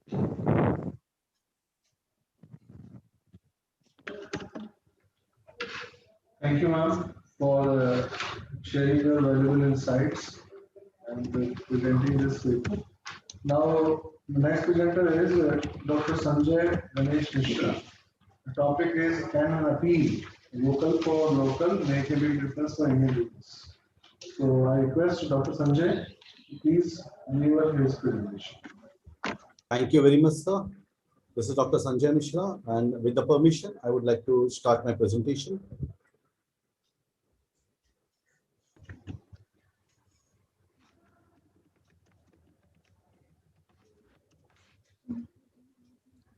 Is my screen audible? Is my screen visible and I am audible? You are audible and screen visible. Yes, sir.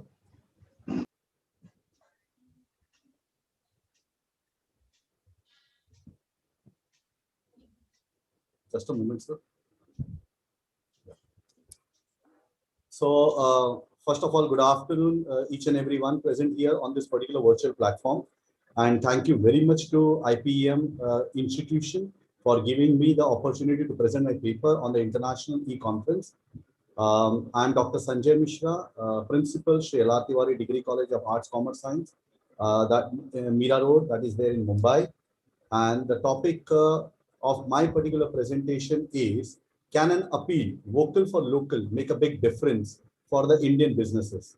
We all are aware that our Prime Minister, Shri Narendra Modi ji, during this particular lockdown, he has appealed to all the Indians to buy the Indian products and support the small, medium, micro enterprises as well as the corporate world, so that the Indian economy today, which is a staggering economy, comes out around of which can be retrieved again. For that reason, there was a very big appeal made by our Prime Minister. Now, the basic question about is, do we Indians know about what the Indian products are? Are we familiar about the brands of the Indian products? So talking about here, can we differentiate between the Indian products and the foreign products? Now, basically, I have taken over here just 8 products, but in my paper, in my research paper, there are total 30 products. And a lot of people, I think, just do find problem around in knowing the originality of the product. Now, there comes the confusion. And see, when I talk about this Franco Leone as a shoe brand, most of the people might be thinking around that this is a foreign product, but this is an Indian product. When I talk about with a Taj Mahal tea, or when I talk about with Annapurna salt, when I talk about, they are all foreign products. The name is Indian, but the products are foreign products. Those particular products are being made by the foreign companies, the multinational companies. So this is where the real my entire paper, nothing just focuses around on. Now, going around with the next slide, the appeal which is made by Narendra Modi ji, the Prime Minister, which not just emphasize in making in India, but made by Indian people through the slogan of vocal for local. The concept was Atmanirbhar Bharat, like India being a self-reliant country, and India nothing but just helping around their own businesses to grow and develop. And why this particular appeal by the Prime Minister? First of all, to overcome the slowdown and the economic recession what at present India is facing because of this pandemic. Along with that, to help boost the staggering domestic businesses. You know, there is a strategy called as protectionism, and the same strategy was adopted by Donald Trump when he was the President of America, and he used the slogan called as America First. In the same manner, Narendra Modi ji, as the Prime Minister, he has used the slogan called as vocal for local, and we need to support, we need to promote around our local businesses, and we need to take these particular local businesses to the global level. So talking about protectionism strategies and promoting entrepreneurial approaches in our country, so we should be Indian and buy Indian. Generally, what the experts I think I just talk about in this particular slide, I have taken the cutting around of the 2 papers over here, and in that what is written is the most consumers are not aware about the brand ownership. Consumers are ready to pay the money. They are looking around for the quality. They are looking for the value for money as a key consideration for the consumers. But consumers are not aware about that. You know, there are a lot of companies, or there are a lot of sectors, I should say, except the food sector, such as the biscuit, the salty snacks, dairy, and tea, where Indian brands do rule. But when I talk about with the smartphone or the television brand, 90% of the brands what we see are the global brands. Refrigerator, washing machine, 85% over are global brand. So when we go for the shopping purpose also, if I talk about LG product, if I talk around of Samsung product, the common masses don't know. If I purchase around a Lux soap, I don't know whether that's an Indian product or that's a foreign particular product. You know, there are a lot of companies, the Indian companies, they're trying to pitch very hard for the Indian buyers to purchase around their product. Like for example, ITC, they have come up around with this particular slogan called as proudly Indian. If I talk about Amul, the taste of Indian, Amul Doodh Pita Hai India, this type of, so that the people would come to know around that these particular products are Indian products. Narendra Modi ji, in my next slide, it is about the vision for the self-reliant India. And during this particular lockdown only, all these type of things, something just came in front of us. That is the 5 pillars of the self-reliant India, in which he just spoke around about the economy. Now, if we all just remember, there was India is supposed to attain $5 trillion economy by 2020-24. Yes, sir.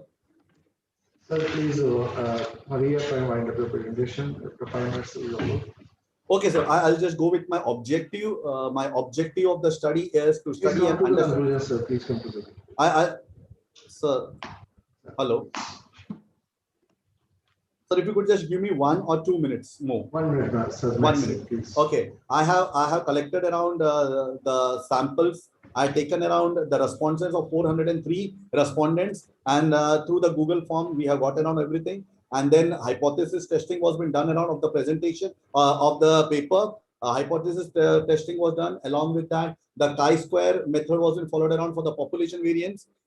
Basically, the significance of the study is educating the Indian customers about the origin of the product. It is about that it has been seen that the respondents do lack awareness about the product and the brand. Right to information, right to education are the fundamental rights. And I come around to my particular last slide, and that is about the suggestions. What I would like to bring around in front of all for the businesses of our Indian, of the local businesses and the product, how we can just promote it out. There need to be a special mark, symbol or the color.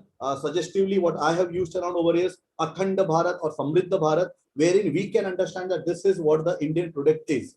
Right? Same way, what we could just differentiate between the veg and the non-veg product by the red and the green color mark. Then teaching around the use of intellectual properties like the patent, trade, and copy mark, what we, the Indian businesses, don't know. Special kind of rebate or special kind of discounts for such as like loyalty program schemes can also be introduced so that people do purchase around the or purchase the Indian products. Geographical indication and its use and promotion among the MSME and the rural businesses needs to be promoted by the government. Let the post office be the career vehicle for local, for vocal for local. And there need to be a policy of rising trade, protectionism for support around of the local businesses. As I'm running short of time around, I won't be able to explain much more about this thing. Thank you very much to the organizers for giving me this particular opportunity for presenting my paper. These are some of the references what I just used out. Thank you one and all. Thank you, sir. Thank you, Sanjay, for presenting your paper. And this was really a good presentation and something which is very relevant in the coming time. Thank you. Yes, sir. Thank you, sir. Thank you very much. Now, before starting the next presentation, I will request all the people who are a part of this conference at present, please put their videos on so that we can have some screenshots and we will share it with you also in the coming time as all the proceedings of the conference are being recorded. So please put your videos on so that we can have some photographs.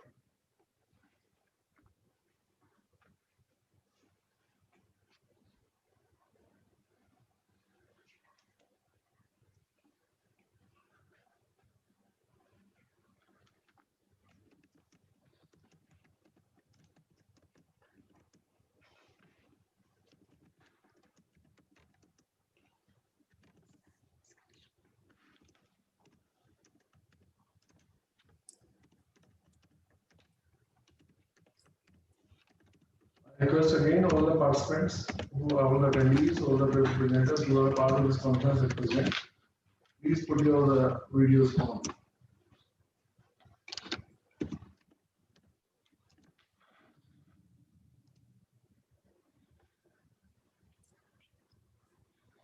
I'm asking my technical team, can we have the screenshots now? It is done?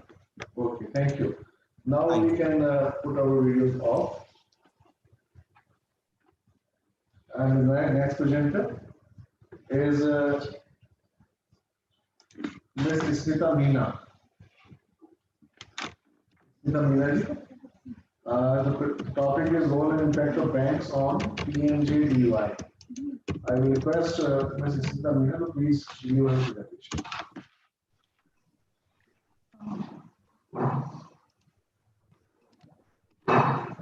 Good afternoon, everyone. So is the screen visible? Yes, ma'am, it is visible. Okay.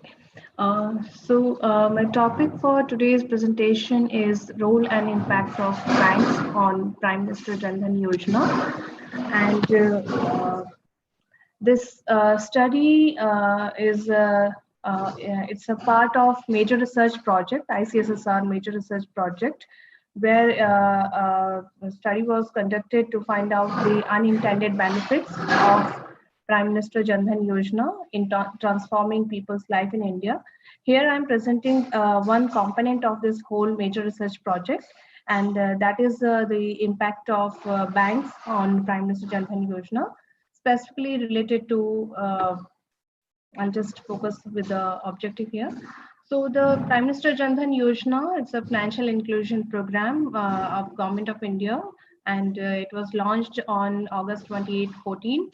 And total deposits during that time were 1.31 lakh crore, and average deposit per account stood rupees 3239 at the time.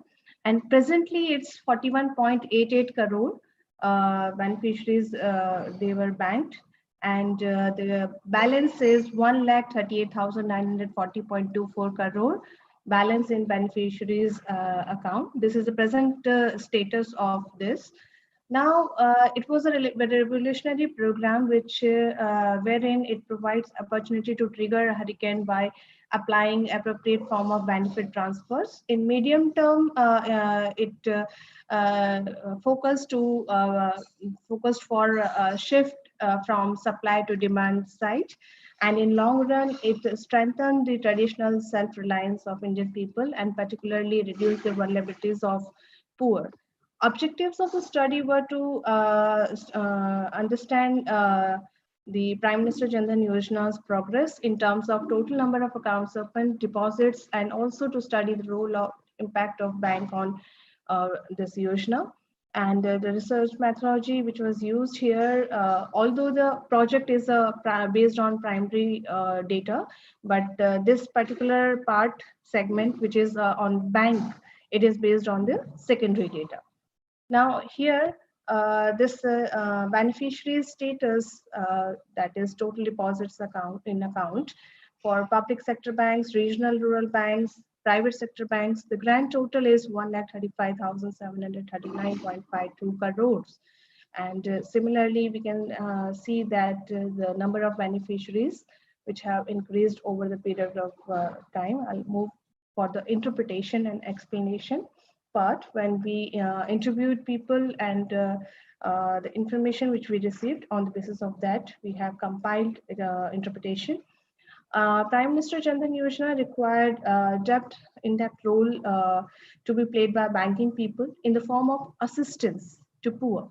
People face many problems due to complicated structure of the policy, complicated KYCs, technological hurdles, reluctance of banks to open branches in rural zones, poor and uneducated people unable to follow up with the process of filling up of the forms and availing its benefits from time to time. During the study, there was a mixed response that various branches, bank employees participatively worked to get these accounts open by guiding, explaining, and even filling up of the forms of poor and illiterate people.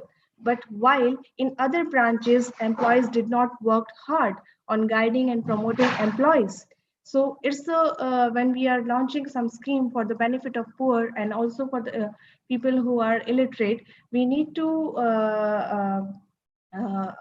educate, and the banking employees need to work more on the assistance part. Findings and conclusions. This Yojana is assisting people in need and helping them in all situations. Government to bring more number of such schemes to help poor in financial services from time to time, and setting up of bank branches, ATMs nearby the people helps them to switch over to the banking facilities and availing them to. There's a great need of educating people about various available financial products and services so that they are not reluctant in using these services. So this financial inclusion scheme should be developed and framed, keeping in view all the demographic factors. There were limitations for the study that banks' employees' participation and attitude had a special role in adoption of such schemes by people. Banking employees, in order to fasten up their process of opening up of the account, did not explain the schemes and their benefits involved therein to poor and illiterate people, but as a result that the accounts were opened, but they were not the people were not able to use them, and the status that has led to dormancy of account status. Recommendations need of time to push banks to into reaching out to the excluded and unbanked region. Creation of small finance banks and with mandate of providing various banking facilities to people in need. Hiring of local area staff member in branch, assist banking employees as well as people in that particular region too. This is the biggest recommendation for the study. Encouraging a network of universal access to banking facilities, technological and innovations to be used, simpler system to provide loan and other facilities for people. That's all. Thank you. Thank you, ma'am. Thanks a lot for this presentation. Now I request next presenter, Mr. Ashish Dhyani. The topic of his presentation is role and importance of leadership skills in hospitality sector and exploratory study of hotels in Mau region of Uttarakhand state. Mr. Ashish Dhyani, please bring your presentation.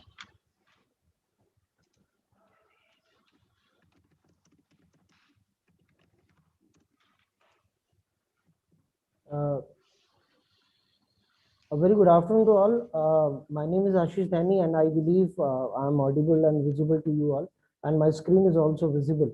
If you can confirm it, sir, I can proceed further with my presentation, sir. Yes, sir, your voice is audible and your screen also. Okay, fine, sir. So the most important aspect in the modern scenario is the issues with the leadership skills. You know, we have got, I have got two quotes from two geniuses. Number one is Mr. Albert Einstein, and number two is Mr. Nelson Mandela. And he says that the leader is one who, out of the clutter, brings simplicity, out of the discord, harmony, and out of the difficult, it brings opportunity. And it is, and as per the words of Dr. Nelson Mandela, it is said by him that it is better to lead from behind and put others in front, especially when you celebrate victory.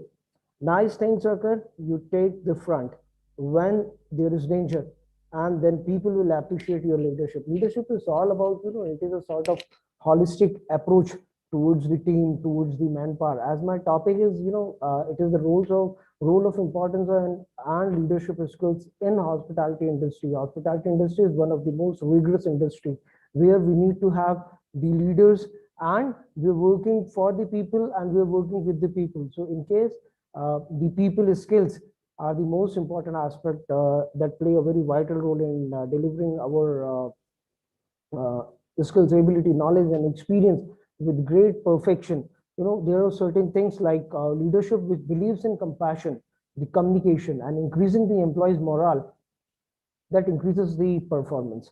Apart from that, innovation is one of the most important thing, we can develop as a leader.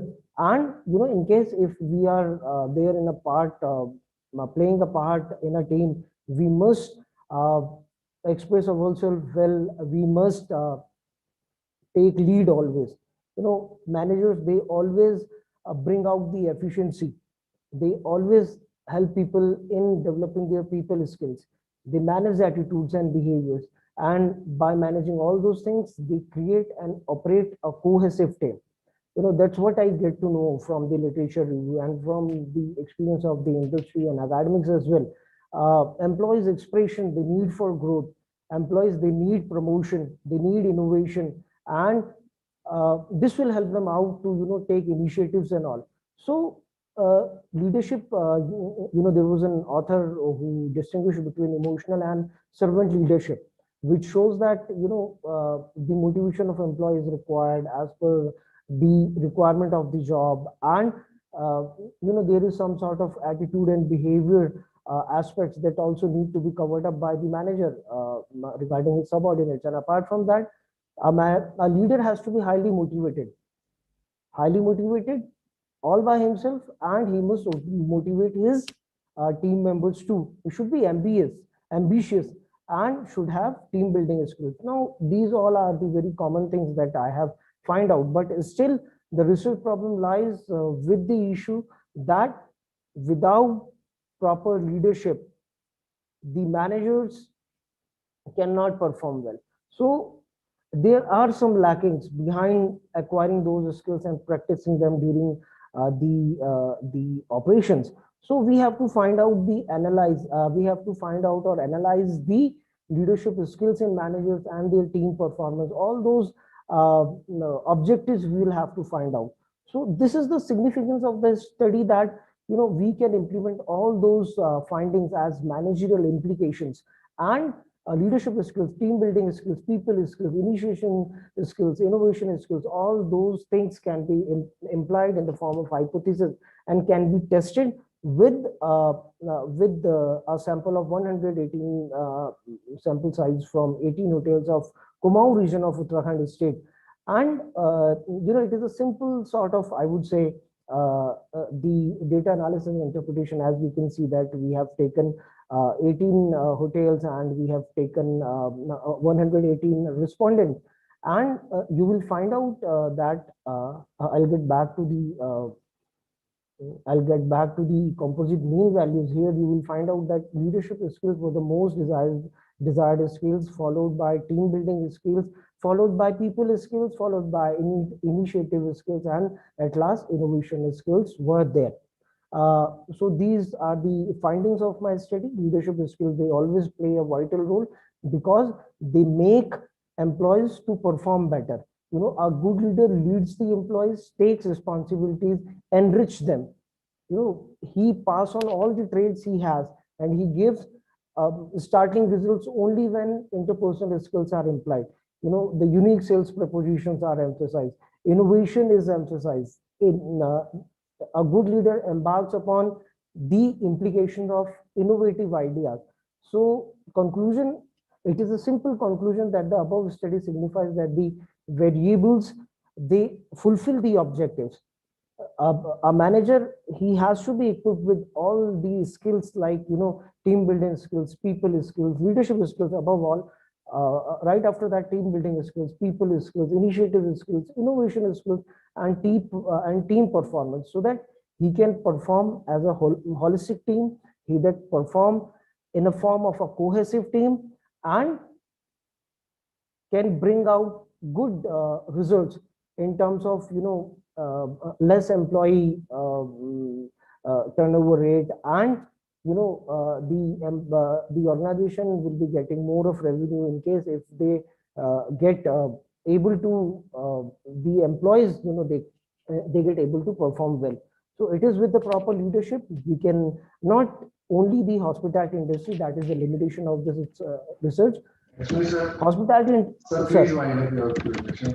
Okay, fine, sir. I'm almost done with my presentation. Thank you so much for this opportunity. I would like to again thank you, IPEM College, And you have just given us a good news that my paper has also been accepted for publication. Thank you so much once again. Thank you, sir. Thank you, sir, for Have a great time contributing to the ahead. success of this Thank you. conference. Thank you.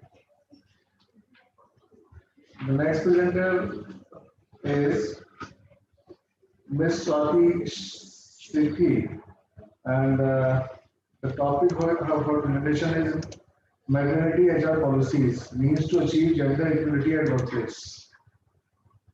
So I request Ms. Swati, please deliver the presentation.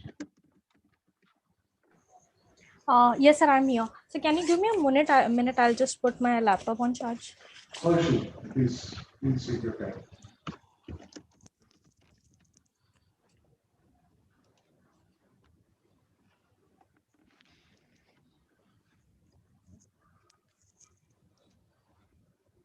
After Ms. Swati, the next presenter will be Dr. Yogita Malik. She should be ready with the presentation.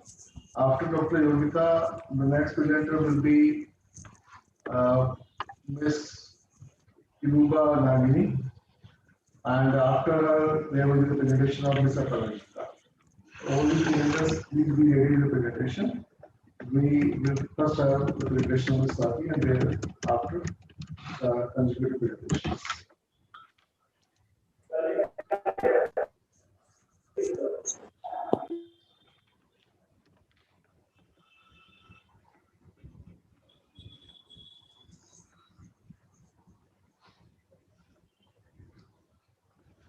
I hope you all can see my screen Yes, and ma'am, we can see I'm audible to the you. slides. No issues. Please start. Hello, am I audible to all of you? Yes, ma'am, you are audible. Okay. So let me start with my presentation. Here I am Swati Shetty. I am a research scholar of Symbiosis International University, and I have written this paper with my PhD guide, Dr. Anugamini Srivastava. The topic of our presentation is maternity HR policies and how it is means to achieve the gender equality of the workforce. To go further, we first need to understand the gender equality from the perspective of having sustainable business model. So we talk about having a business sustainable model, and we talk about integrating environment and the profit in general, but we also have to look at the social aspect of the sustainability. So when we're talking about the social aspect, the very important thing that we basically ignore is having gender neutrality or gender equality at the workplace. When we want to have a gender equality, that is directly, if we want to associate with any statistic or any number, then gender equality can also be associated with the pay that we are giving to our employees, and also with the number of participation of there.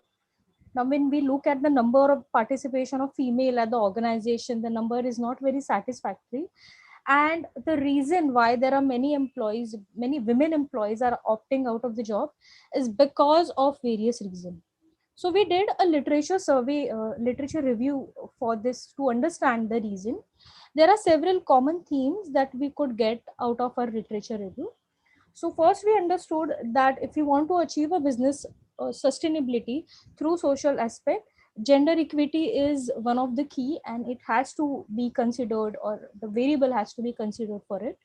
The another area that we learned that there are reasons that women are opting out of the labor market, and the major reason, apart from having less opportunities for growth, or maybe more major responsibility at the household, or maybe responsibilities of the gender roles, apart from these responsibilities, the major thing that women are opting out of the labor market is because of the motherhood responsibilities that they have.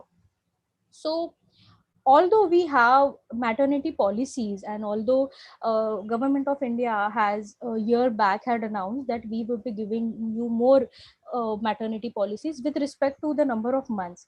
So instead of giving it for 90 days, we have extended it till the 6 months. So is it having a positive impact or not was another area which we had studied. And although the number of days of leave was increased, the impact of this change in the policy was still not there. So what is that? Where are we lacking is something that we had tried studying in this research. So we'll first understand the theoretical framework, and later on we'll see how the research methodology has been adopted for this study. This study is grounded into the Herzberg's two-factor model. We all are aware about this model, wherein hygiene factors, in the absence of these factors, the motivation of the people or of the employee decreases and they intend to leave their job. And in the presence of the motivational factor, the motivation of the employee increases and their productivity as well. This study, when we extended for the working mother, there were 23 indicators that we received, and those indicators were further divided into 8 groups. Out of those 8 groups, 6 variables were considered for the hygiene factors and 2 were considered for the motivatory factor. In hygiene factor, pay, fringe benefit, physical working condition. In pandemic, the physical working conditions, before pandemic, the study, when the data was collected, even inclusion of crutches were there. But nowadays, instead of crutches, women are demanding for the household help. So this is how the internal factors, or the hygiene factors, were considered, and then motivators. Motivator included the growth opportunity, promotional opportunities, and the responsibilities or the gravity of the job. Considering these factors, we have proposed this business model wherein hygiene factors are predicting the intention to stay and motivators are predicting job satisfaction, and both of these are further positively impacting female labor force participation rate. And if we achieve that, we could see better number or increase in number of women participation rate in the labor market. Hence, we can see the hypothesis as well. Hygiene factors and motivators can predict women's intention to stay and job satisfaction.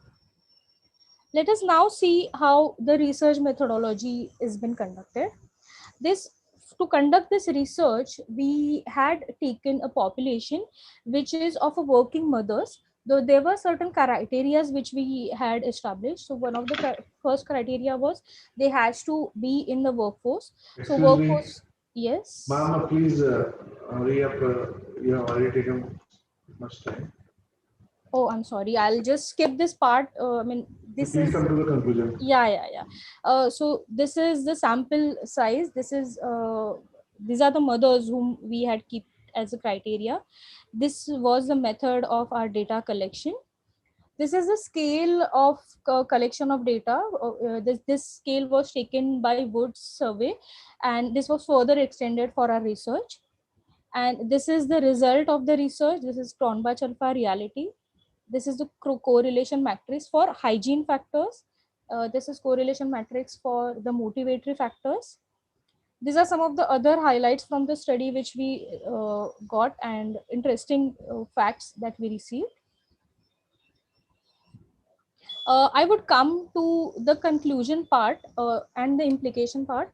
Now, how this study will benefit overall to the people.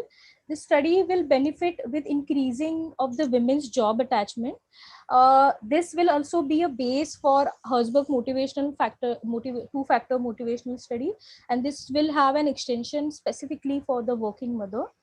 This will help HR and other organizational leaders or the decision makers to implement the strategies for related to maternity. To come to conclusion, here we are trying to enlarge the number of women or increase the number of women participation in the labor force. To do that, we need to first understand what is the basic reason. The reason being maternity leave, or the lacking of strengthening of maternity policy. If we have to strengthen the maternity policy or to call them as a utilitarian maternity policies, there are several factors that we need to consider, and these factors are hygiene factors and motivatory factor. I think I would like to conclude here with this, and I believe that gender equality is something that will be seen in future by keeping the study as a base. Thank you so much. Yeah. Then the next presenter we have, that is Ms. Ilva Nagini. I will request Ms. Ilva Nagini to please deliver her presentation. Sir, good afternoon, sir. I'm very well here. Shall I start presenting? Yes, ma'am.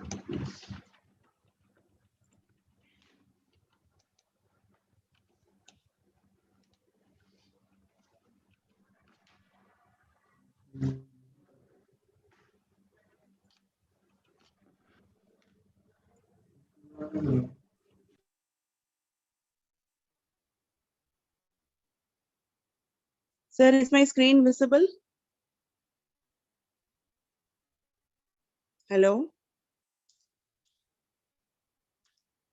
Hello, is my screen Yes, visible? now it is visible, please. Okay. Okay, thank you. Thank you so much. So good afternoon, everybody. My presentation today is going to be regarding professional character map of the millennial human capital in the multinational automobile manufacturing company. The name of the manufacturing company is kept confidential since it was requested, and since I was requested not to share those information, I'm just giving it as an vague name, that's it. So this process of carrying over this research article was basically based upon a project work done on the same automobile.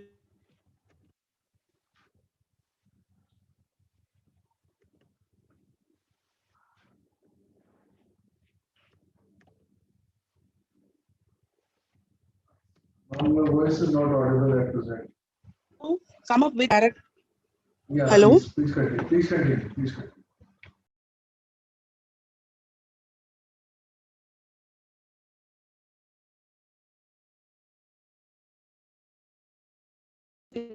Talent pool. That is, this project actually concentrates on the millennial workforce in the organization, which is called the Young Talent Pool.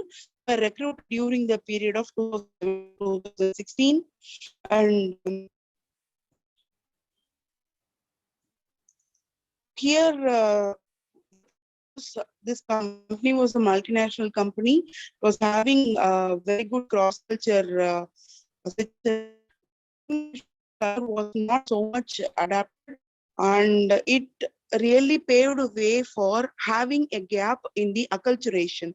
Okay, so the need for having the characters to be mapped was taken up, and we were required to take up the inborn characteristics of every individual and try to bring out the professional characteristics of those individuals. So there is a balance between the two, and we try to match whether the individual's characteristics are really mapping to their professional characteristics. Okay, and so this is very important in the learning and training and development activities, as well the recruitment processes, because today we see that the attrition rate in most of the companies are soaring high, and that is why, to reduce the attrition rate, we try to have a match between the professional characters of an employee and the job specification and description, whatever we make related to the job analysis. So the responses were collected from the heads as well as the young talent pool. And the insight into the characters exhibited by the young talent pool are also given from the purview of the head of the sections. And there is a mapping of the characters of every particular employee being clubbed together based upon the Big Five factor theory of psychology, which is often called as OCEAN, right? The first one is the openness to experience, second is the consciousness, conscientiousness, extroversion, agreeableness, and then neuroticism. So out of these four characteristics, we often see neuroticism to be a negative trait of the employees, but still we find it as a platform for employees to develop their professional characteristics out from this neuroticism that they may be having. Okay, so I'm skipping this review of literature, sir. May I? Yes, ma'am, please. Okay, so I'm coming down to the research methodology. The research design I have maintained is a qualitative one. Basically, when I came out with this qualitative study, I had a questionnaire which was administered physically and an online survey questionnaire using SurveyMonkey as well. Since the company sales executives and the other branches were available all over the country, I was opting for online survey questionnaire also. And from the questionnaires which I had administered at the factory, at the unit level, I have collected it personally. So the number of statements in every questionnaire is going to be 35. All were positive questions because since I have collected the information from the executives, they felt the people who had given me this project work had felt that no negative questions be included in the questionnaire. So I did not have any reverse questions. The respondents are to read the statements, pick the best fit statement in the inner circle and then better fit statement in the outer circle. So in the questionnaire, I was having 2 circles. So the reader should read the statements and put more of that particular statement in the inner circle if he finds to be the best. Ma'am, you are requested to please hurry up and come to the conclusion, please. Pardon, sir, I am unable to hear you. You to please hurry up and come to the conclusion, please, because it's 5-minute presentation, right? So the total number was 211 and the head of sections question were 113. Okay, the sample design we followed was. Excuse me. Hello? Ma'am, you are requested to please hurry up and come to the conclusion, please. Because we have said Yes, sir, yes, time limit yes. is 5 minutes. Okay.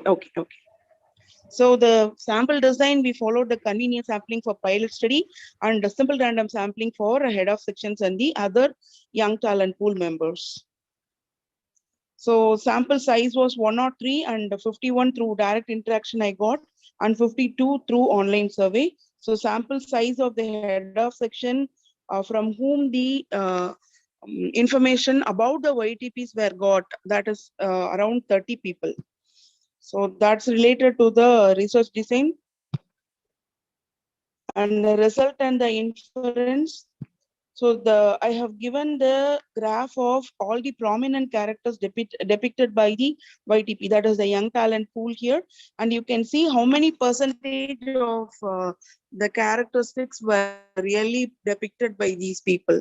So self-awareness, it is 61, commitment, it is 45.25, and risk-taking, it is 54.33, methodical, it is 69.5, professionalism, it is 55.25, self-monitoring, it is 46, collaboration, it is 55.4, sense of belongingness, it is 18.5, role clarity, it is 43.25, culture fit, it is 40.5, and networking, it is 36. So from the graph, you would have understood that being methodical within a manufacturing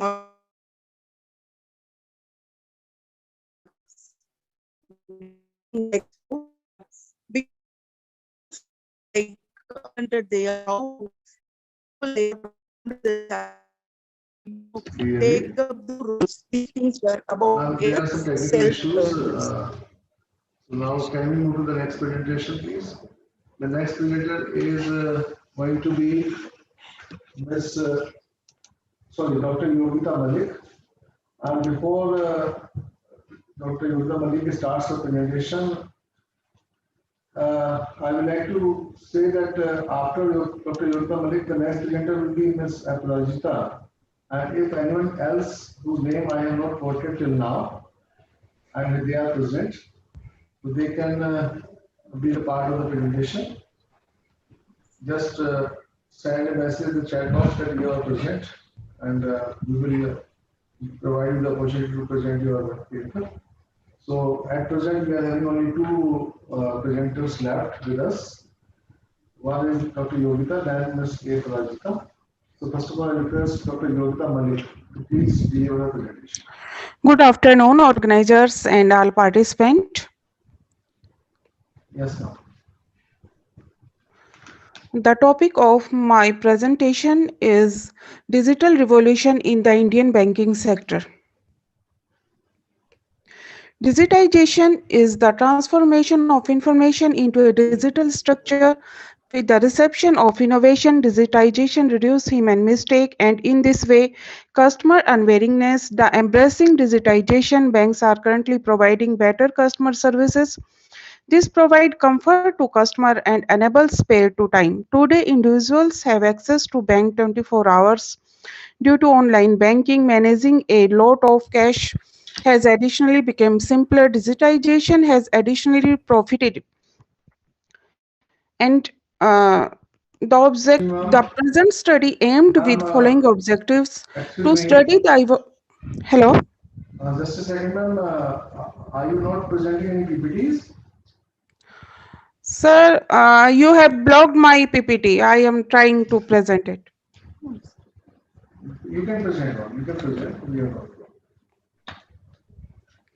The present study aimed with following objectives to study the evolution of digitalization in Indian banking sector, to know about progress and scope for digital banking in India, to elaborate the challenges of digitalizing banking sector activities in India. The main tools of banking digitalization is NEFT and RTGS.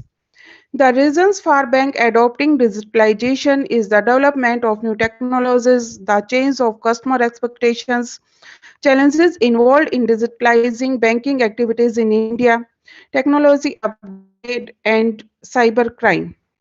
Banking and financial services have consistently been very formal in nature, and in light of current circumstances, in any case, things are quickly transforming in the digital period. It is significant that the banks stay as transparent as their customers remain authentic. The primary target behind coordinating banking services with innovation is without a doubt accommodations. Innovation has now become commonplace of most people to an extent that it impacts their way of life. At that point becomes fundamental for business to separate themselves in the digital space with one-of-kind contributions. The new experts have made the capacity to utilize the networks and data that they make around their customers, product and services to produce an exceptionally customized customer experience. Digital experience is unquestionable increasing customize. Thank you, sir. I am not able to present my PPT now. Thank you. The last presenter for today, as per our report at present, is Ms. Aparajita. And the topic of our presentation is Sustainable HR Practices of St. Xavier College, Kolkata in the New Normal and its impact on organization culture, a case-based approach. So I request Mr. Aparajita to please review our presentation. Yes, sir.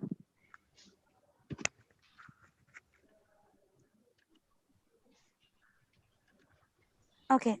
Sir, are you all sharing the screen for me, sir? Ma'am, your screen is visible. You are Yes, sharing your yes. screen. We are sharing your screen. Yes. Thank you so much, sir. Hello, everyone. Good afternoon. I am Aparajita Hebra, a research scholar and also a faculty at St. Xavier's College, Kolkata. And my topic today, as you all can see, it's about sustainable human resource management practices of St. Xavier's College in the new normal and its impact on organizational culture. It's a case-based approach. The next slide, please. So we all have been talking a lot about sustainability. In fact, today, since morning, well, we have been attending these sessions. We have heard other speakers as well who have been talking highly about why there is a need of sustainability and how it can really benefit us. And therefore, this topic today that has been considered by me and my co-author here reflects certain aspects of St. Xavier's College, which the college has undertaken in order to, achieve and attain, rather implement the sustainable practices. Now, we know that the United Nations has 17 sustainable development goals, and it is highly important for different organizations, rather I'll say all, so that each organizations can, work towards achieving these goals. However, considering St. Xavier's College, for the case here, we will be looking forward into some of the practices that the institution has been taking forward so that the sustainability aspect can be taken care of. Now, moving to the objectives of the study, the study explores the various sustainable HRM practices of the college, which I already mentioned. And the study also tries to prove that sustainable human resource practices that is being implemented by the college and its impact on the culture of the organization. Now, going to the next slide. Can we please? Yeah. Now, what is the need behind this study? The major reasons why the study has been undertaken is it considers what are the major challenges that are encountered by the higher education institutions during this pandemic, which you and me are well aware of as to how the pandemic has affected each one of us. Also, what are the opportunities in the landscape of sustainable HRM that higher education institutions can avail? At the same time, how higher education institutions can guide employees towards the accomplishment of organizational tasks while emphasizing heavily on environmental or sustainability through the sustainable HRM practices. Now, when we talk about the institution in general, we see that the institution is a globally accepted and acknowledged education hub that has been catering to many students and also its stakeholders. At the same time, the institution has not just played an important role towards education, but it has also encouraged students to be highly concerned and also to be conscious regarding the environment and also ways to achieve sustainability. The research paper or the study will also reflect upon some of the aspects which will be shown in the next 1 or 2 slides, which will reflect on some of the ways or practices that the institution has also taken care of.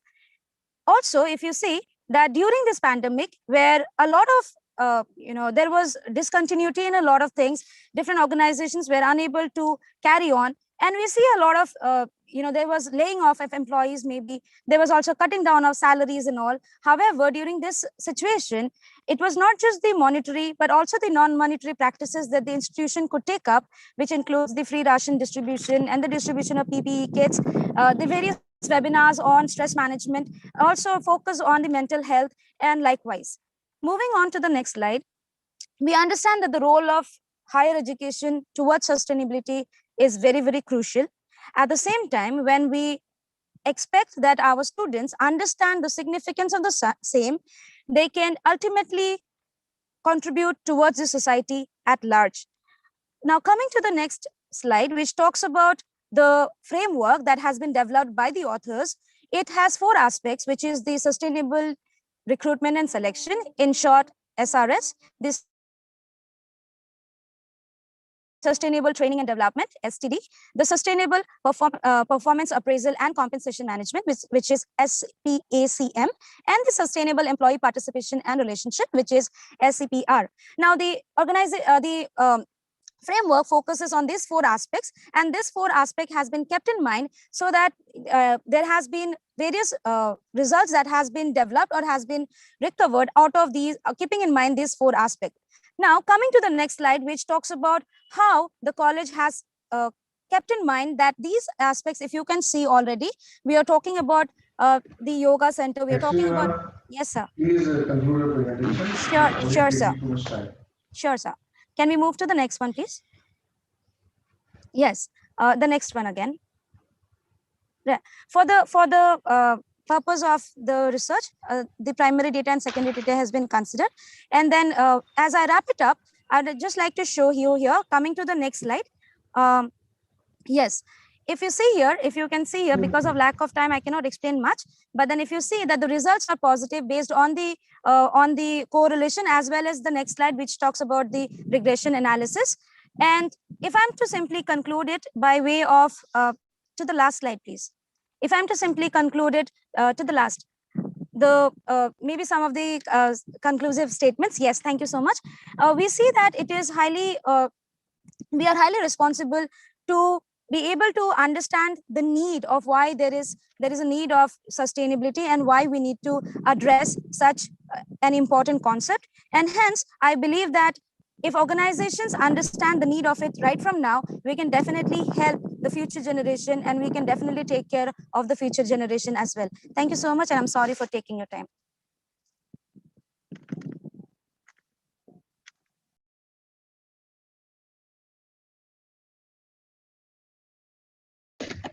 Now again, request to please put your videos on so that we can have once again have a few shots for the conference proceedings. Please put your videos on.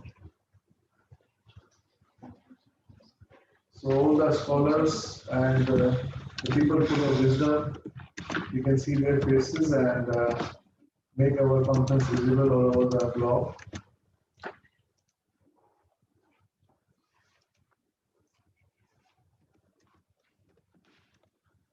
Asking my technical team that whether they are through this.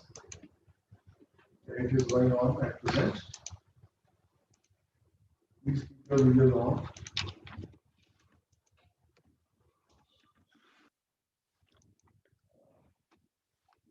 It is over now. You can put your videos off now. Now this is the time for anyone else who is there for presentation. You can intimate us. This is the last chance, an opportunity to present your paper in this conference. Good afternoon, sir. This is Ruta Desai, and my presentation is pending. Yeah, you can please. Actually, I'm not able to share the screen, so is it possible for you to share my PPT? Have you shared your PPT with us? Yes. Yes, we will share your screen. No issues. Okay, thank you. Please start.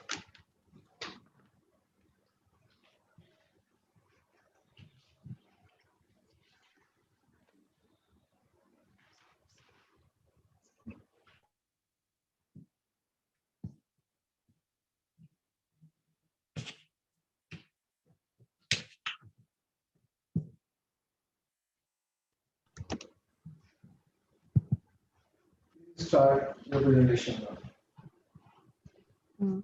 Okay.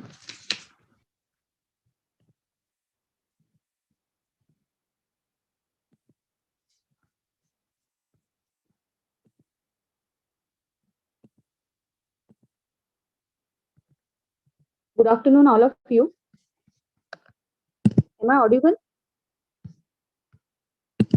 Hello? Am I audible? Okay, yes, sir. My paper is based on a study of competency-based HRM for business sustainability.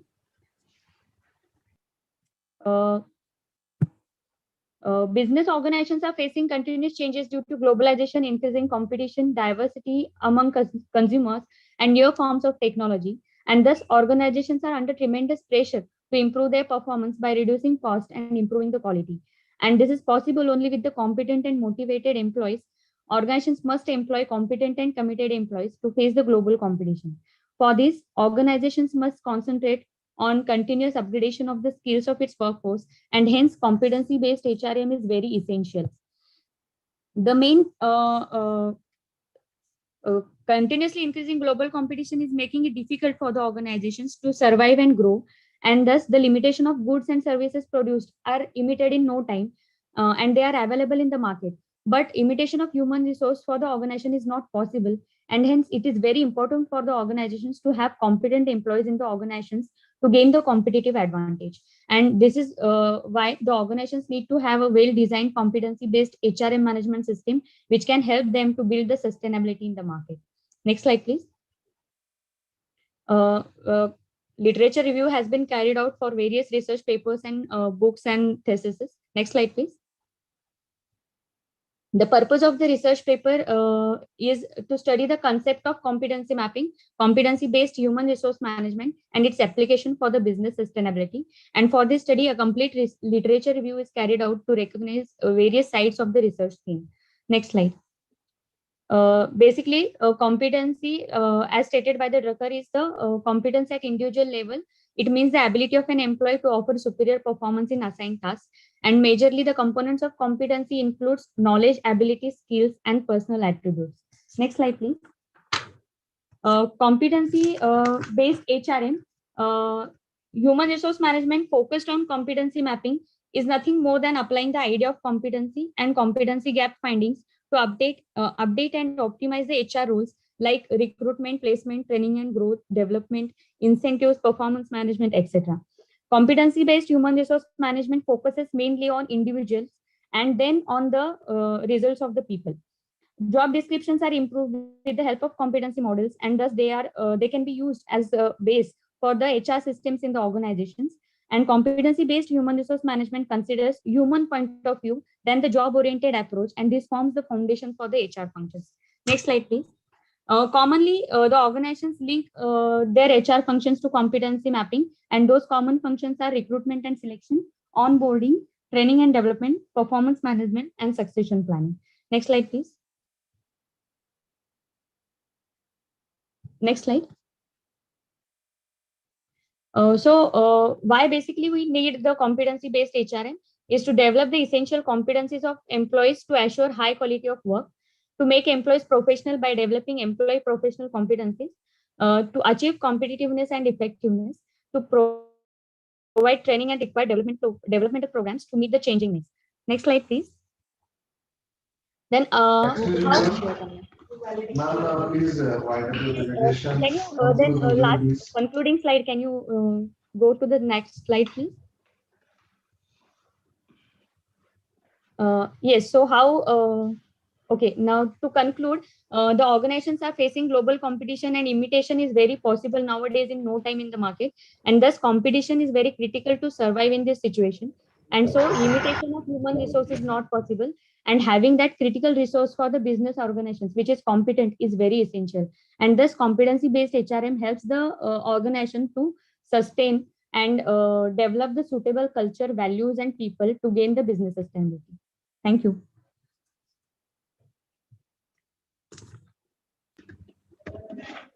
Thank you, ma'am. Thanks for this presentation. Now we have come to the Best Paper Presentation Award, and we are just in the process of tabulating the scores and finally making the calculation that who has got the maximum score. As I have been telling you earlier also that we had our external evaluator as Dr. Sonali Mishra, who is also the evaluator speaker for this conference. And we have had internal evaluators also from different discussion of marketing, economics, HR, and journal. So on the basis of this comprehensive evaluation, we are finally reaching the situation, and we are able to announce the Best Paper Presentation Award. And for that, may I request Dr. Sonali, please join us and first of all declare the presentation, Best Paper Presentation Award, and then please present her variety address. Before that, I would like to tell you something about Dr. Sonali Mishra. Dr. Sonali Mishra is an editor, author, educationist, and a humanitarian. She has a strong teaching and research experience of more than 15 years. She has presented research papers in national and international conferences. Dr. Mishra is an editorial board member of 4 reputed journals, also country coordinator India for CEO Congress. Dr. Mishra has received a prestigious award in the field of research, Young Scientist Award 2020 by Azure Research Award at international level, Best Paper Award. Dr. Mishra is a member of Women India Chamber of Commerce and Industry, also on the board of reputed media house Kandari, where she holds the position of Vice President. On humanitarian grounds, she is the Vice President of MP State for the Rashtriya Sainik Sanstha, and also nominated as World Peace Ambassadors by an international organization. We are indeed privileged to have the presence of Dr. Sonali Mishra with us. I will request her, first of all, please declare the Best Paper Award and present the variety items. Please welcome Dr. Sonali.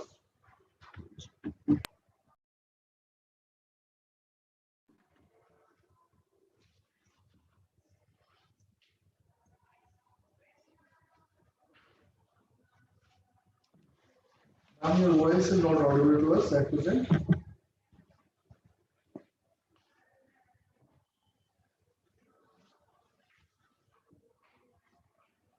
Your voice is not audible to us.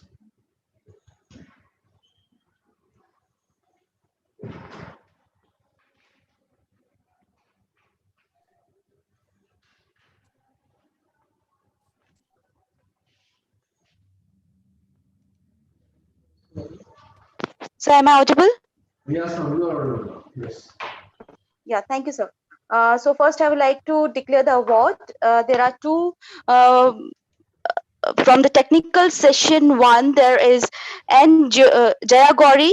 The paper title is Impact of HR Practices on Employee Empowerment of Differently Abled Employees in Banking Sector in Coimbatore.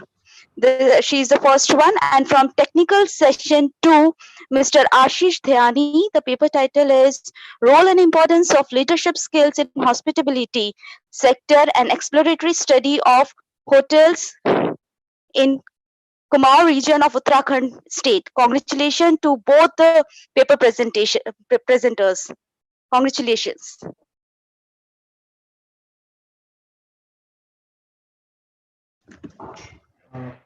Congratulations once again to Ms. Jay Gauri and Mr. Ashish Ghani for being the best presenters in the educational conference we organized today. Now I request Dr. Sonali to please present her experience. Thank you very much, sir. Starting with my presentation, I would like to speak on sustainable specialist or for the green businesses. Now we have heard a lot about the sustainability, how the business goes, and all lot of technical things in the complete conference. I would like to concentrate towards how one can have his or her career in sustainability, because it's the future where we are seeing India and all the countries going towards. Now, talking about sustainability, nowadays idea of sustainability has gained wide recognition by most corporates, satisfying our needs without diminishing the chances of future generation. There is no denying that the term sustainability possesses the new challenges for business activities. So sustainability has come out as from the present without compromising the ability of the future generation to meet theirs. That is that term sustainability is. Next slide, please. Now, if I talk about, I'll be taking very short and fast.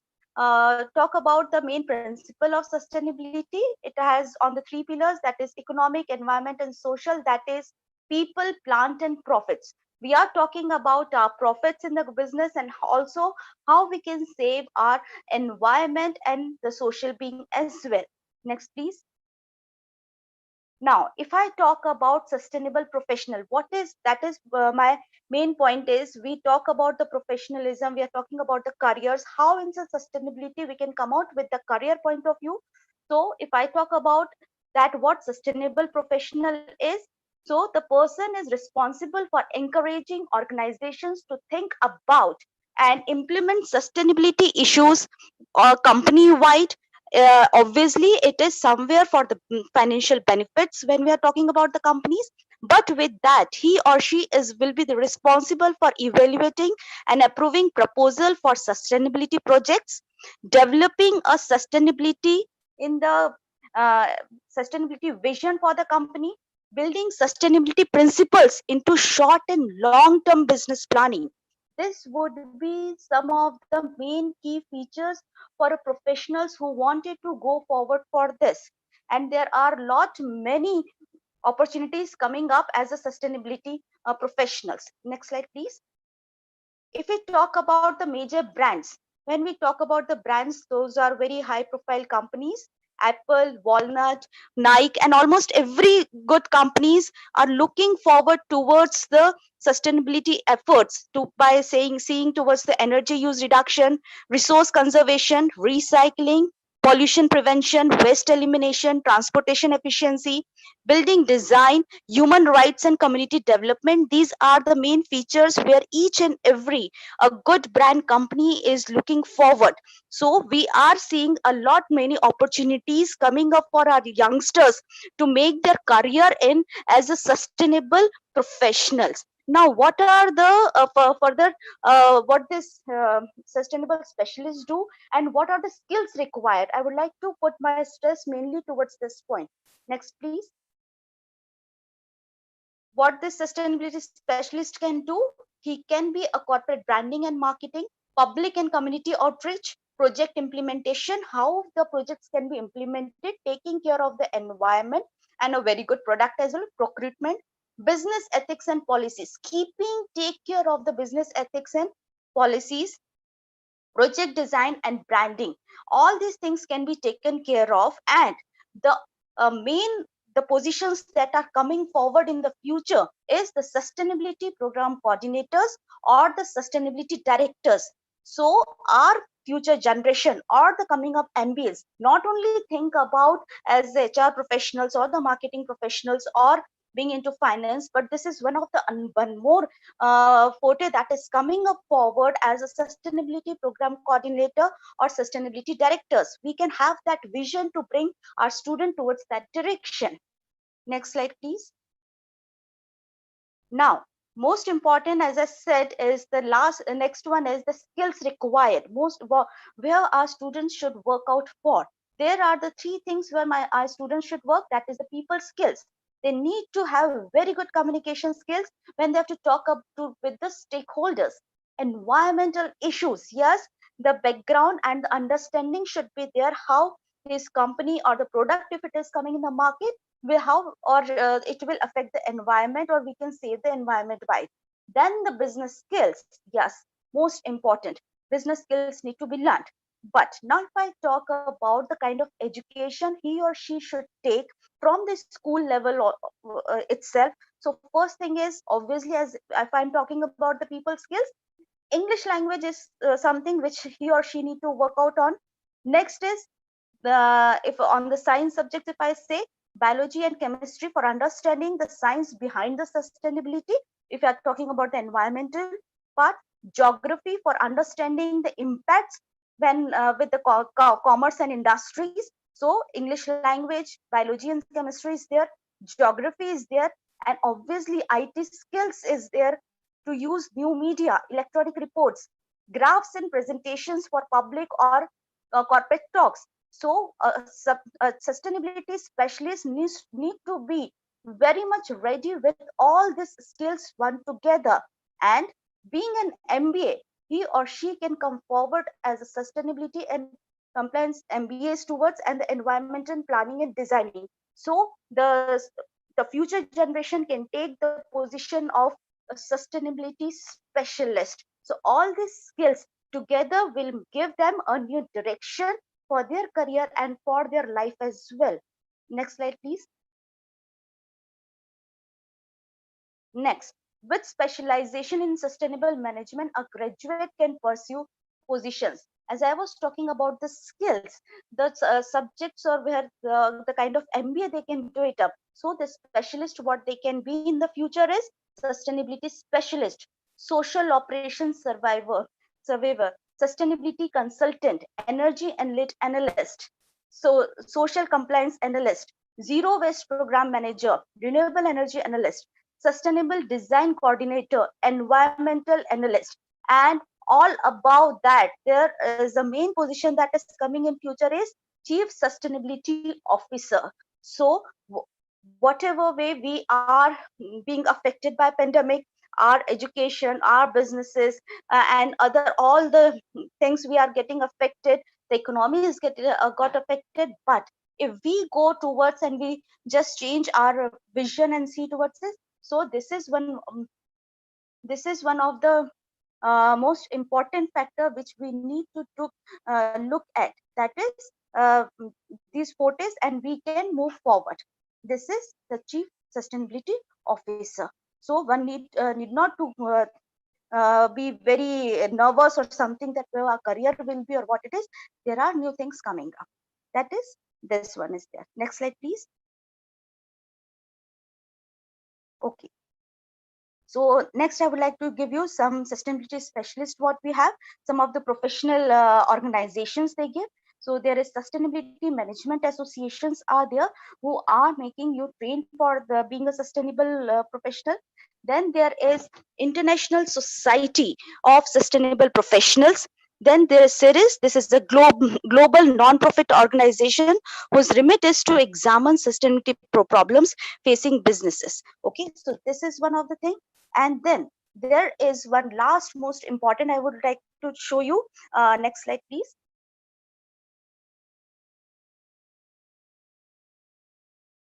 This is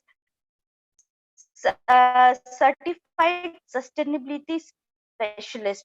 Thus, this certification, if our MBAs can do in very good STEM, that is certified sustainability specialist. So this is also one of the things where I want my MBAs and my students to look towards their career and the direction where they can move forward. Now, how the India or our SDG agenda of 2030 is working towards. Next slide, please. Okay, coming towards this part, if I say when we talk about the SDGs, where India is committed or reflected in its convergence with the National Development Agenda, as reflected in the motto of Sabka Saath, Sabka Vikas, where we are talking about Saksham Bharat, Saksham Bharat, Sabal Bharat, Swachh Bharat, Swasth Bharat, Samagra Bharat, Saksham Bharat, Satat Bharat, Sanatan Bharat, and Sampanna Bharat, Samriddha Bharat. So we as Indians or our government is looking towards this direction so that we can have a good and a very safe future in the coming time. Though we are struggling now, but our directions are going towards that area, and we have to prepare ourselves and coming generation in this direction. Concluding my talk, the last slide, please. Concluding the talk here, the developing countries like India will endeavor to do the best possible within their own domestic resources, keeping in mind the sustainable development imperatives. So look at the new horizon that is coming up with the sustainability, with the new approaches. Thank you very much. Jai Hind. Thank you.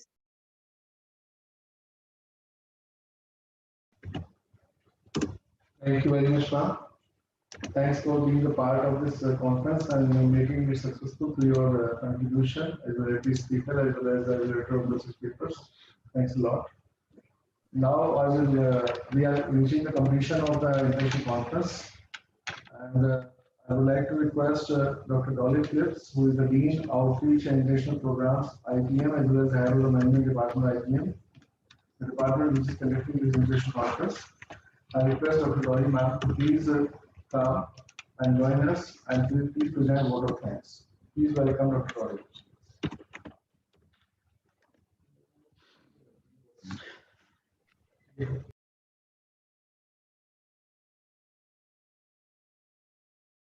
The time to wrap up our event, for which we have been preparing for the last 5 to 6 months.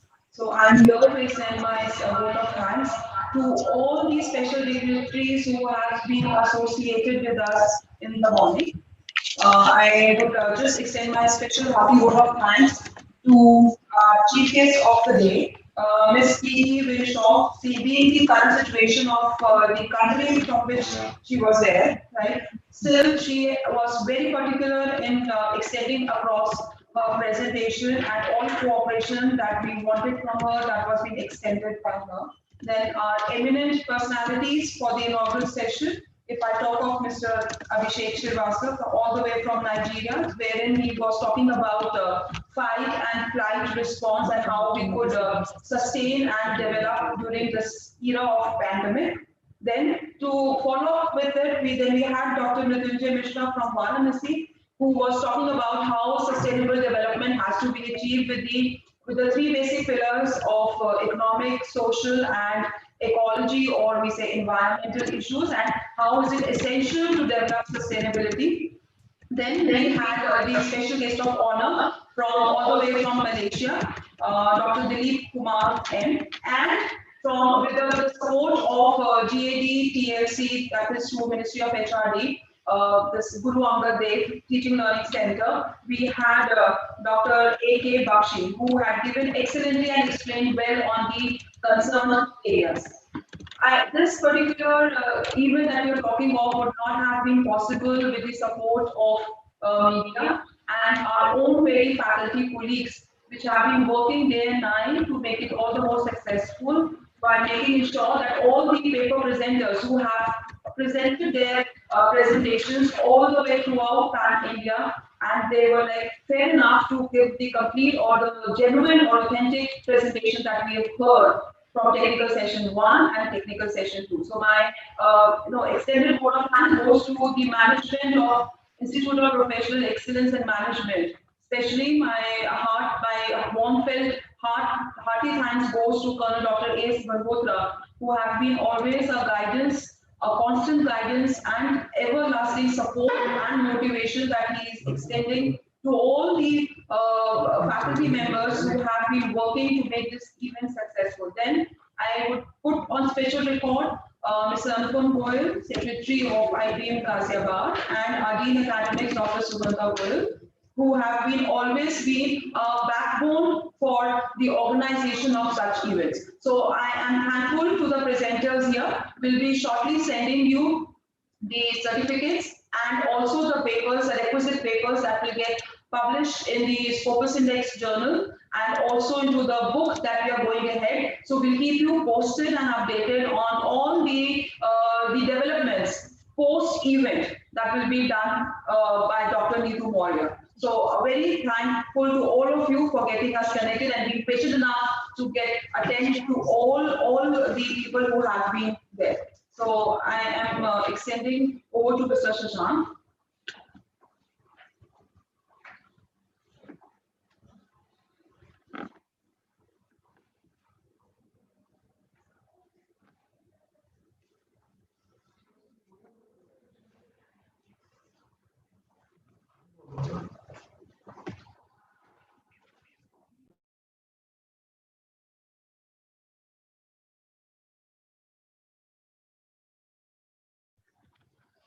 Thank you very much, ma'am. And once again, all the people who have made this conference successful, we are really thankful to them. And we hope that in future we will be receiving your cooperation and contribution in making these type of events successful for IPM Group institutions. And we hope that this conference will go a long way in making us understand and implement the sustainable practices in our personal and professional lives, as well as at the level of organization in global and local context. Thank you. Thank you very much.